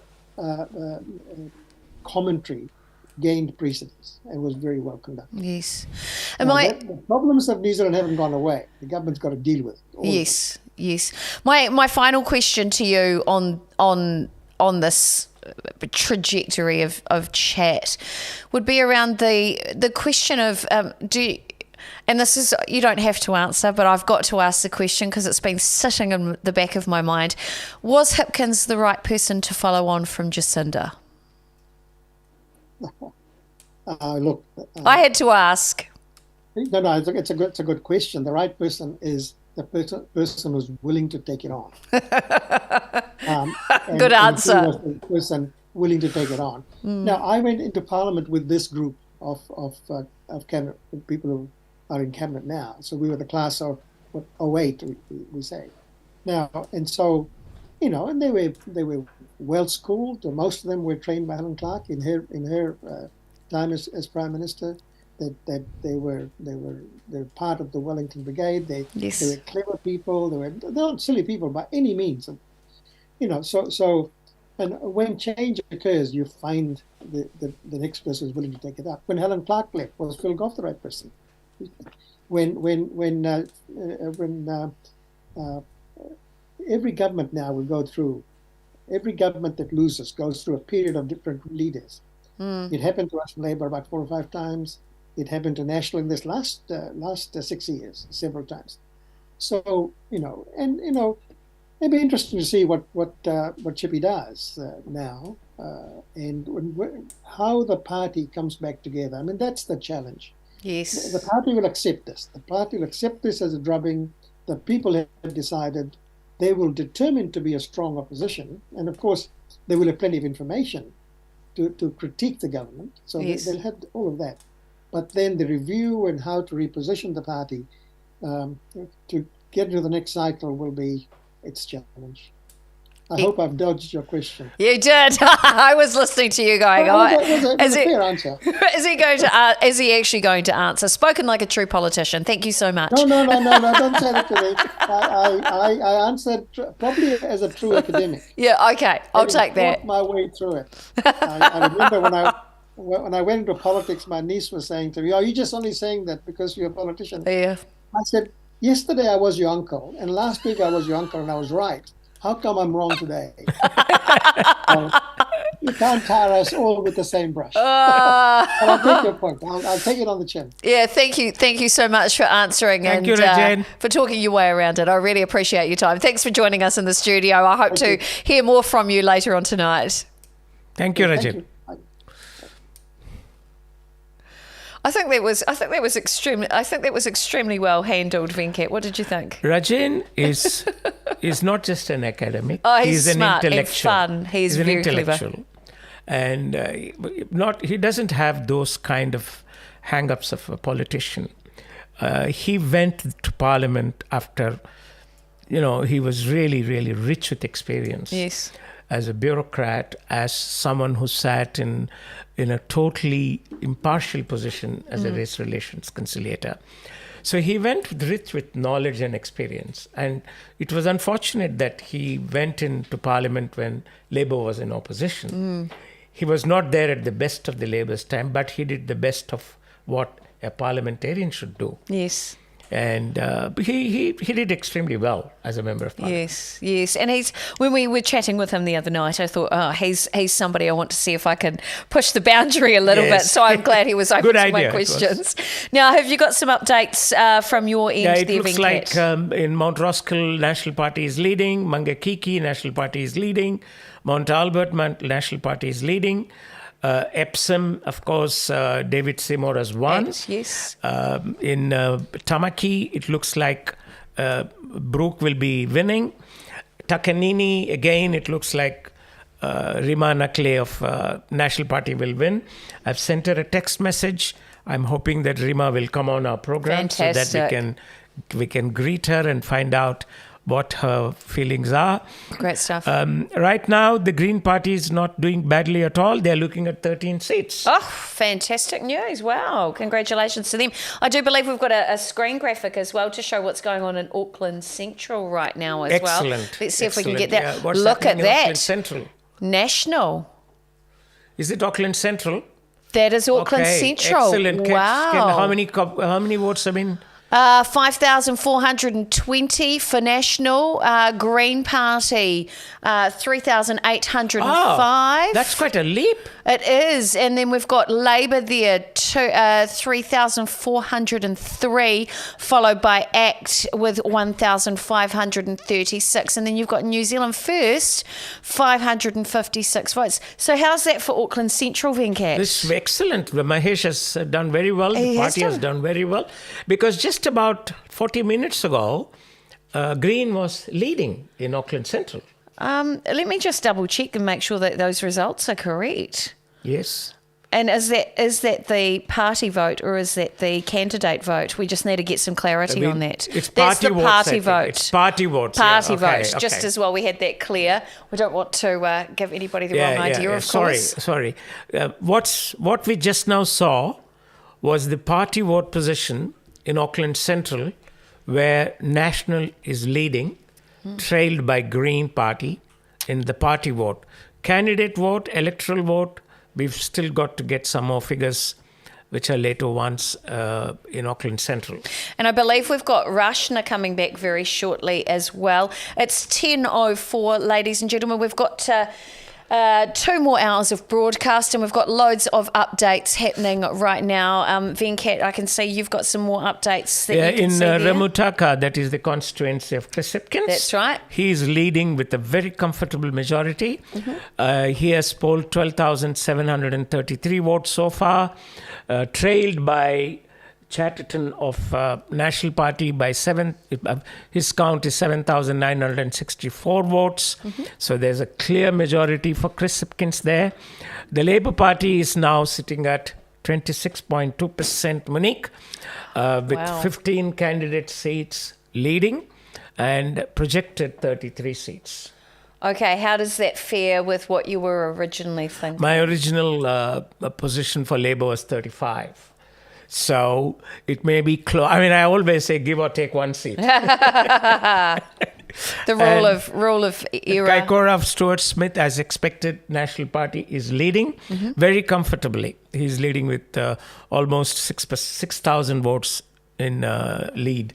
So he will get elected as because he's a very strong National Party candidate. Yes. And going further on, as I've told you, Nanaya was trailing behind, and we'll have to see how what is happening in a few other constituencies. I'm just checking, trying to track Kelston if we can get Kelston constituency in Auckland. Yes. Kelston is, Labour is leading.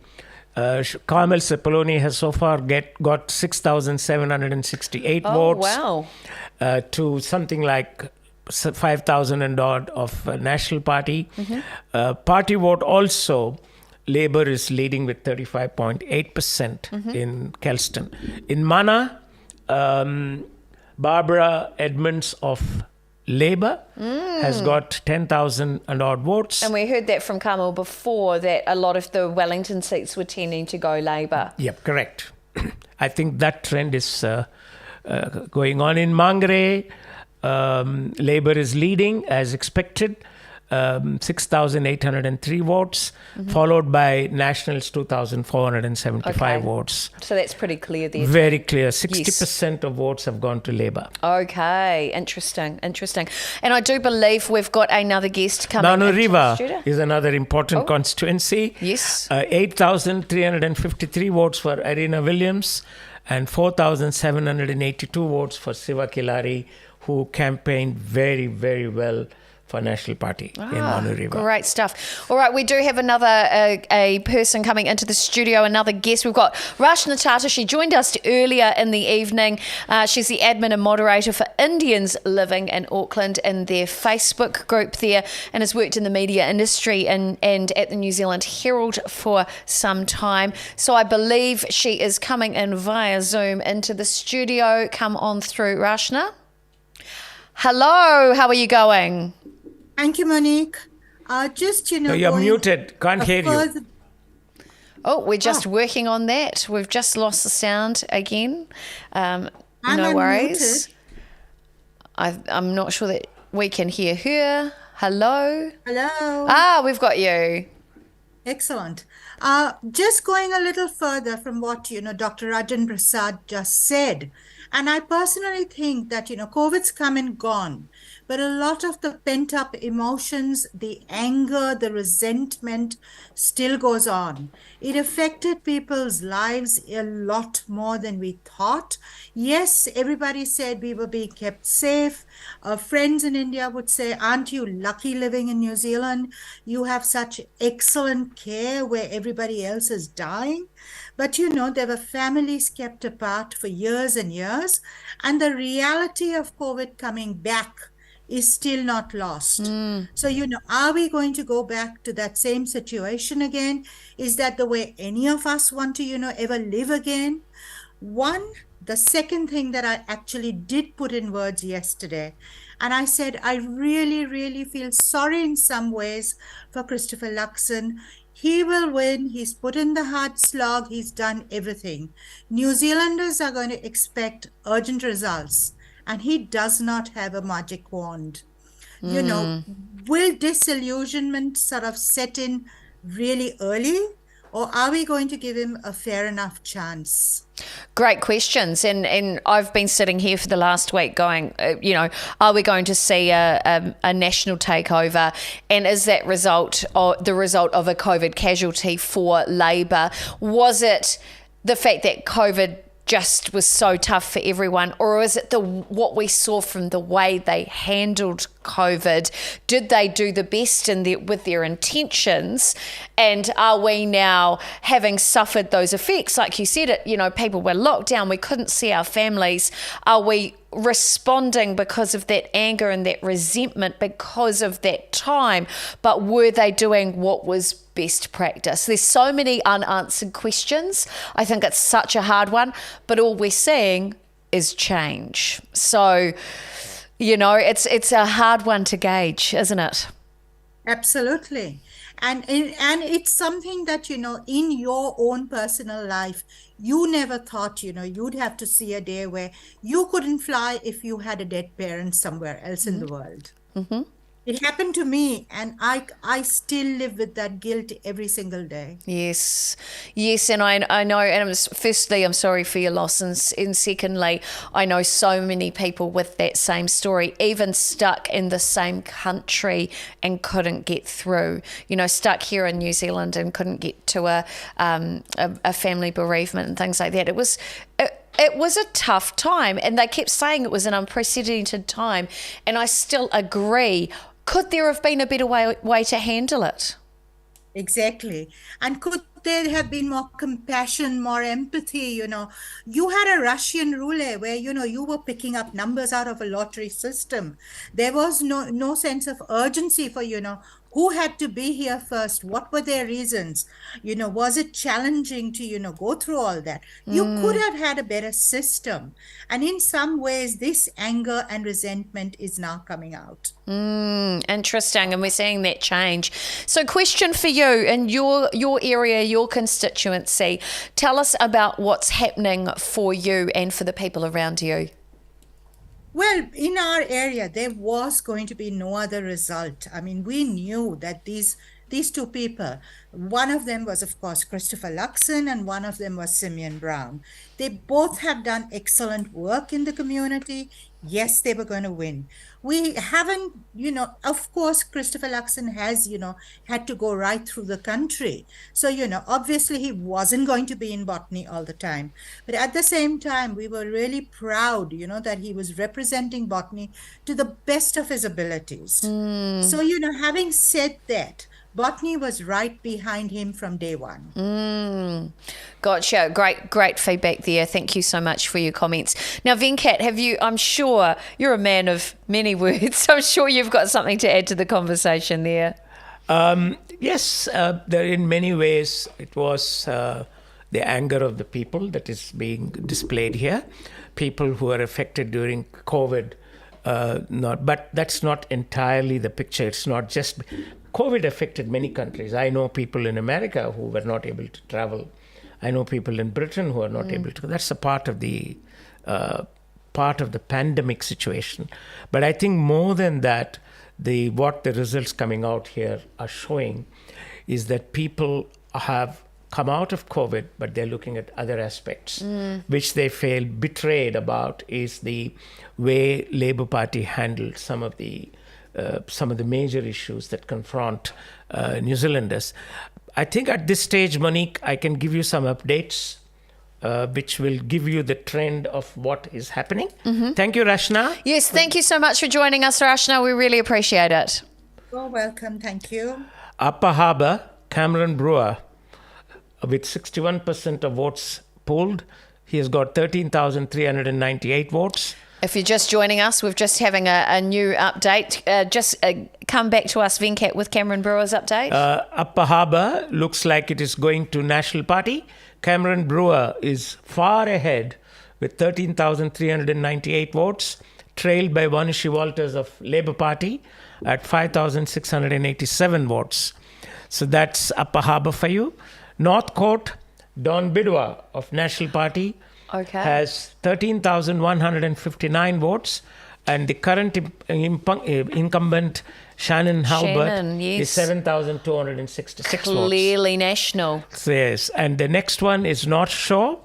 Simon Watts, who already held the seat, he's 18,377 votes, followed by George Hampton, 6,264 votes. So there's no chance of him winning. Then you go to, let's go across to Newland, which is a shocker. Paulo Garcia, a dear friend who's a representative of the Filipino community in National Party, has established the lead. 8,144 votes. Deborah Russell, a minister, and who has held the seat from 2017. She's got 7,102 votes. Wow. So, but it's a little close, so we'll wait and see. Tiatutu, Nicholas Angie Nicholas, 9,277 votes. Phil Tyford of Labour trailing, 8,885 votes. Wow. That's going to be an upset. And then we have Mount Albert. What a disaster. Mount Albert is Melissa Lee, 7,618 votes. Helen White is 7,429 votes. Wow.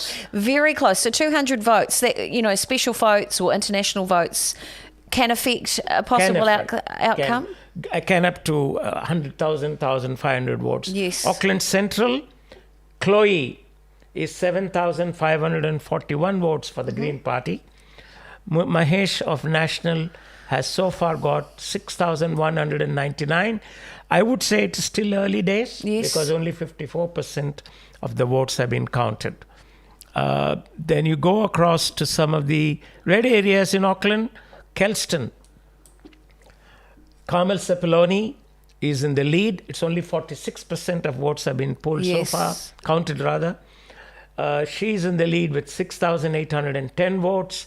And Ruby Shamikal is 5,170. Then Epsom, it is a no-brainer. David Seymour has got 10,721 votes. Paul Goldsmith, just about half of that. Then what do you now? You go to Tamaki. Very clear lead for Brooke Van Welden. 14,149 votes. Followed by Simon O'Connor of National, 9,897. Wow, very good lead for her. It looks like it's going to ACT Party. Then you have Pakuranga. Again, no guesses there. Simeon Brown of National, 18,170 votes. Just listen to this, Monique. Followed by Nerissa Henry, who really did very poor campaigning. She got 4,739 votes. Very dismal performance by Paramjit Pama, 829 Wow, votes. not what I expected. She has not even got 1,000 votes in Pakuranga. Then Mount Roskill, Carlos is leading, 10,121 votes. Michael Wood, 8,408 votes. 69% counted. Okay. Dangerous. Okay, that's clearly... Mangakiki, Priyanka seems to be losing. Greg Fleming is 10,542 votes. Priyanka Radhakrishnan is 7,072 votes. 72% of votes counted. Then you have Panmure Rotahuhu. I think it's very safe for Jenny Salesa of Labour Party. 8,417 votes.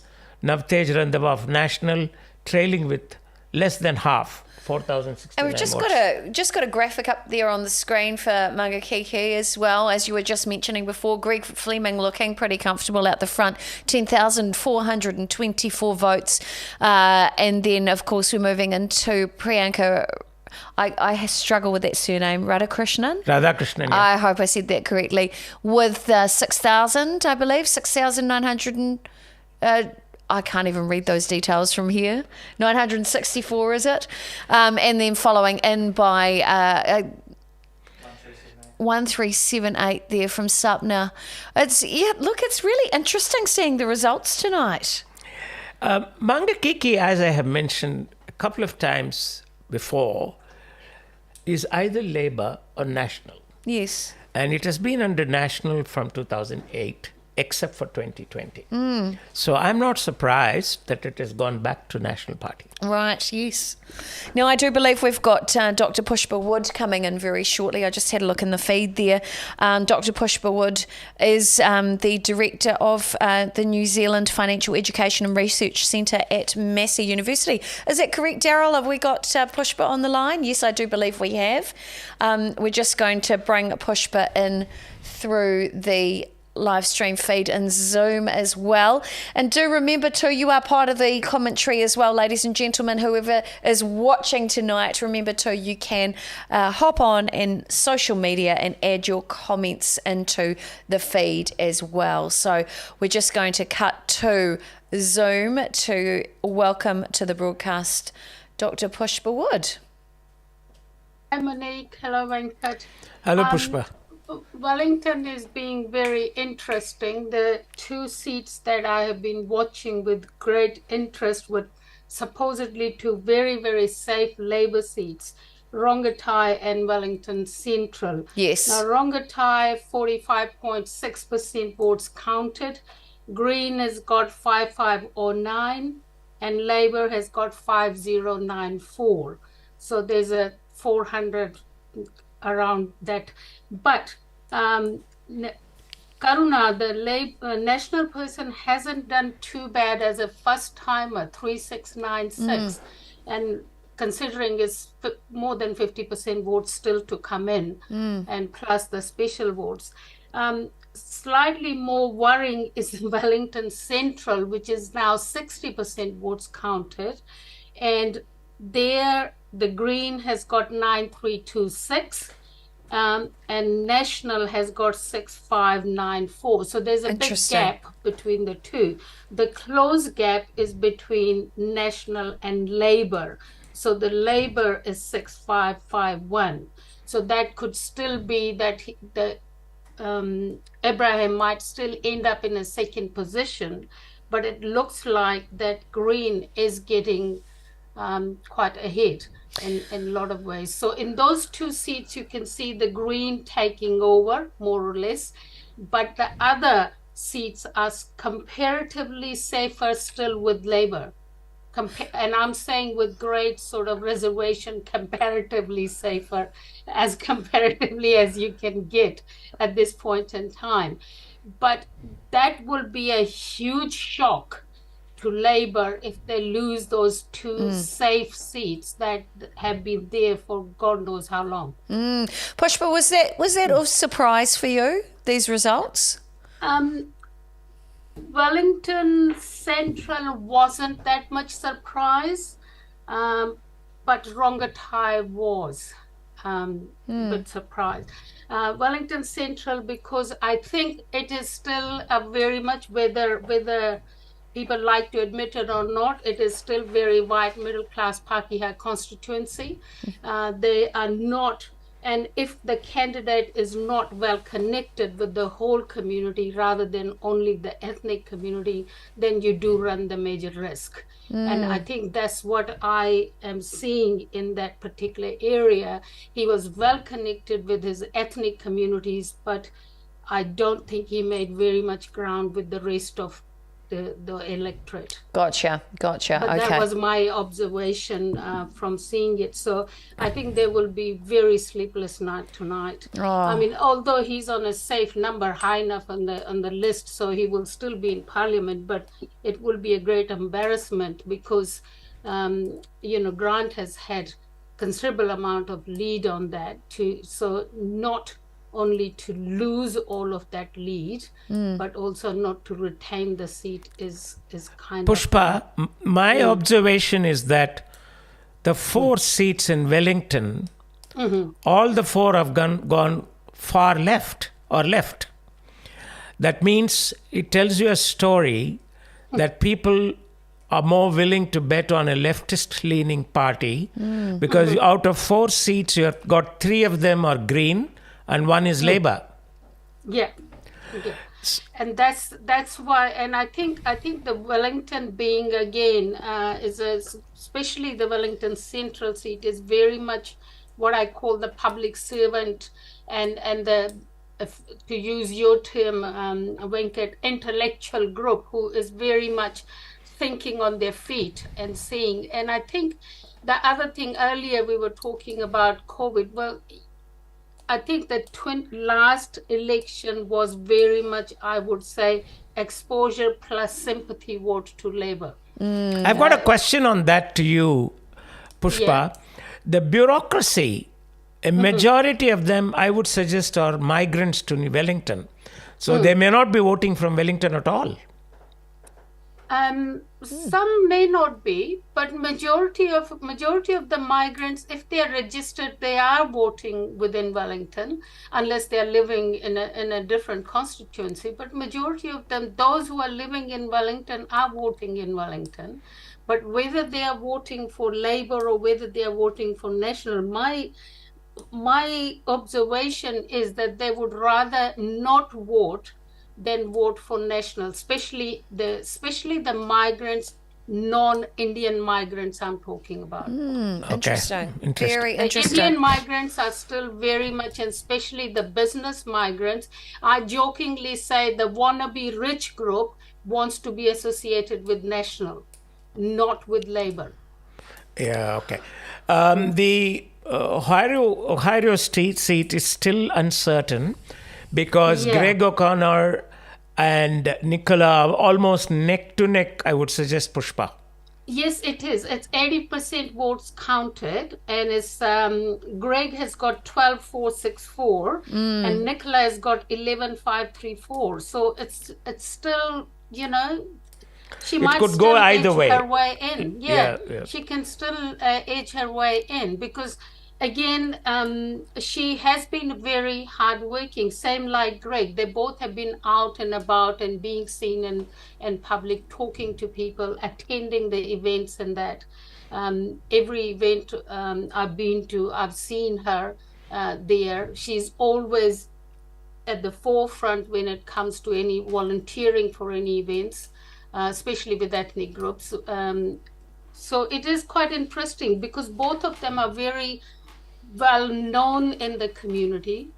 It's just she hasn't ever stood from that particular area, and yet she has managed to, as a newcomer in that area, she has managed to get very high votes.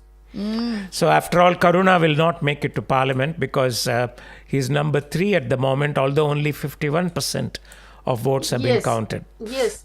I think what will be interesting, Venkat, tomorrow to do analysis to see whether or what percentage or proportion or number of actually ethnic candidates have gotten. Okay. Good, a very good point. That will be the interesting thing to look at overall, regardless of which party they've come from. I'm not interested in the party. I'm looking at, is New Zealand ready to elect ethnic people, not by coming through, the party vote, but are they ready as a nation to actually bring in ethnic people, elect them? And what well, it will be proved. It will be proved in Mount Roskill if Carlos wins. Yeah. Carlos is a Chinese. But looking at our overall population as an ethnic group in this country, 1 or 2 seats are nothing. I know, but then it's a beginning. You see, if Rima Nakle, she's likely to win in Takanini. She's an ethnic candidate. She's a Lebanese. And that will be really exciting if we can get 4 or 5 people. That would. I think we'll have more than that this time, Pushpa. It looks like we'll have more. Melissa Lee, if she wins in Mount Albert. Yeah, but she's well known. Yeah, but she's an ethnic candidate, Yeah, so it will be quite a good message for our young people within ethnic communities that they do Paulo have, Garcia from New Lynn. He's leading in. He's against Deborah Russell. Yeah, I think we are making a mark as ethnic communities. Yeah, thank you. Fantastic.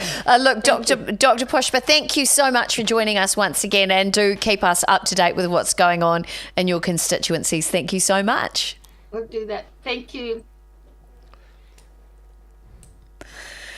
Well, it's a very exciting time here in the studio. There's so much going on. It is 10:28, and I do want to thank you all for watching us on social media, whether you're watching on YouTube, Facebook channels, in the Facebook group of Indians living in Auckland, or if you are watching on Sky Channel 83 Face TV.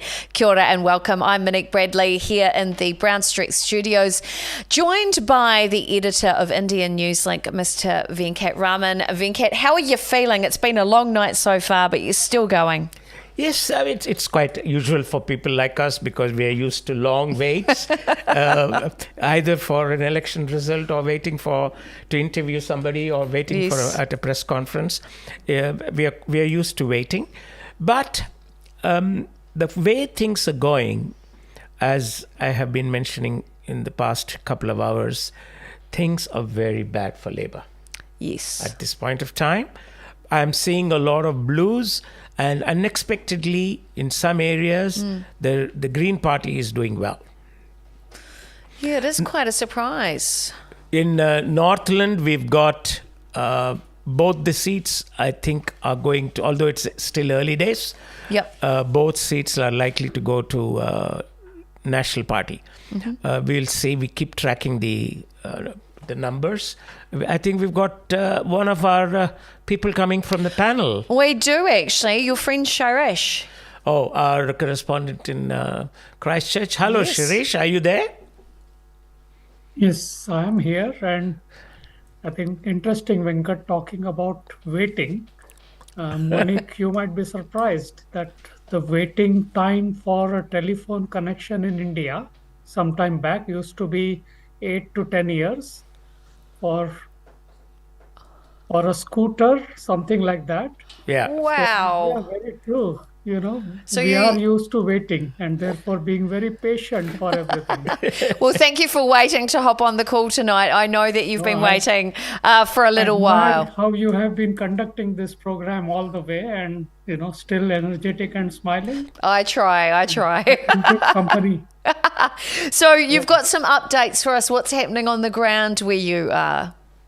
Yes, so I'll start with Banks Peninsula, where Nationals Vanessa Wienink is leading. 75% of the votes counted. So we may have a new member of parliament from there in Vanessa. Yes. Christchurch Central, 77% counted. Dr. Duncan Webb looks to retain his seat. Right. He has a comfortable lead over Nationals Dale Stephens. So that's definitely a Labour seat by the looks of it. Yes. Christchurch East, again, 81% counted. And Wow. Ruben Davidson of Labour is likely to win it. So Wow. we will have a new member of parliament from Christchurch East. If I complete the Christchurch story, ILM, Hamish Campbell is in comfortable lead. National, a new member of parliament. Vigram, if you remember, we started with Dr. Megan Woods training, but she has recovered and she has now a comfortable lead of about 900 with 75% votes counted. Oh, wow. Because I think last time we chatted, it was Tracy Summerfield that was doing quite well. That's right. And then, things have changed. So in Christchurch, we will have Dr. Duncan Webb and Dr. Megan Woods retaining their seats, and others we will have new member of parliaments. So interesting. Now, did you expect this to happen? Yeah, the central was always going to be tight for me, and I am surprised by the lead Dr. Duncan Webb has over his opponent. On the other hand, with Dr. Megan Woods, I would have thought it's a safe seat. She will basically fly through, but like when it opened, she was trailing. So, elections can create surprise and you never know. So Venkat, what are your thoughts on all of that? As Shirish says, I'm quite surprised that I'm not surprised that Webb has kept his seat, but Megan Woods finding it difficult because she's an extremely popular member of parliament, a popular politician in at least her constituency. For her to be challenged the way in which she has been challenged, it only shows that there is a growing dissent towards Labour. That's what is coming through. Are people generally happy with what is emerging, Shirish, there in Canterbury? Well, I have been on this call more or less and analyzing numbers. So only earlier in the evening I went out to have a check, but that was before the results have started coming in. So I think we'll know more of reactions tomorrow. Oh yeah, correct. I think in general, people were thinking that National will lead, but which specific seat and how much always remains to be seen. Yes. So if I keep going through my other constituencies, Waimakariri is being retained by Matt Ducey. He has a comfortable lead over Labour, more than 10,000 votes. Oh, and wow. 77% counted. What's interesting for me. I think we talked briefly before. Dunedin, Labour's Rachel Brooking is leading, 78% counted, and Michael Woodhouse, who was immigration minister in the national government a couple of terms back, he is trailing badly. So, which was quite a surprise for me. Yes. Interesting. Invercargill, National's Penny Simmons has a comfortable lead. So, I think that seat will go to National for sure, as will Kaikoura. Stuart Smith leading with 16,900. Labour has 7,600. 90% votes have been counted. So I think it's as good as done there. What else? Yeah, we'll come back to you again. Rangitata. Again, National has a comfortable lead there. Yes. 19,000 against Labour's Joe Luxton, 10,000. I think the closest is Nelson. Yep. Still, it can go either way. Labour is back in the lead, but only just 14,425, and National is 14,306, and just under 90% vote counted. And if I look at my notes through the evening, the lead has swung between Labour to National and back. So we don't know what we will see in the newspapers tomorrow morning. Yes. Very good point. Very good point. Yes. Well, thank you once again for the update. And actually, Venkat said there will be a few swings tonight, so it's really interesting to hear that happening. Thank you for the update. Keep us posted. Let us know in our chat group when you've got some more updates, and hopefully we get to hear from you again before the end of tonight's broadcast. Thank you so much. Thank you so much. Thank you, Shirish. Have a good night.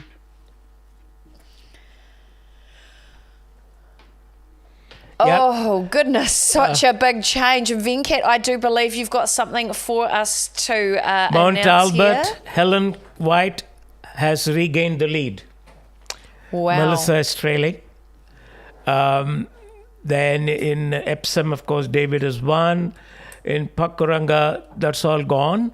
In Mount Roskill, Carlos Cheong of National Party is on the lead. Yes. With 72% of votes counted, Michael Wood is trailing. Oh, interesting. So things have changed quite a lot, and you said that would happen. Yes, but Mount Albert is quite interesting. We'll see what happens there. Yes, can you go back to that seat? What were the numbers with? Because Melissa was out in front quite significantly, and it's just flipped, and Helen White is just the lead is not a couple much. of hundred. Yeah. Helen has got 9,027 votes, and Melissa has got 8,886 votes. The difference is less than 200. And you were talking before about Tamaki. There's the Tamaki results there with Brooke Van Velden out the front there for ACT, 14,187 votes. Then moving down to Simon O'Connor there with 9,946. Now I've got the update is 9,987 for him. 987. And for Brooke, it is 14,229. Oh, goodness. So it could be an ACT seat. There's almost 4,000 plus votes difference. 83% counted. Amazing, amazing. Well, I do know that it has been an incredible night so far. It is 10:39. We've still got a few more interviews to come up, but in the meantime, we need to say a very big thank you to all those who have been supporting our broadcast as well. A big thank you to our sponsors, and let's hear from them in just a second too with a couple of adverts. See you soon. Kia ora and welcome to the Link 2 Group. We're made up of 3 entities that enable us to be the link between customer demand and personnel. We provide you with the means to help you reach your goals, be that finding the right person for your team, providing manpower where needed, or bringing your operations into our spacious warehouse. With pricing and location flexibility, over 400 staff, and a dedicated Link 2 team leader assigned to your project, It's no wonder that 98% of our customers have stayed with us. Let us be the link to your business services. We are flexible, we are customer driven, we are unique. We are the Link2 Group.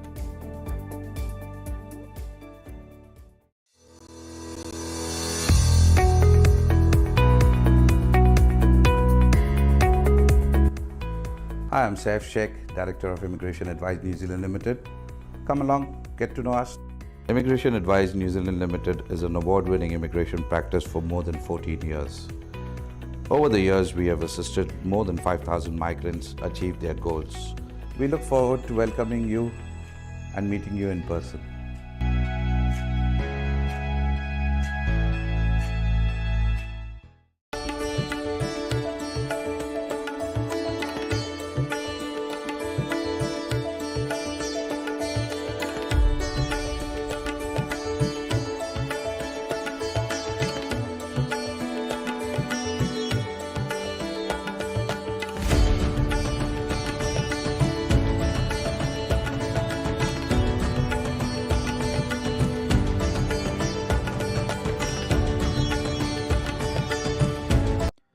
Bank of India, going beyond banking relationship. Bank of India New Zealand provides retail and commercial banking services including savings, current, term deposits and loan products such as personal, mortgage, home and various business and commercial loans. Our special services are zero balance saving account, free remittance to India with an attractive exchange rate, same-day credit to any bank in India. Please visit our branches and meet our friendly staff. Welcome to Shivani's Restaurants and Bakeries, a heaven of delicious vegetarian food, sweets, snacks, pastries and cakes. Made locally with heart because we believe you deserve the best and we'd love to be part of your celebrations. Serving fresh desi ghee sweets, cakes that melt away in your mouth and chatpata snacks that keep you coming back for more. Let's celebrate this festive season together. Come into one of our stores or shop online at shivani.co.nz. Shivani's, delivering you happiness since 2015. We are serving the Indian community and the Kiwi community at large through our two branches, one in Auckland and one in Wellington. So we accept deposits at attractive rates and provide loans and loans to homes and loans to businesses as well. We also provide a very competitive remittance service. So I just hope that you walk in one of our branches and talk to us. Thank you.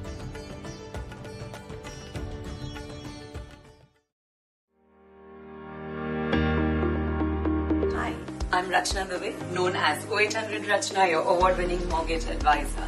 0800 Rachna has always been about providing quality services and making a difference in the community. We have mastered in 6-step cycle for the first home buyer, and we are expert in the industry for the developer and construction loan. What are you guys waiting for? Just call me today on 0800 Rachna and let's start our journey together. 0800 Rachna. Kia ora and welcome to the Link2 Group. We're made up of 3 entities that enable us to be the link between customer demand and personnel. We provide you with the means to help you reach your goals, be that finding the right person for your team, providing manpower where needed, or bringing your operations into our spacious warehouse. With pricing and location flexibility, over 400 staff and a dedicated Link2 team leader assigned to your project, it's no wonder that 98% of our customers have stayed with us. Let us be the link to your business services. We are flexible, we are customer driven, we are unique. We are the Link2 Group.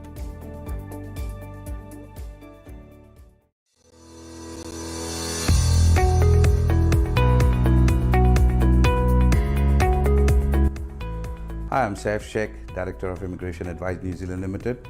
Come along, get to know us. Immigration Advice New Zealand Limited is an award-winning immigration practice for more than 14 years. Over the years, we have assisted more than 5,000 migrants achieve their goals. We look forward to welcoming you and meeting you in person.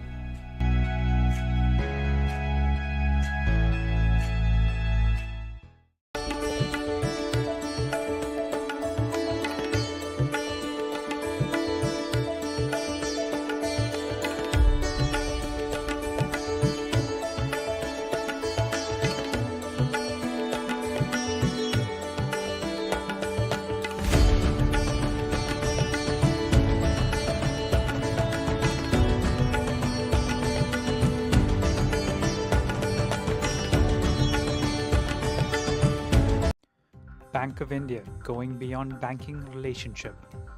Bank of India New Zealand provides retail and commercial banking services including savings, current, term deposits and loan products such as personal, mortgage, home and various business and commercial loans. Our special services are zero balance saving account, free remittance to India with an attractive exchange rate, same-day credit to any bank in India. Please visit our branches and meet our friendly staff. Welcome to Shivani's Restaurants and Bakeries, a heaven of delicious vegetarian food, sweets, snacks, pastries and cakes. Made locally with heart because we believe you deserve the best and we'd love to be part of your celebrations. Serving fresh desi ghee sweets, cakes that melt away in your mouth and chatpata snacks that keep you coming back for more. Let's celebrate this festive season together. Come into one of our stores or shop online at shivani.co.nz. Shivani's, delivering you happiness since 2015. We are serving the Indian community and the Kiwi community at large through our two branches, one in Auckland and one in Wellington. So we accept deposits at attractive rates and provide loans and loans to homes and loans to businesses as well. We also provide a very competitive remittance service. So I just hope that you walk in one of our branches and talk to us. Thank you.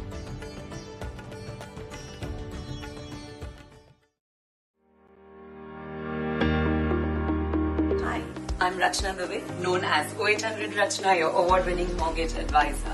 0800 Rachna has always been about providing quality services and making a difference in the community. We have mastered in 6-step cycle for the first home buyer and we are expert in the industry for the developer and construction loan. What are you guys waiting for? Just call me today on 0800 Rachna and let's start our journey together. 0800 Rachna. Kia ora and welcome to the Link 2 Group. We're made up of 3 entities that enable us to be the link. Welcome back to the studio. I'm Monique Bradley here in the Brown Street Studios. This is Election Night 2023 and I am live on Face TV Sky Channel 83 alongside the amazing Venkat Raman, who is the editor of Indian Newslink, who is my co-host for this evening. Venkat, how are you feeling? Well, I have no feelings because I'm a reporter. I report what happens. That is absolutely true. And we've just had an update actually come through. Prime Minister Hipkins conceding defeat on Television One. So okay, it's quite surprising. That's quite early. That's only 10:48, and yes. you're surprised. But I'm seeing blue all over the place. Mm-hmm. And wherever it used to be red, like Mangakiki, I'm seeing that turning blue. Mm-hmm. And of course, Labour is maintaining its lead in Mount Albert, but earlier on there were upsets. It looks like Labour is taking a big defeat, and I'm not surprised that's way that Chris Hipkins has conceded defeat. Although it's quite early, which means that he doesn't have to make that phone call to Christopher Luxon to say, my friend, I accept the defeat, because he has done it in public. Yeah, there you go. And I believe we've got 81% of the vote counted, 81.8%. So let's have a look at the latest look at the government. Like you said, there's a lot of blue there, Venkat. Yep. Quite we can right. see it up on the screen. How many there? seats does it translate to? Is 50 seats. Just look at that. See, the more Labour loses, as you can see, the Greens and ACT, followed by New Zealand First, are picking up the seats. So it's really not such a great news for National, although they will be in a position to form a government just with ACT. Interesting. Very interesting. A lot of green. Yes. A lot of green. Looking at Green that has been doing diagram. I mean, as we mentioned a little while ago, they seem to have swept Wellington. You know, they've taken Wellington Central. And how many are we looking at for ACT now? What's the number there for ACT? 12. So there's actually more green than Correct. Yeah. than, Earlier on, David Interesting. Seymour was expecting 15 seats at one point of time. Interesting. But still, let us see. It's possible that National may make improvements in a few constituencies and perhaps increase its number of seats, because 50 is not a really good number for National. No, interesting. Now, I do believe that we have a guest coming into the studio as well. So it is time to welcome that guest in through our live Zoom feed. We've got Pavan Arora, who is an entrepreneur in the hospitality and property sector. Pavan, welcome to the live stream tonight in the TV show. How are you feeling? Before anything, happy birthday. Oh, yes, happy birthday. Today is his birthday. Hey, Monique, and hey, Uncle, God bless you, Pavan. Can you hear us? Yes, I can hear you well. Thank you for the wishes, and great to be on. Yeah, thank you for joining us. Now, tell us what's been going on in your part of the world. So my electorate is actually Mount Roskill, and so I've been keeping track what's happening around here. And I mean, you've mentioned it a few times during the night, and I think that was like a major upset that we were not expecting at all, that Carlos Chung will be that significantly ahead of Michael Wood. I think that was quite major because Michael Wood was sort of, after full golf. It's been a Labour seat for how many years? It's always been a Labour seat. It'll be the first time. It'll be the first time it'll go over to National, Pavan. Yes, and that also for Carlos, who's a first timer coming in. I think it sends a big signal, which I was very surprised. And it's not very hopeful for Michael Wood, who's been in Parliament for some time, and he's a bit down on the list now as well. So he won't be able to come in. That's for sure. Yes, and I think it's quite surprising as well. With a couple of the seats are quite close by. For example, with New Lynn and Mount Albert. Like Uncle just mentioned, it's only now 50 or 60 votes apart, and there's still 20% left. So there is a chance that Melissa Lee could still make it over there. Quite right. Yeah, but I think one of the very interesting points that after looking through the maps, that there were many seats in general. When people expect change, they vote for a party change, but they still tend to, electorate vote their the sort of candidates who've been there for some time, and because they see the support and that they're doing, say, possibly in the area. But it shows that there are many Labour seats where they were chosen as candidates there, but now they're all going to blue since the 2020 elections, which I thought was surprising. Yeah, very, very interesting. The one thing I want to ask you is, in the lead up, so we've got these changes happening, but in the lead up to the election, what was the feeling on the ground from the people that you were talking to? Were they expecting and anticipating changes like this? When I was actually talking to people, like initially over the last sort of few weeks, I think it was very clear everyone was like sort of expecting change, talking about it, that, these are just people generally who wouldn't be as interested in politics in general. But they were like, oh yeah, it just sounds like, this change. But I do feel a lot of the people, the sentiment was that they were just confused a bit this time around in terms of policies. That what do we actually want to vote for? What do we want? We know that we want change, but what is it really that we're looking for out of it? And especially sort of, I guess, especially in, the more underexperienced people, I guess, who've only, say, voted in a couple of elections or 3 elections. So there is a lack of experience, and the understanding was not as much. They were like, we were a bit confused as to who to vote for. And they sort of wanted change, but they were not too sure who to vote for. So in that sense, I was not expecting the results. I thought it would probably be Labour might have gotten a bit higher results. But surprisingly, I think Green's doing a really good job, and more than expected, and even New Zealand First, quite surprisingly. Yeah, I would totally agree on that. And I think too, if we reflect on this, you're talking about people didn't know who to vote for. Or why to vote for, if you know what I mean. Yes. And there's what I'm seeing strongly this year is that real separation between the personality and the party and the policy. Like that seems to be really clear. And I think I've mentioned this a couple of times. Sites like Vote Compass and things like that have been really, really interesting, even when I went through that process of looking at who to vote for as well, and which party to vote for, and going through Vote Compass and seeing the results coming out based on the policies that I aligned with were quite different from who I thought I would vote for.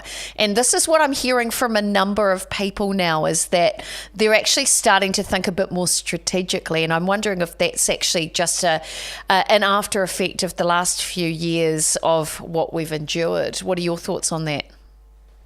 Yeah, that's quite a good point, and I sort of found that out for myself when I actually because I had a friend I was talking to, and he sort of mentioned that he did this choosing his vote, putting in all his thoughts down, and sort of it was completely unexpected of the party that sort of he aligned with the most. It was one of the very small parties, and he was just sort of he got so surprised. He gave me a call. He's like, how did I get aligned with such a party? I didn't even know that.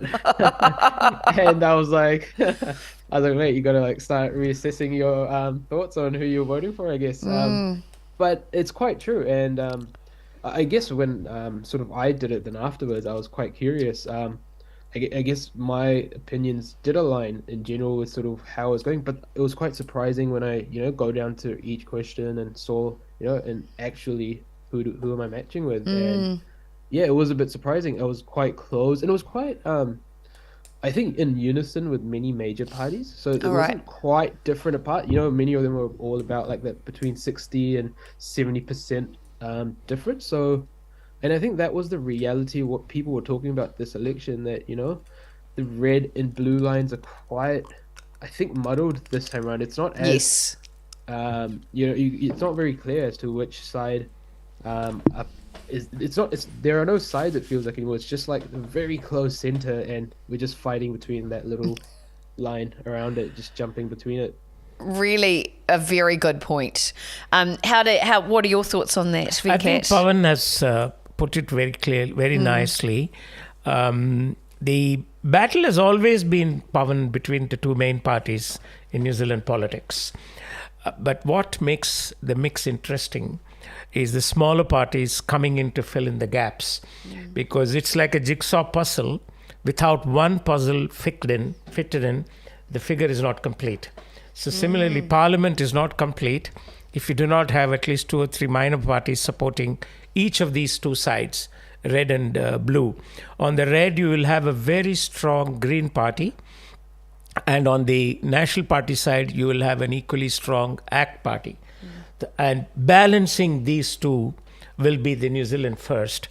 But it will be a call for Christopher Luxon, because the current tally does not show that New Zealand First, National will be just comfortable with ACT, because they will have 52 seats.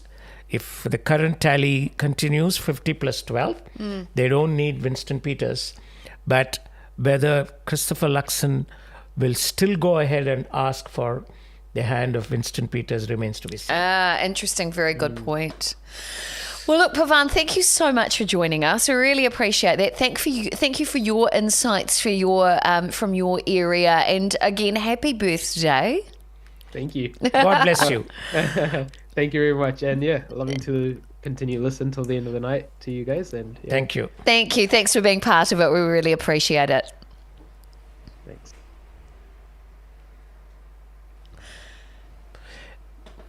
Well, there's been a lot going on. We've seen a lot of changes happening tonight, and it's we've already heard that over on one of the other channels that Prime Minister Hipkins has conceded defeat. So that's already happened. Not only that, Uma Venkatram of our panelists sent me a text to say that TV1 is commenting that Christopher Luxon will call New Zealand First leader tomorrow. So it has some implication there. Wow, that's just happened. So what he's going so to it's speak... National New Zealand First? No, National Act in New Zealand. National will not be able to form a government without Act. Yes. So it'll be an interesting mix for National Act to come together with New Zealand First. Perhaps, from my point of view, Christopher Luxon may be wanting the expertise of a person like Winston Peters for two reasons. One is to run a government as efficiently as he wants. And two, he would certainly want to go in for the next term, for which he will require the New Zealand First Party support. Also not to overlook that we have got a brilliant man in Shane Jones. And Shane will be a great asset to any government. Believe me, Monique, he is a real asset. He's a Harvard graduate and a very refined political figure. Extremely good person. And he may not be winning the seat in which is the constituency in Northland. Yes. But he will be a part of the New Zealand First team because he's number 2 on the list. Okay, got it. We have another call in. Malika Janakiraman. Janakiraman, yeah. Oh, Janakiraman. Coming in. Sorry for mispronouncing that. Hello, how are you? I'm good. It's been such an interesting 4 hours now. And being an immature and ignorant person, I sort of refrained from, putting up my hand earlier, but it got so interesting. And I said, I'll give a little different twist to the whole process. And Malika, before we jump in, for people who don't know you, I better share your background. You're the director of NutriIQ 360. You run a nutrition business. You're a nutrition business advisor and strategy consultant, and you're the founder and chairperson of Wahine Charitable Trust. Thank you so much for joining us. It's great to have you with us. Tell us about your worldview and your perspective. My perspective was when I came in 12 years back, it was all blue. And we thought that was the DNA of this country. And then came, Labour and Jacinda and the women. And she said, connect with people, be empathetic with people, and the right words to resonate with any human being. But somewhere down the line, I found a disconnect happening between what they said and what they did. For example, while Labour National was not in party for the last 6 years, they would still answer your calls, even if you're a stranger. They would always respond to you. And that was something was consistent and stable and genuine, whereas Labour really did disconnect. And another thing that we felt was when the ethnic ministry was formed, there was a lot of hope for the ethnic community. We almost thought we were owning that ministry and felt we could reach out with our advisors or our whatever concerns we had or our opinions, but it was far from reality. It was very, very difficult to reach out or even put our thoughts to them. So these were some of the initial breakdowns that happened to me as an individual. And as an voter, as a citizen.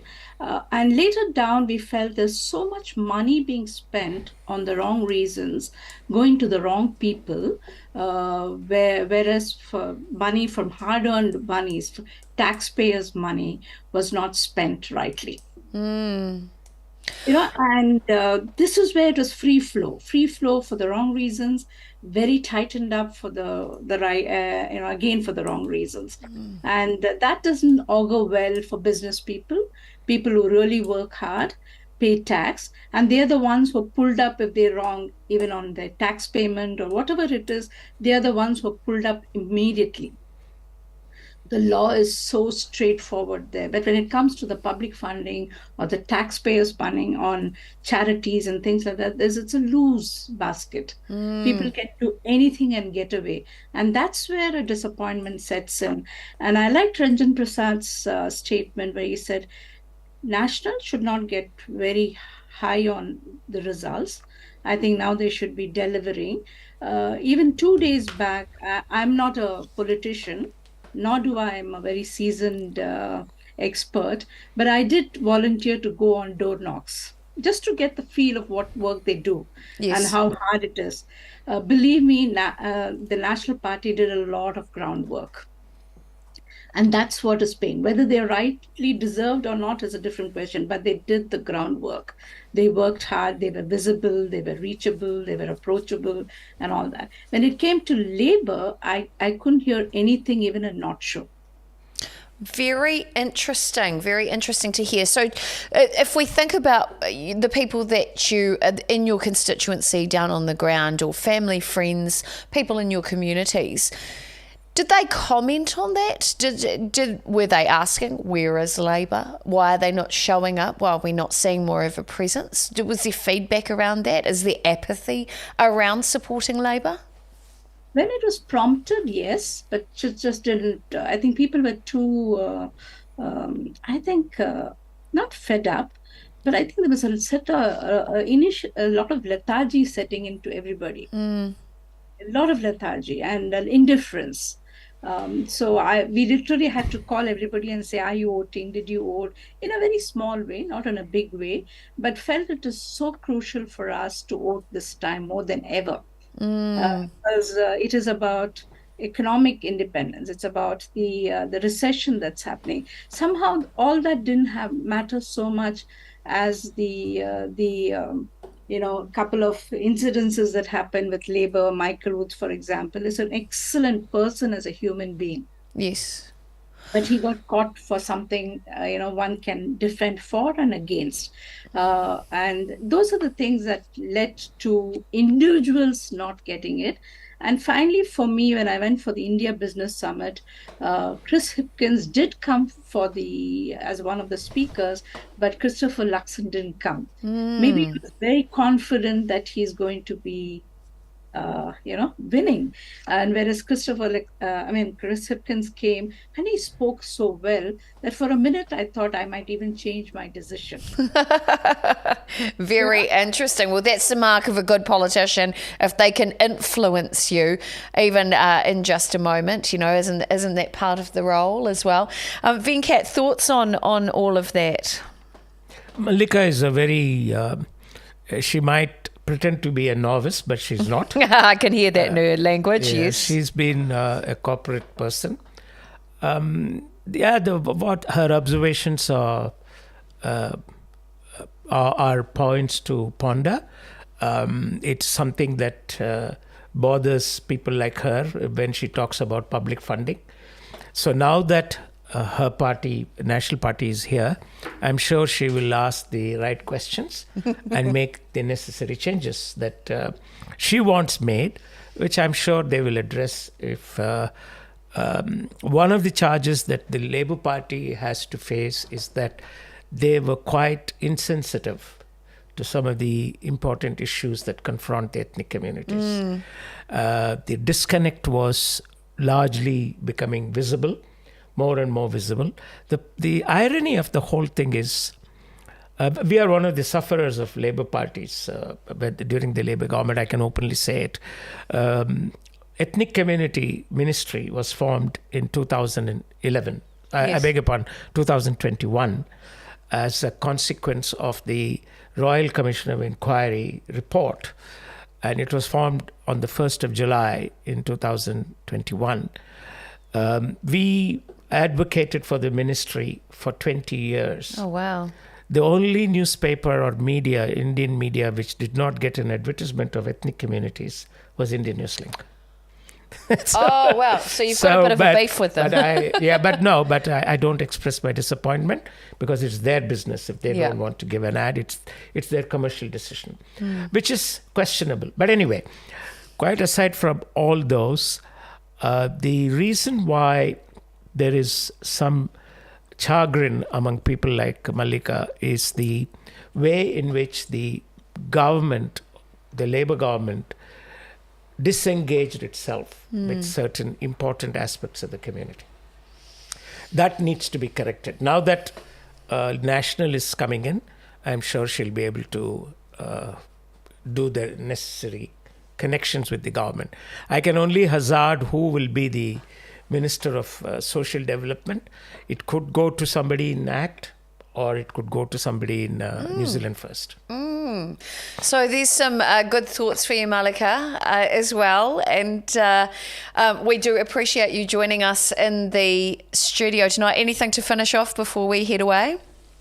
And it was interesting to see Mahesh and the others in the National Party, fairly newcomers, and they're losing by very small margins. It's just because the people are not familiar with them. And I think it's a big miss for the nation. Except for Christopher Luxon, who's come, and he's also new to the party, to politics. He's a businessman, a corporate guy, but he's won. But if you look at a few others like Shiva, or I'll talk more from my ethnic perspective, yes, or Mahesh, they would be such an asset, and it is a miss in some way. I mean, the results are still to be announced, and I think I don't want to jump the gun. Yes. But I think those were people who would come, and if there was a representation, I think Pushpa Woods did mention, and I know Venkat sir did say, had his comments on that, and that's why I said, I put up my hand and said I really want to talk before the show.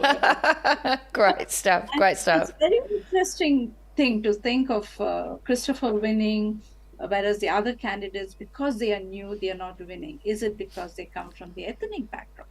No, not really. Rima has won convincingly. Yeah. She's an ethnic person. She's Yes. even worse. She's not even as strong. She doesn't even come from a community as strong as Indian community. Yes. She comes from a very small Lebanese community, and she has won by a thumping majority. Yes, and I think with regards to Mahesh as well, he's done great, but you've got to, he's up against Chloe, who is a marketing machine, who knows her audience really well, who's already got a proven track record of working within the community. Correct. Chloe is around all the time, whereas I've only known Mahesh has been around since, November of last year or something like that? Basically this year. So I think it takes time. It's Actually, same on with building that a brand, score, a business I'm brand. even disappointed with the performance of Siva in Manuriva, because in Manuriva, I was hoping that he would do better than what he has done. The results are showing that both party vote and electoral vote is quite a distance between Arena Williams and Siva. Nearly half the votes only he has polled, and in the electoral votes also almost half has gone to national. Interesting. Very interesting. Malika, again, thank you so much for joining us. Thank you Thank for you sharing very your much, thoughts. We really appreciate it. Yes. So we are back here in the studio, and we're going to cut to Venkat. What are your thoughts there? You've got some updates. Before the updates, what's interesting is that we were talking about Christopher Luxon calling Winston Peters tomorrow. What do you think he's going to talk to him? What do you think, Venkat? I think Christopher Luxon might want to tap into Winston Peters because he mentioned more than once during the debate, day before yesterday, that he has not spoken to him. He might want to ask him what his expectations are. Yes. What exactly does Winston Peters and New Zealand First want? And depending on that, he would take that conversation to David Seymour and sit down with him. My thoughts would be that Christopher Luxon would want to form the next government as soon as possible. Agreed, yeah. And the more he might want to convene Parliament early and say that they have done some work before breaking for Christmas. Gotcha. That's so what I that think. getting as much done as he can in the next 90 to 100 days. We have had 83.2% of the votes counted so far. That is 2,032,461, which tells us that the polling will be somewhat low. Okay, interesting. Let's see how what the tally will be. I think in 2020 we had about 80% voting, which was not bad. We'll see how.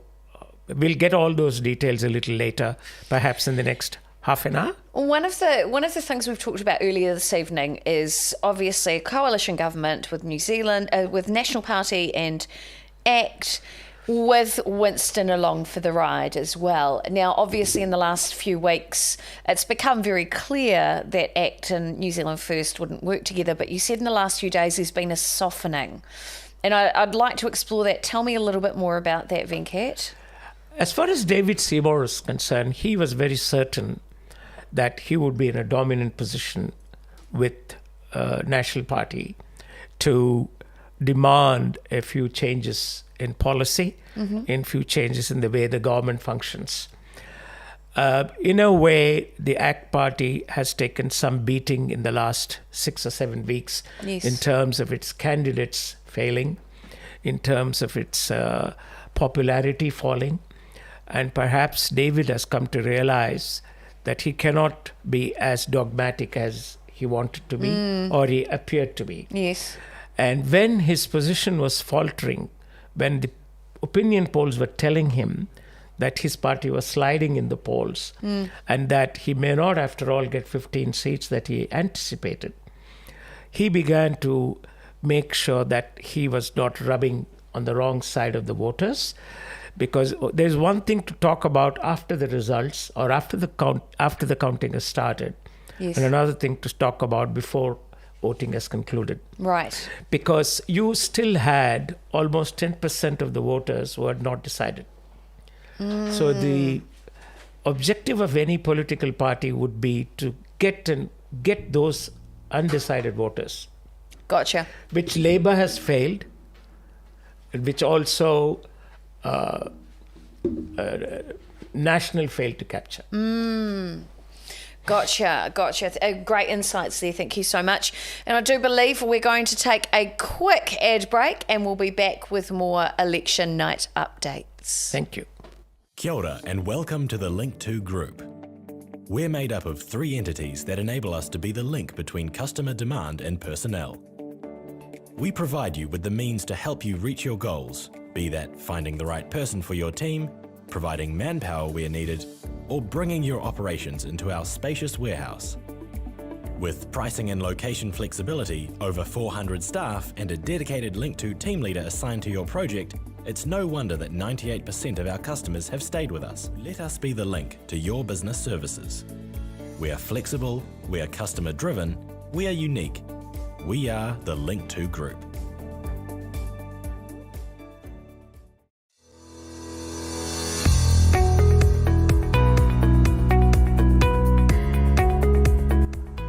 Hi, I'm Saif Sheikh, Director of Immigration Advice New Zealand Limited. Come along, get to know us. Immigration Advice New Zealand Limited is an award-winning immigration practice for more than 14 years. Over the years, we have assisted more than 5,000 migrants achieve their goals. We look forward to welcoming you and meeting you in person.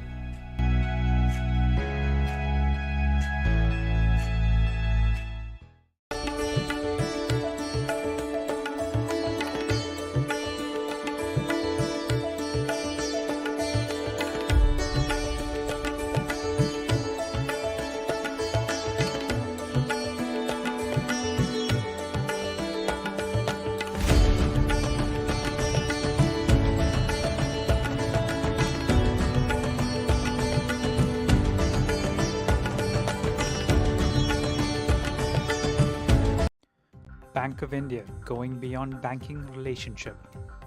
Bank of India New Zealand provides retail and commercial banking services including savings, current, term deposits and loan products such as personal, mortgage, home and various business and commercial loans. Our special services are zero balance saving account, free remittance to India with an attractive exchange rate, same-day credit to any bank in India. Please visit our branches and meet our friendly staff. Welcome to Shivani's Restaurants and Bakeries, a heaven of delicious vegetarian food, sweets, snacks, pastries and cakes. Made locally with heart because we believe you deserve the best. and we'd love to be part of your celebrations. Serving fresh desi ghee sweets, cakes that melt away in your mouth, and chatpata snacks that keep you coming back for more. Let's celebrate this festive season together. Come into one of our stores or shop online at shivani.co.nz. Shivani's, delivering you happiness since 2015. We are serving the Indian community and the Kiwi community at large through our 2 branches, one in Auckland and one in Wellington. So we accept deposits at attractive rates and provide loans to homes and loans to businesses as well. We also provide a very competitive remittance service. So I just hope that you walk in one of our branches and talk to us. Thank you.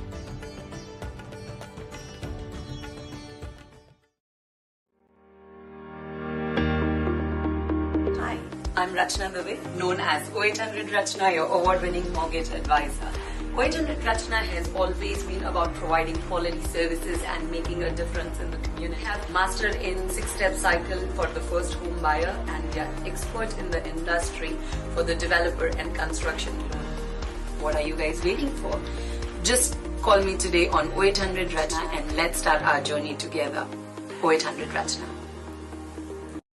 Kia ora and welcome to the Link2 Group. We're made up of 3 entities that enable us to be the link between customer demand and personnel. We provide you with the means to help you reach your goals, be that finding the right person for your team, providing manpower where needed, or bringing your operations into our spacious warehouse. With pricing and location flexibility, over 400 staff, and a dedicated Link2 team leader assigned to your project, it's no wonder that 98% of our customers have stayed with us. Let us be the link to your business services. We are flexible, we are customer driven, we are unique. We are the Link2 Group.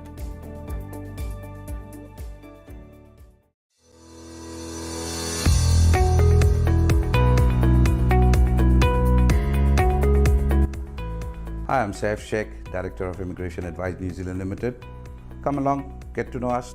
Immigration Advice New Zealand Limited is an award-winning immigration practice for more than 14 years. Over the years, we have assisted more than 5,000 migrants achieve their goals. We look forward to welcoming you and meeting you in person.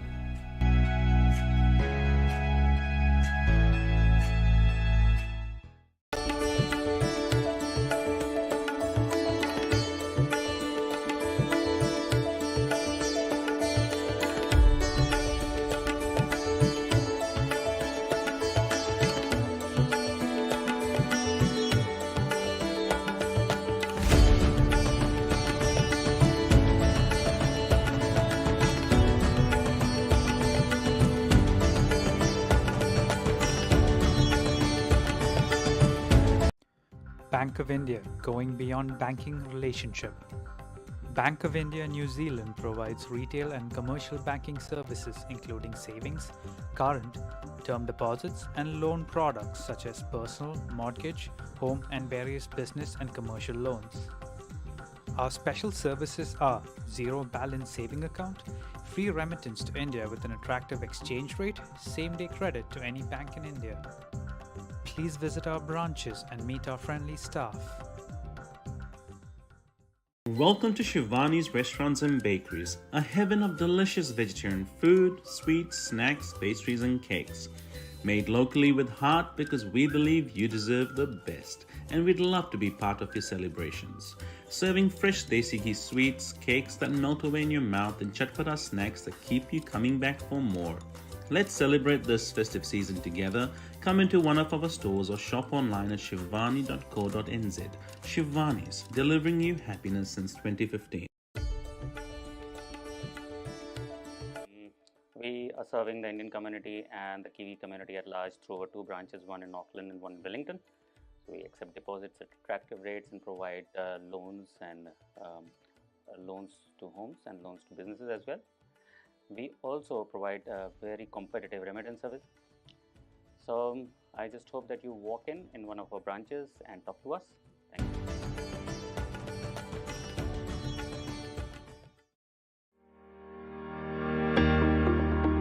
Hi, I'm Rachna Dubey, known as 0800 Rachna, your award-winning mortgage advisor.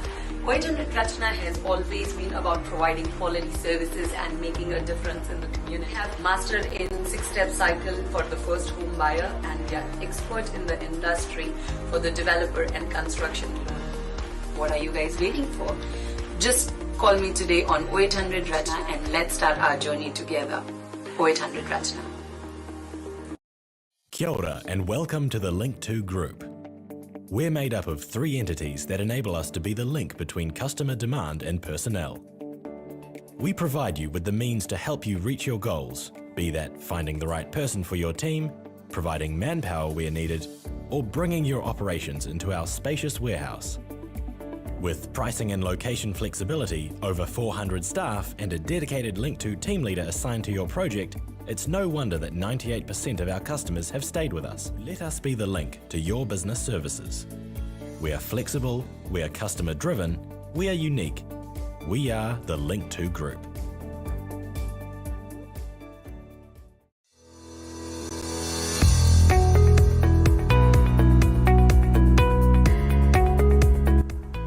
Hi, I'm Saif Sheikh, Director of Immigration Advice New Zealand Limited. Come along, get to know us. Immigration Advice New Zealand Limited is an award-winning immigration practice for more than 14 years. Over the years, we have assisted more than 5,000 migrants achieve their goals. We look forward to welcoming you and meeting you in person.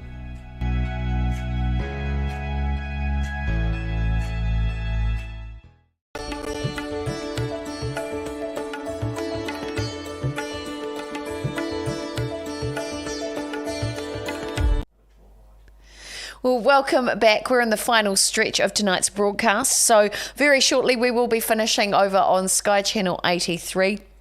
Face TV. We do thank you for joining us tonight. We'll be finishing up on TV at 11:30, but we'll be continuing until midnight tonight with some updates. So we are currently at how many % votes in now? We've almost completed 92% of the votes counted. But still the results, the final position of some of the major constituencies have not yet come in. Like, for instance, we do not yet have the final results of Manurewa, Mount Albert, Newlyn, but all look like they're turning blue. They sure are. If we have a look at the graphic there on the screen, a pretty stellar lineup for the National Party there. More seats for Green this year, more in fact than they've had previously, and more than ACT. ACT on 12 seats. National there fully on 50 seats. So from it's a definitely... community point of view, Monique. Yes. If the next Parliament will have 50 seats for national, and if they have won 44 or 45 electoral seats, that means from the list they would have only 5 or 6 people. That's a cause for worry, in which case it will be difficult for Indian candidates to make it to Parliament. Right. We've got Rima Nakle in from the Lebanese. We have perhaps Paulo Garcia from Newlyn, belonging to the Filipino community. So we need to see how the Indian community will do. We've got some messages coming in. The overall percentage, so this is from Pavan, who was on at the chat before. The overall percentage seems to be getting closer to what... let me just have a wee look here. Phone's just gone quiet. The overall percentage seems to be getting closer to what the latest TV1 polls had predicted as well, which is really interesting. So I think that's pretty amazing. And we do have one more caller coming in very shortly. But we do want to say a very big thank you to everybody watching on Sky Channel 83. It's been an absolute delight to have you with us tonight. I know we're about 30 seconds away from the end of that broadcast. So a final thought for everybody watching on Sky TV, Venkat? It's been quite an exciting evening. Thanks to Sky TV 33. Thanks to you, Monique. Thanks to you, Pete. Thanks to my colleagues, Daryl, Nikita. You have been extremely kind and extremely good.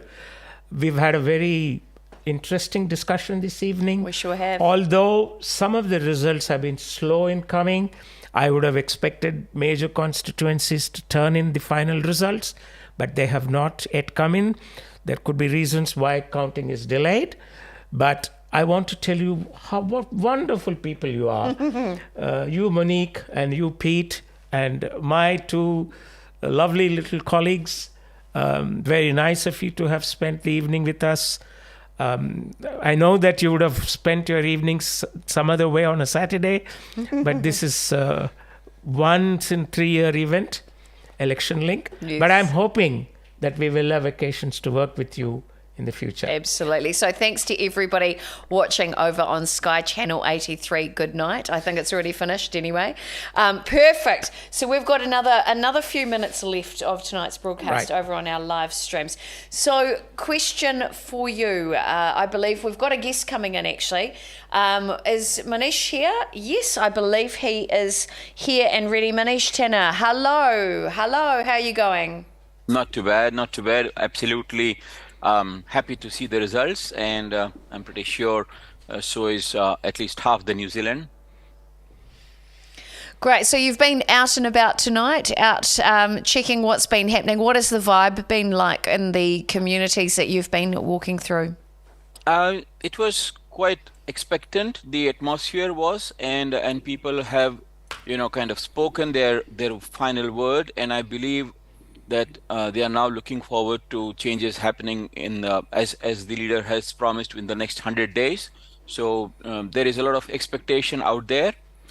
Even coming from educational community myself, we as teachers have been struggling with a lot of changes that have been brought about quite in a rapid succession, sometimes seemingly illogically, and we are also hoping that there will be some pragmatism brought into decision making, and the parents' voices would be heard, and not just the politicians trying to bring in their ideology at the cost of academics.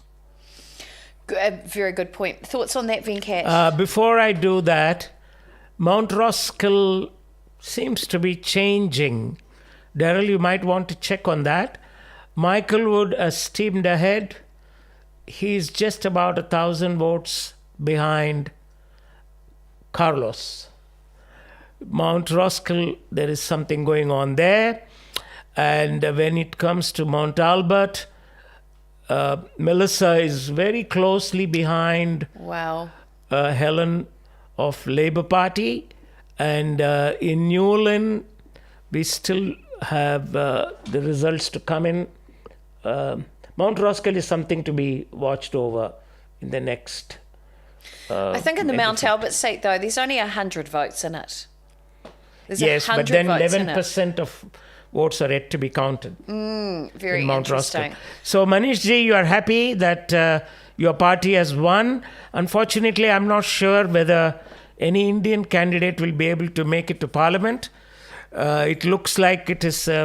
We have to wait and see, because the number of seats that Labour National has won is quite substantial. And what the numbers are telling us is that the total number of seats for National will be 50. And yes, that is correct. And at this point, only 5 list MPs would be coming through as per the national predictions. Probably Shiva, if he's lucky.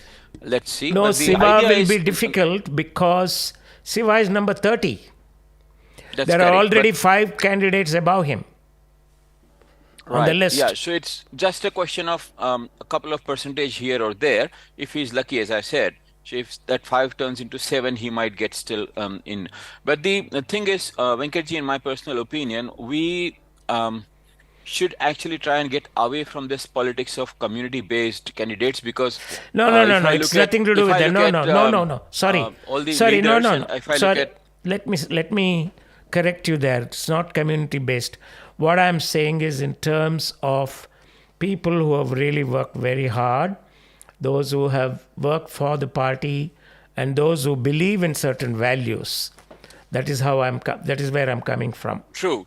But as you know, even in the first 15, if there are some people sitting on the bench and the others are not taken in the first 23, it still doesn't make them not a part of All Black. So it's just a team thing that we all believe in. And if some of us are having that badge of being an MP, that's good to have, but even otherwise, I have seen a lot of efforts being made by people who were not even candidates. For example, we had Mr. Bakshi, who went around the constituency along with Navtej. And although Navtej may not get into the parliament this time, but looking at how people have started realizing in the red seats, probably Panmure Otahu and Manu Reva may not be far behind what Mount Roskill is already doing. Because even as you were mentioning that Mount Roskill, Mr. Wood is doing better than what he was, but I still feel with just around 12% votes to be counted and 1,000 lead is not unhealthy for National Party at this point in time. And if you look at the power, the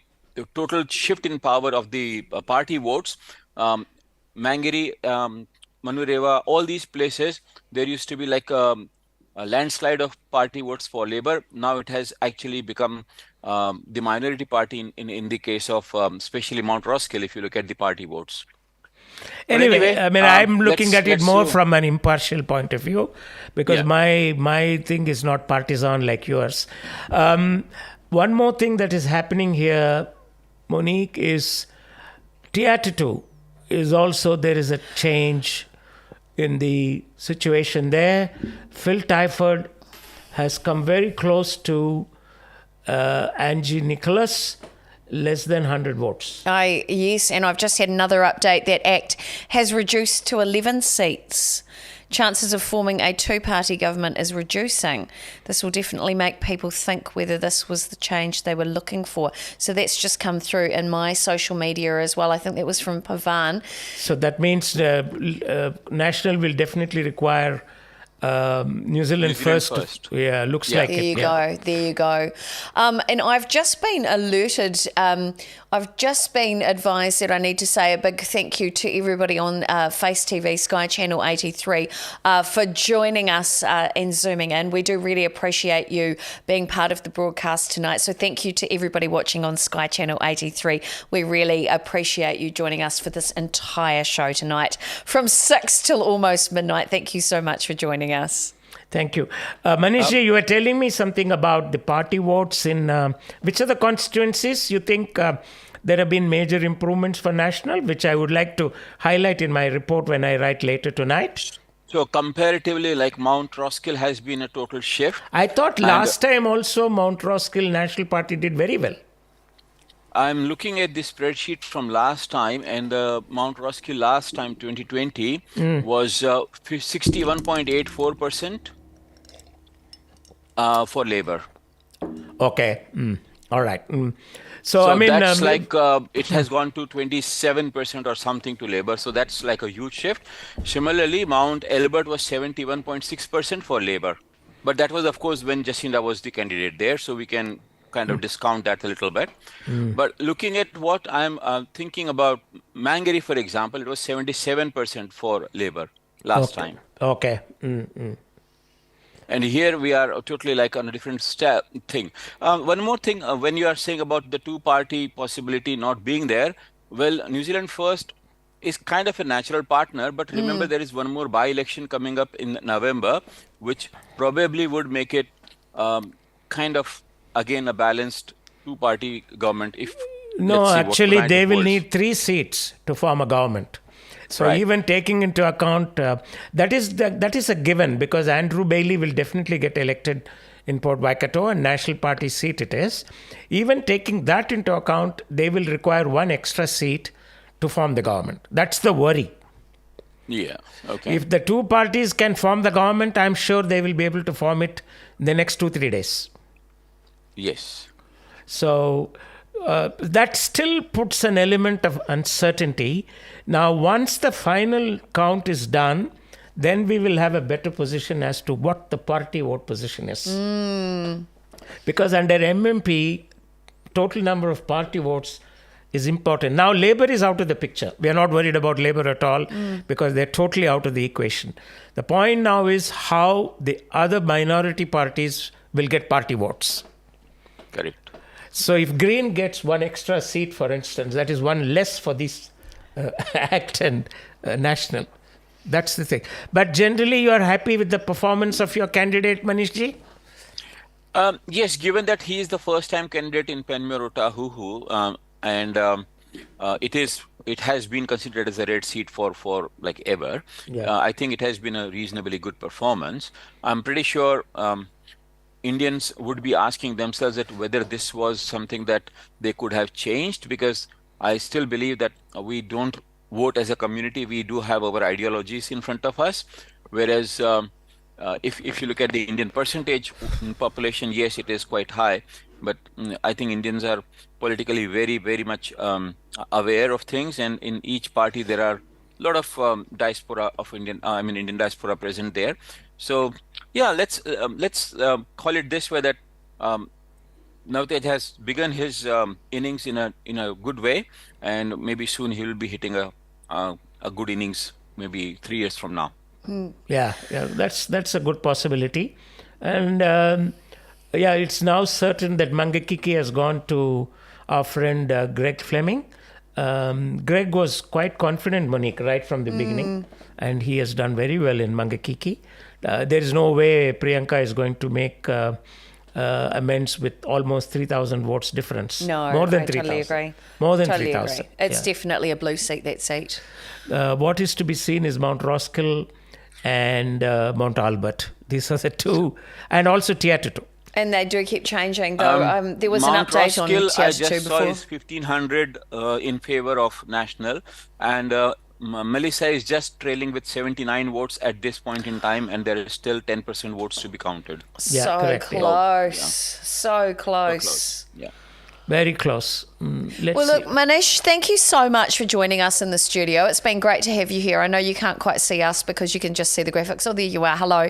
Thank you so much once again for joining us. We really appreciate your input into tonight's broadcast. Thank you, and congratulations. Yes, all the very best. Thank you so much. Congratulations. The National Party has done really, really well. Very, very well. Excellent. Congratulations to all of us. And It's a I think, national I'm sure government. they'll try their best to be a good government and correct and they promised a lot of things. I'm sure they'll keep up and try very hard to keep up anyway. Right? Thank you for organizing this. It was wonderful to be part of this. Thank you, sir. Thank you so much. Thank you. Bye-bye. Bye. Have a good night. Right. 94% counted, Monique. Well, I've just heard from Venkat, 94% counted. Counted, yeah. Wow. So how are we looking? Because we are in the final 18 minutes of the broadcast. For me, it's now understood that National Party is forming the government with ACT. But what I'm really looking at is some of the constituencies and who will these constituencies return. For instance, if Mount Albert, if National Party wins, it will be for the very first time in the history of the electorate. Yep. If Mount Roskill, National Party wins, it will be in the first time in the history of the electorate. So some of these which are now red, if they turn blue, yes, that would be quite a telling for Labour. Yes, absolutely. So, I mean, it was predicted, wasn't it, in advance, that it was likely predicted, to yes. be a national But I'm government. somewhat disappointed by the performance of National, because I had given National Party 55 seats. Yes, and you're usually pretty accurate. Yes, but I don't seem to be accurate for National in the last 2 or 3 elections, because last time I was a little more generous in 2020. I gave them 40 seats, but they got only 33. Right. And in 1914, I gave them 62 seats. They got only 60. Mm-hmm. So I have to, I think, adjust my estimation of National Party. And again, for Labour, I had given them 35 seats, but pretty close. They're 34 at the moment. And they could get one. And you do know them. And Pushpa has just messaged in actually saying there are still uncertain factors. Only in some constituencies like Mount Albert, counting is not yet finalized. There are about 10% left. And Mount Roskill, these 2 constituencies can be a turning point for National if they win. But it to be seen. At the moment, it's anybody's guess. With 10% of votes to be counted, we really don't know whether those 10% in Mount Albert are of Helens or of Melissa's. Of course. So it's still really anybody's race. Because if even looking at the numbers are even closer. What are we at so far? 9895 and 9816. That is a close race. It's very close. I mean, as I told you, there have been cases where electorates have been lost in one vote. So anything is possible till the last vote is counted and no one is objected. That's true. That's true. That's the next round. Whenever there is a loss of within 100 votes, there is usually a call for a recount. Interesting. So my next question to you, because you've been involved with all of these political parties for a long time, you know these patterns, you've seen these things happen before.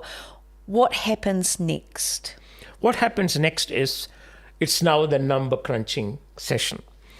If National is absolutely certain tomorrow that they have the ability to form the government, they have to place those numbers in front of the Governor General and say, whether I'm getting 51 seats or 52 seats, doesn't matter. With ACT and with Winston Peters, I can form the government. I have the numbers. So they can go. The Governor General can say, all right, let's wait. I want to make sure that the writ is returned. Until I return the writ, I'm not allowing you to form the government. It's quite possible. It has happened in the past. Yes.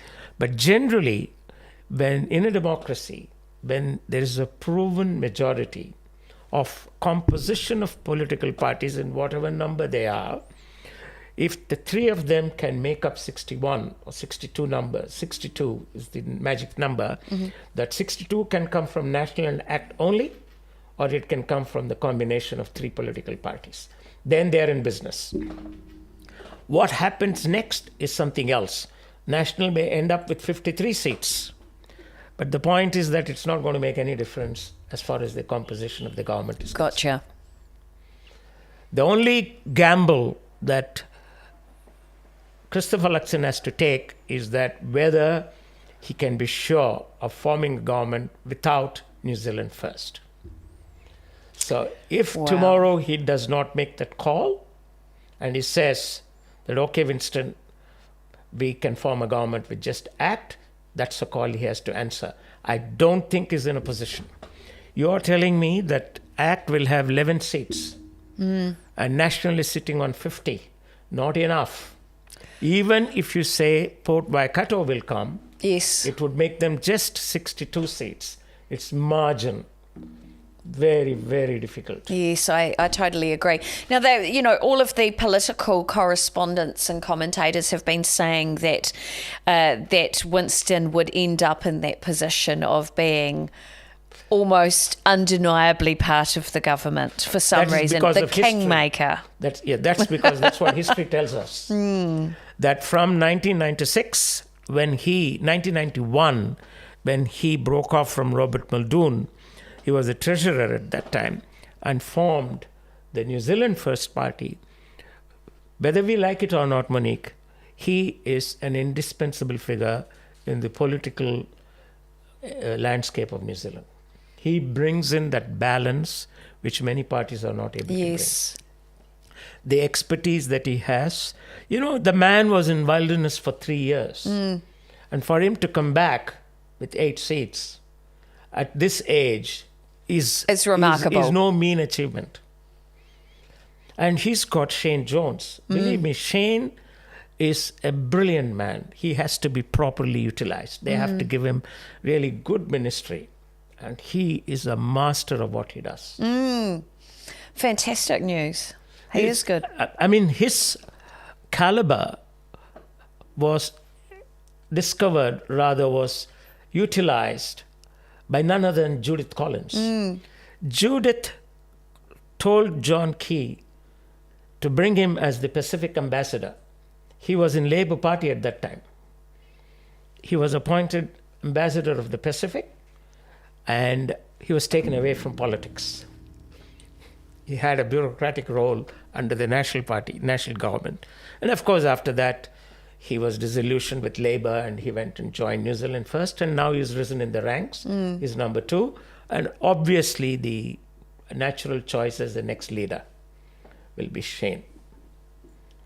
And as I told you, he brings the best of the Maoridom as well as the modernism of New Zealand. Yes. These are the kind of people who will bring the requisite change in the politics of New Zealand. Beautifully summed up, beautifully summed up. New Zealand needs these kind of politicians, and they will bring value. And they have the ability to bridge the Maori with the rest of the non-Maori. Yes, yes. One of the questions that I asked one of our guests earlier on in the night that I'd cheekily like to ask you, with what we've seen with Labour tonight, was Hipkins the right person to put in to follow Jacinda? There was no choice at that point of time. When Jacinda decided to resign in January, there were only one or two choices at that. Kelvin Davis was a choice. He was not interested. Grant Robertson was the first choice. He was not interested. So the mantle fell on two or three people. One was Chris Hipkins. The second was Michael Wood. Now, the party had to balance between popularity and experience. So if you go by popularity, Michael Wood was popular, not because of anything else, but because he belonged to Auckland. Chris Hipkins was a party beast. Yes. He was the general secretary of the party until 2017, when Labour came to govern. So he has been through and through within the party. Michael Wood came into politics only in 2016. Oh. Before that, he was a councillor. Oh. When Phil Goff resigned, when he decided to run for mayor in 2016, yes, he took the decision in 2015. And late in 2015 or early 2016, he brought in Michael Wood and said, he's my successor. Then the party went through the democratic process of electing him in Mount Roskill. But in 2016, December, he came and became a member of parliament. And then in 2017, we went into election. So he had done less than 1 year as an MP. In 2017, he became MP. So he was only two-term MP, really speaking. Gotcha. When the leaders' election came. Yes. Then unfortunately, and it was to the good fortune of Labour Party that Michael Wood was not chosen. Just imagine if he had been chosen and he was facing all these charges, it would have been the party president. The result tonight would have been worse. Oh, wow. So naturally, certain things occur in the course of things in life, as it is in politics. Yes. He was not chosen. Wow. Wow. So it's been a big night. It's been a big journey. Yeah. We are 7 minutes away from finishing up. So let's go for a live update. What are our final results there? So we're having a look in the lineup of Parliament. Let's have a look at what have we ended up there with National 50 seats, Venkat. Ooh. Yes, this is what we had predicted earlier on, and followed by ACT with 11 seats. So Luxon has the luxury, if you want, of saying that I'm going to get Port Waikato, and therefore I don't need anybody else. Gotcha. But it's not going to be so. Look at that spread for Greens, the Greens party, though.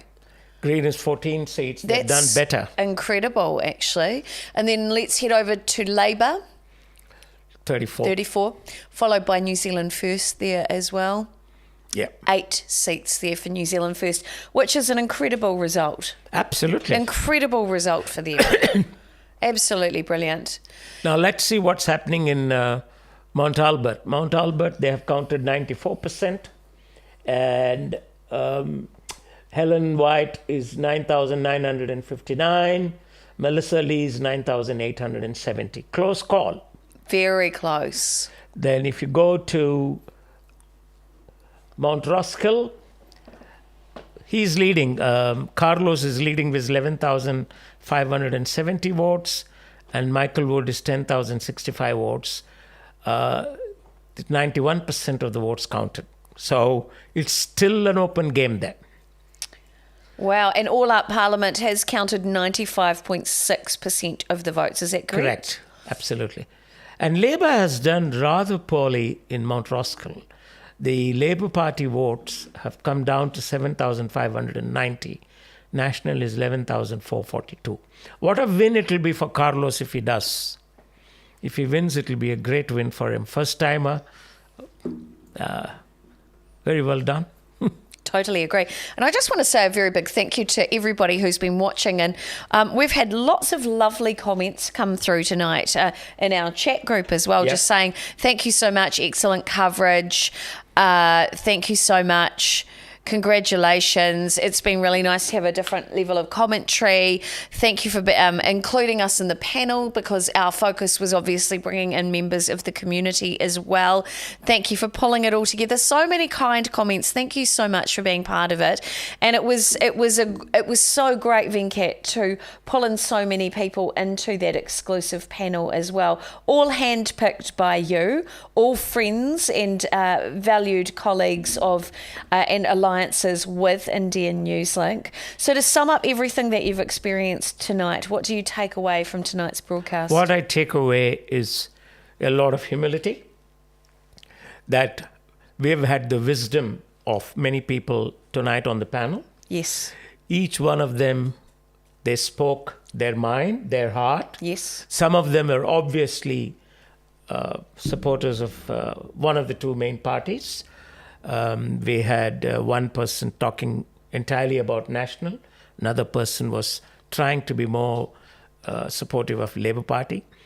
And there were quite a few others who brought in their perspective. Yes. Many of them I know belong to some party or the other, but they were a little more restrained, which I think was very important to continue discussion on a subject like election and coverage of elections. This is perhaps one of the first times that we have not yet we do not know yet all the constituency results by midnight. Perhaps there is some slowdown in some of the constituencies. We will know why a little later, because this time in 2020, we had almost all the results. Wow. Because what matters is not just the win of the National Party, but we want to see which of the constituencies have gone to them, which is currently hanging. Totally agree. Totally agree. So, but anyway, having said all that, Monique, you have been a wonderful, wonderful host. Thank you. And Pete has been marvellous. I know it, pulling together all the technology. It's such a hard job. Check Nelson. We have just been told to check the Nelson seat. Are you able to have a look at that online? Yes, I'm looking at it. This is a little bit exciting. One of our final updates for the night. Yeah. Nelson is Cameron Blair. That is so close. He is one, very closely followed by Elizabeth Boyack of Labour Party. Cameron Blair won 15,224 votes, and Elizabeth is 15,170. Very close. So close. That's a really tight race right there. My goodness. And of course, we will need to wait and see what the final count is with, of course, Melissa Lee there in Mount Albert as well. I think that's another close one with Helen. It will take another half an hour at least. Yes. So we will only have to know it when we are at home. Yes. Cameron Brewer has, of course, won. There's no doubt about it. 93% votes counted. And in Takanini, there is no way Rima has won. Let me see whether I can talk to... Amazing. Now, Venkat, we have 30 seconds left.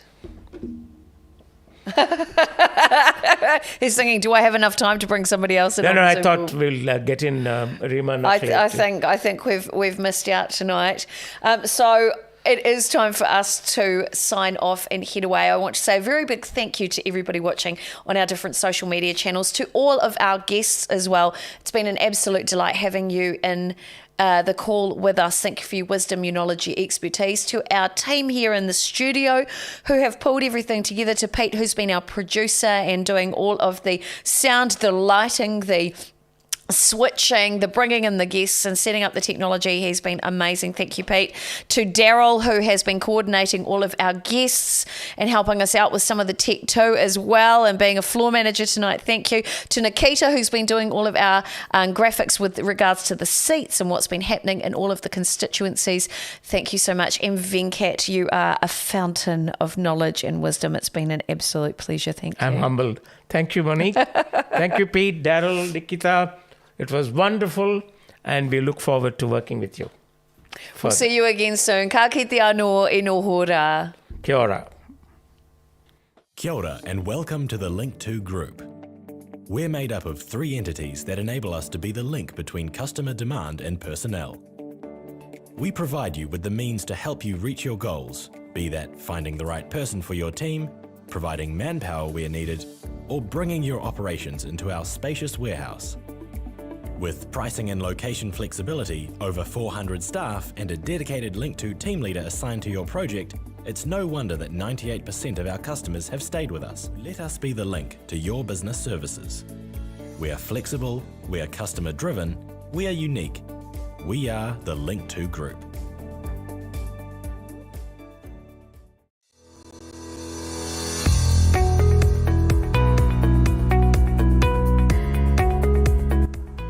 Hi, I'm Saif Sheikh, Director of Immigration Advice New Zealand Limited. Come along, get to know us. Immigration Advice New Zealand Limited is an award-winning immigration practice for more than 14 years. Over the years, we have assisted more than 5,000 migrants achieve their goals. We look forward to welcoming you and meeting you in person.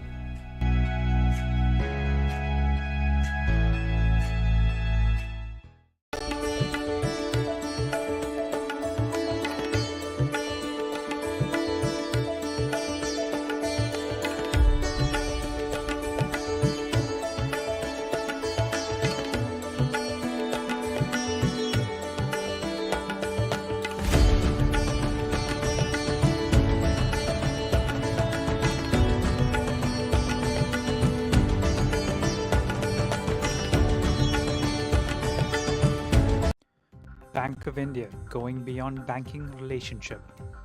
Bank of India New Zealand provides retail and commercial banking services including savings, current, term deposits and loan products such as personal, mortgage, home and various business and commercial loans. Our special services are zero balance saving account, free remittance to India with an attractive exchange rate, same-day credit to any bank in India. Please visit our branches and meet our friendly staff.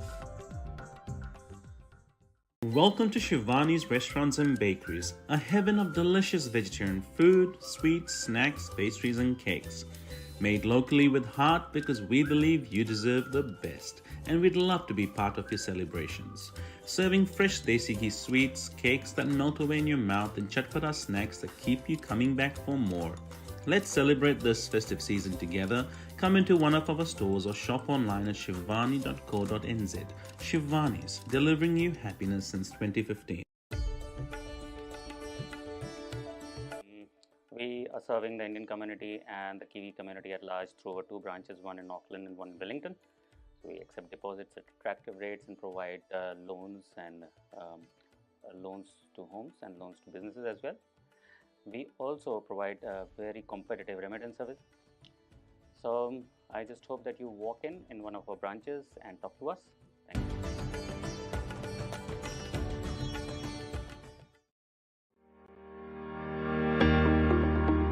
Hi, I'm Rachna Dubey, known as 0800 Rachna, your award-winning mortgage advisor. 0800 Rachna has always been about providing quality services and making a difference in the community. We have mastered in 6-step cycle for the first home buyer, and we are expert in the industry for the developer and construction loan. What are you guys waiting for? Just call me today on 0800 Rachna and let's start our journey together. 0800 Rachna. Kia ora and welcome to the Link 2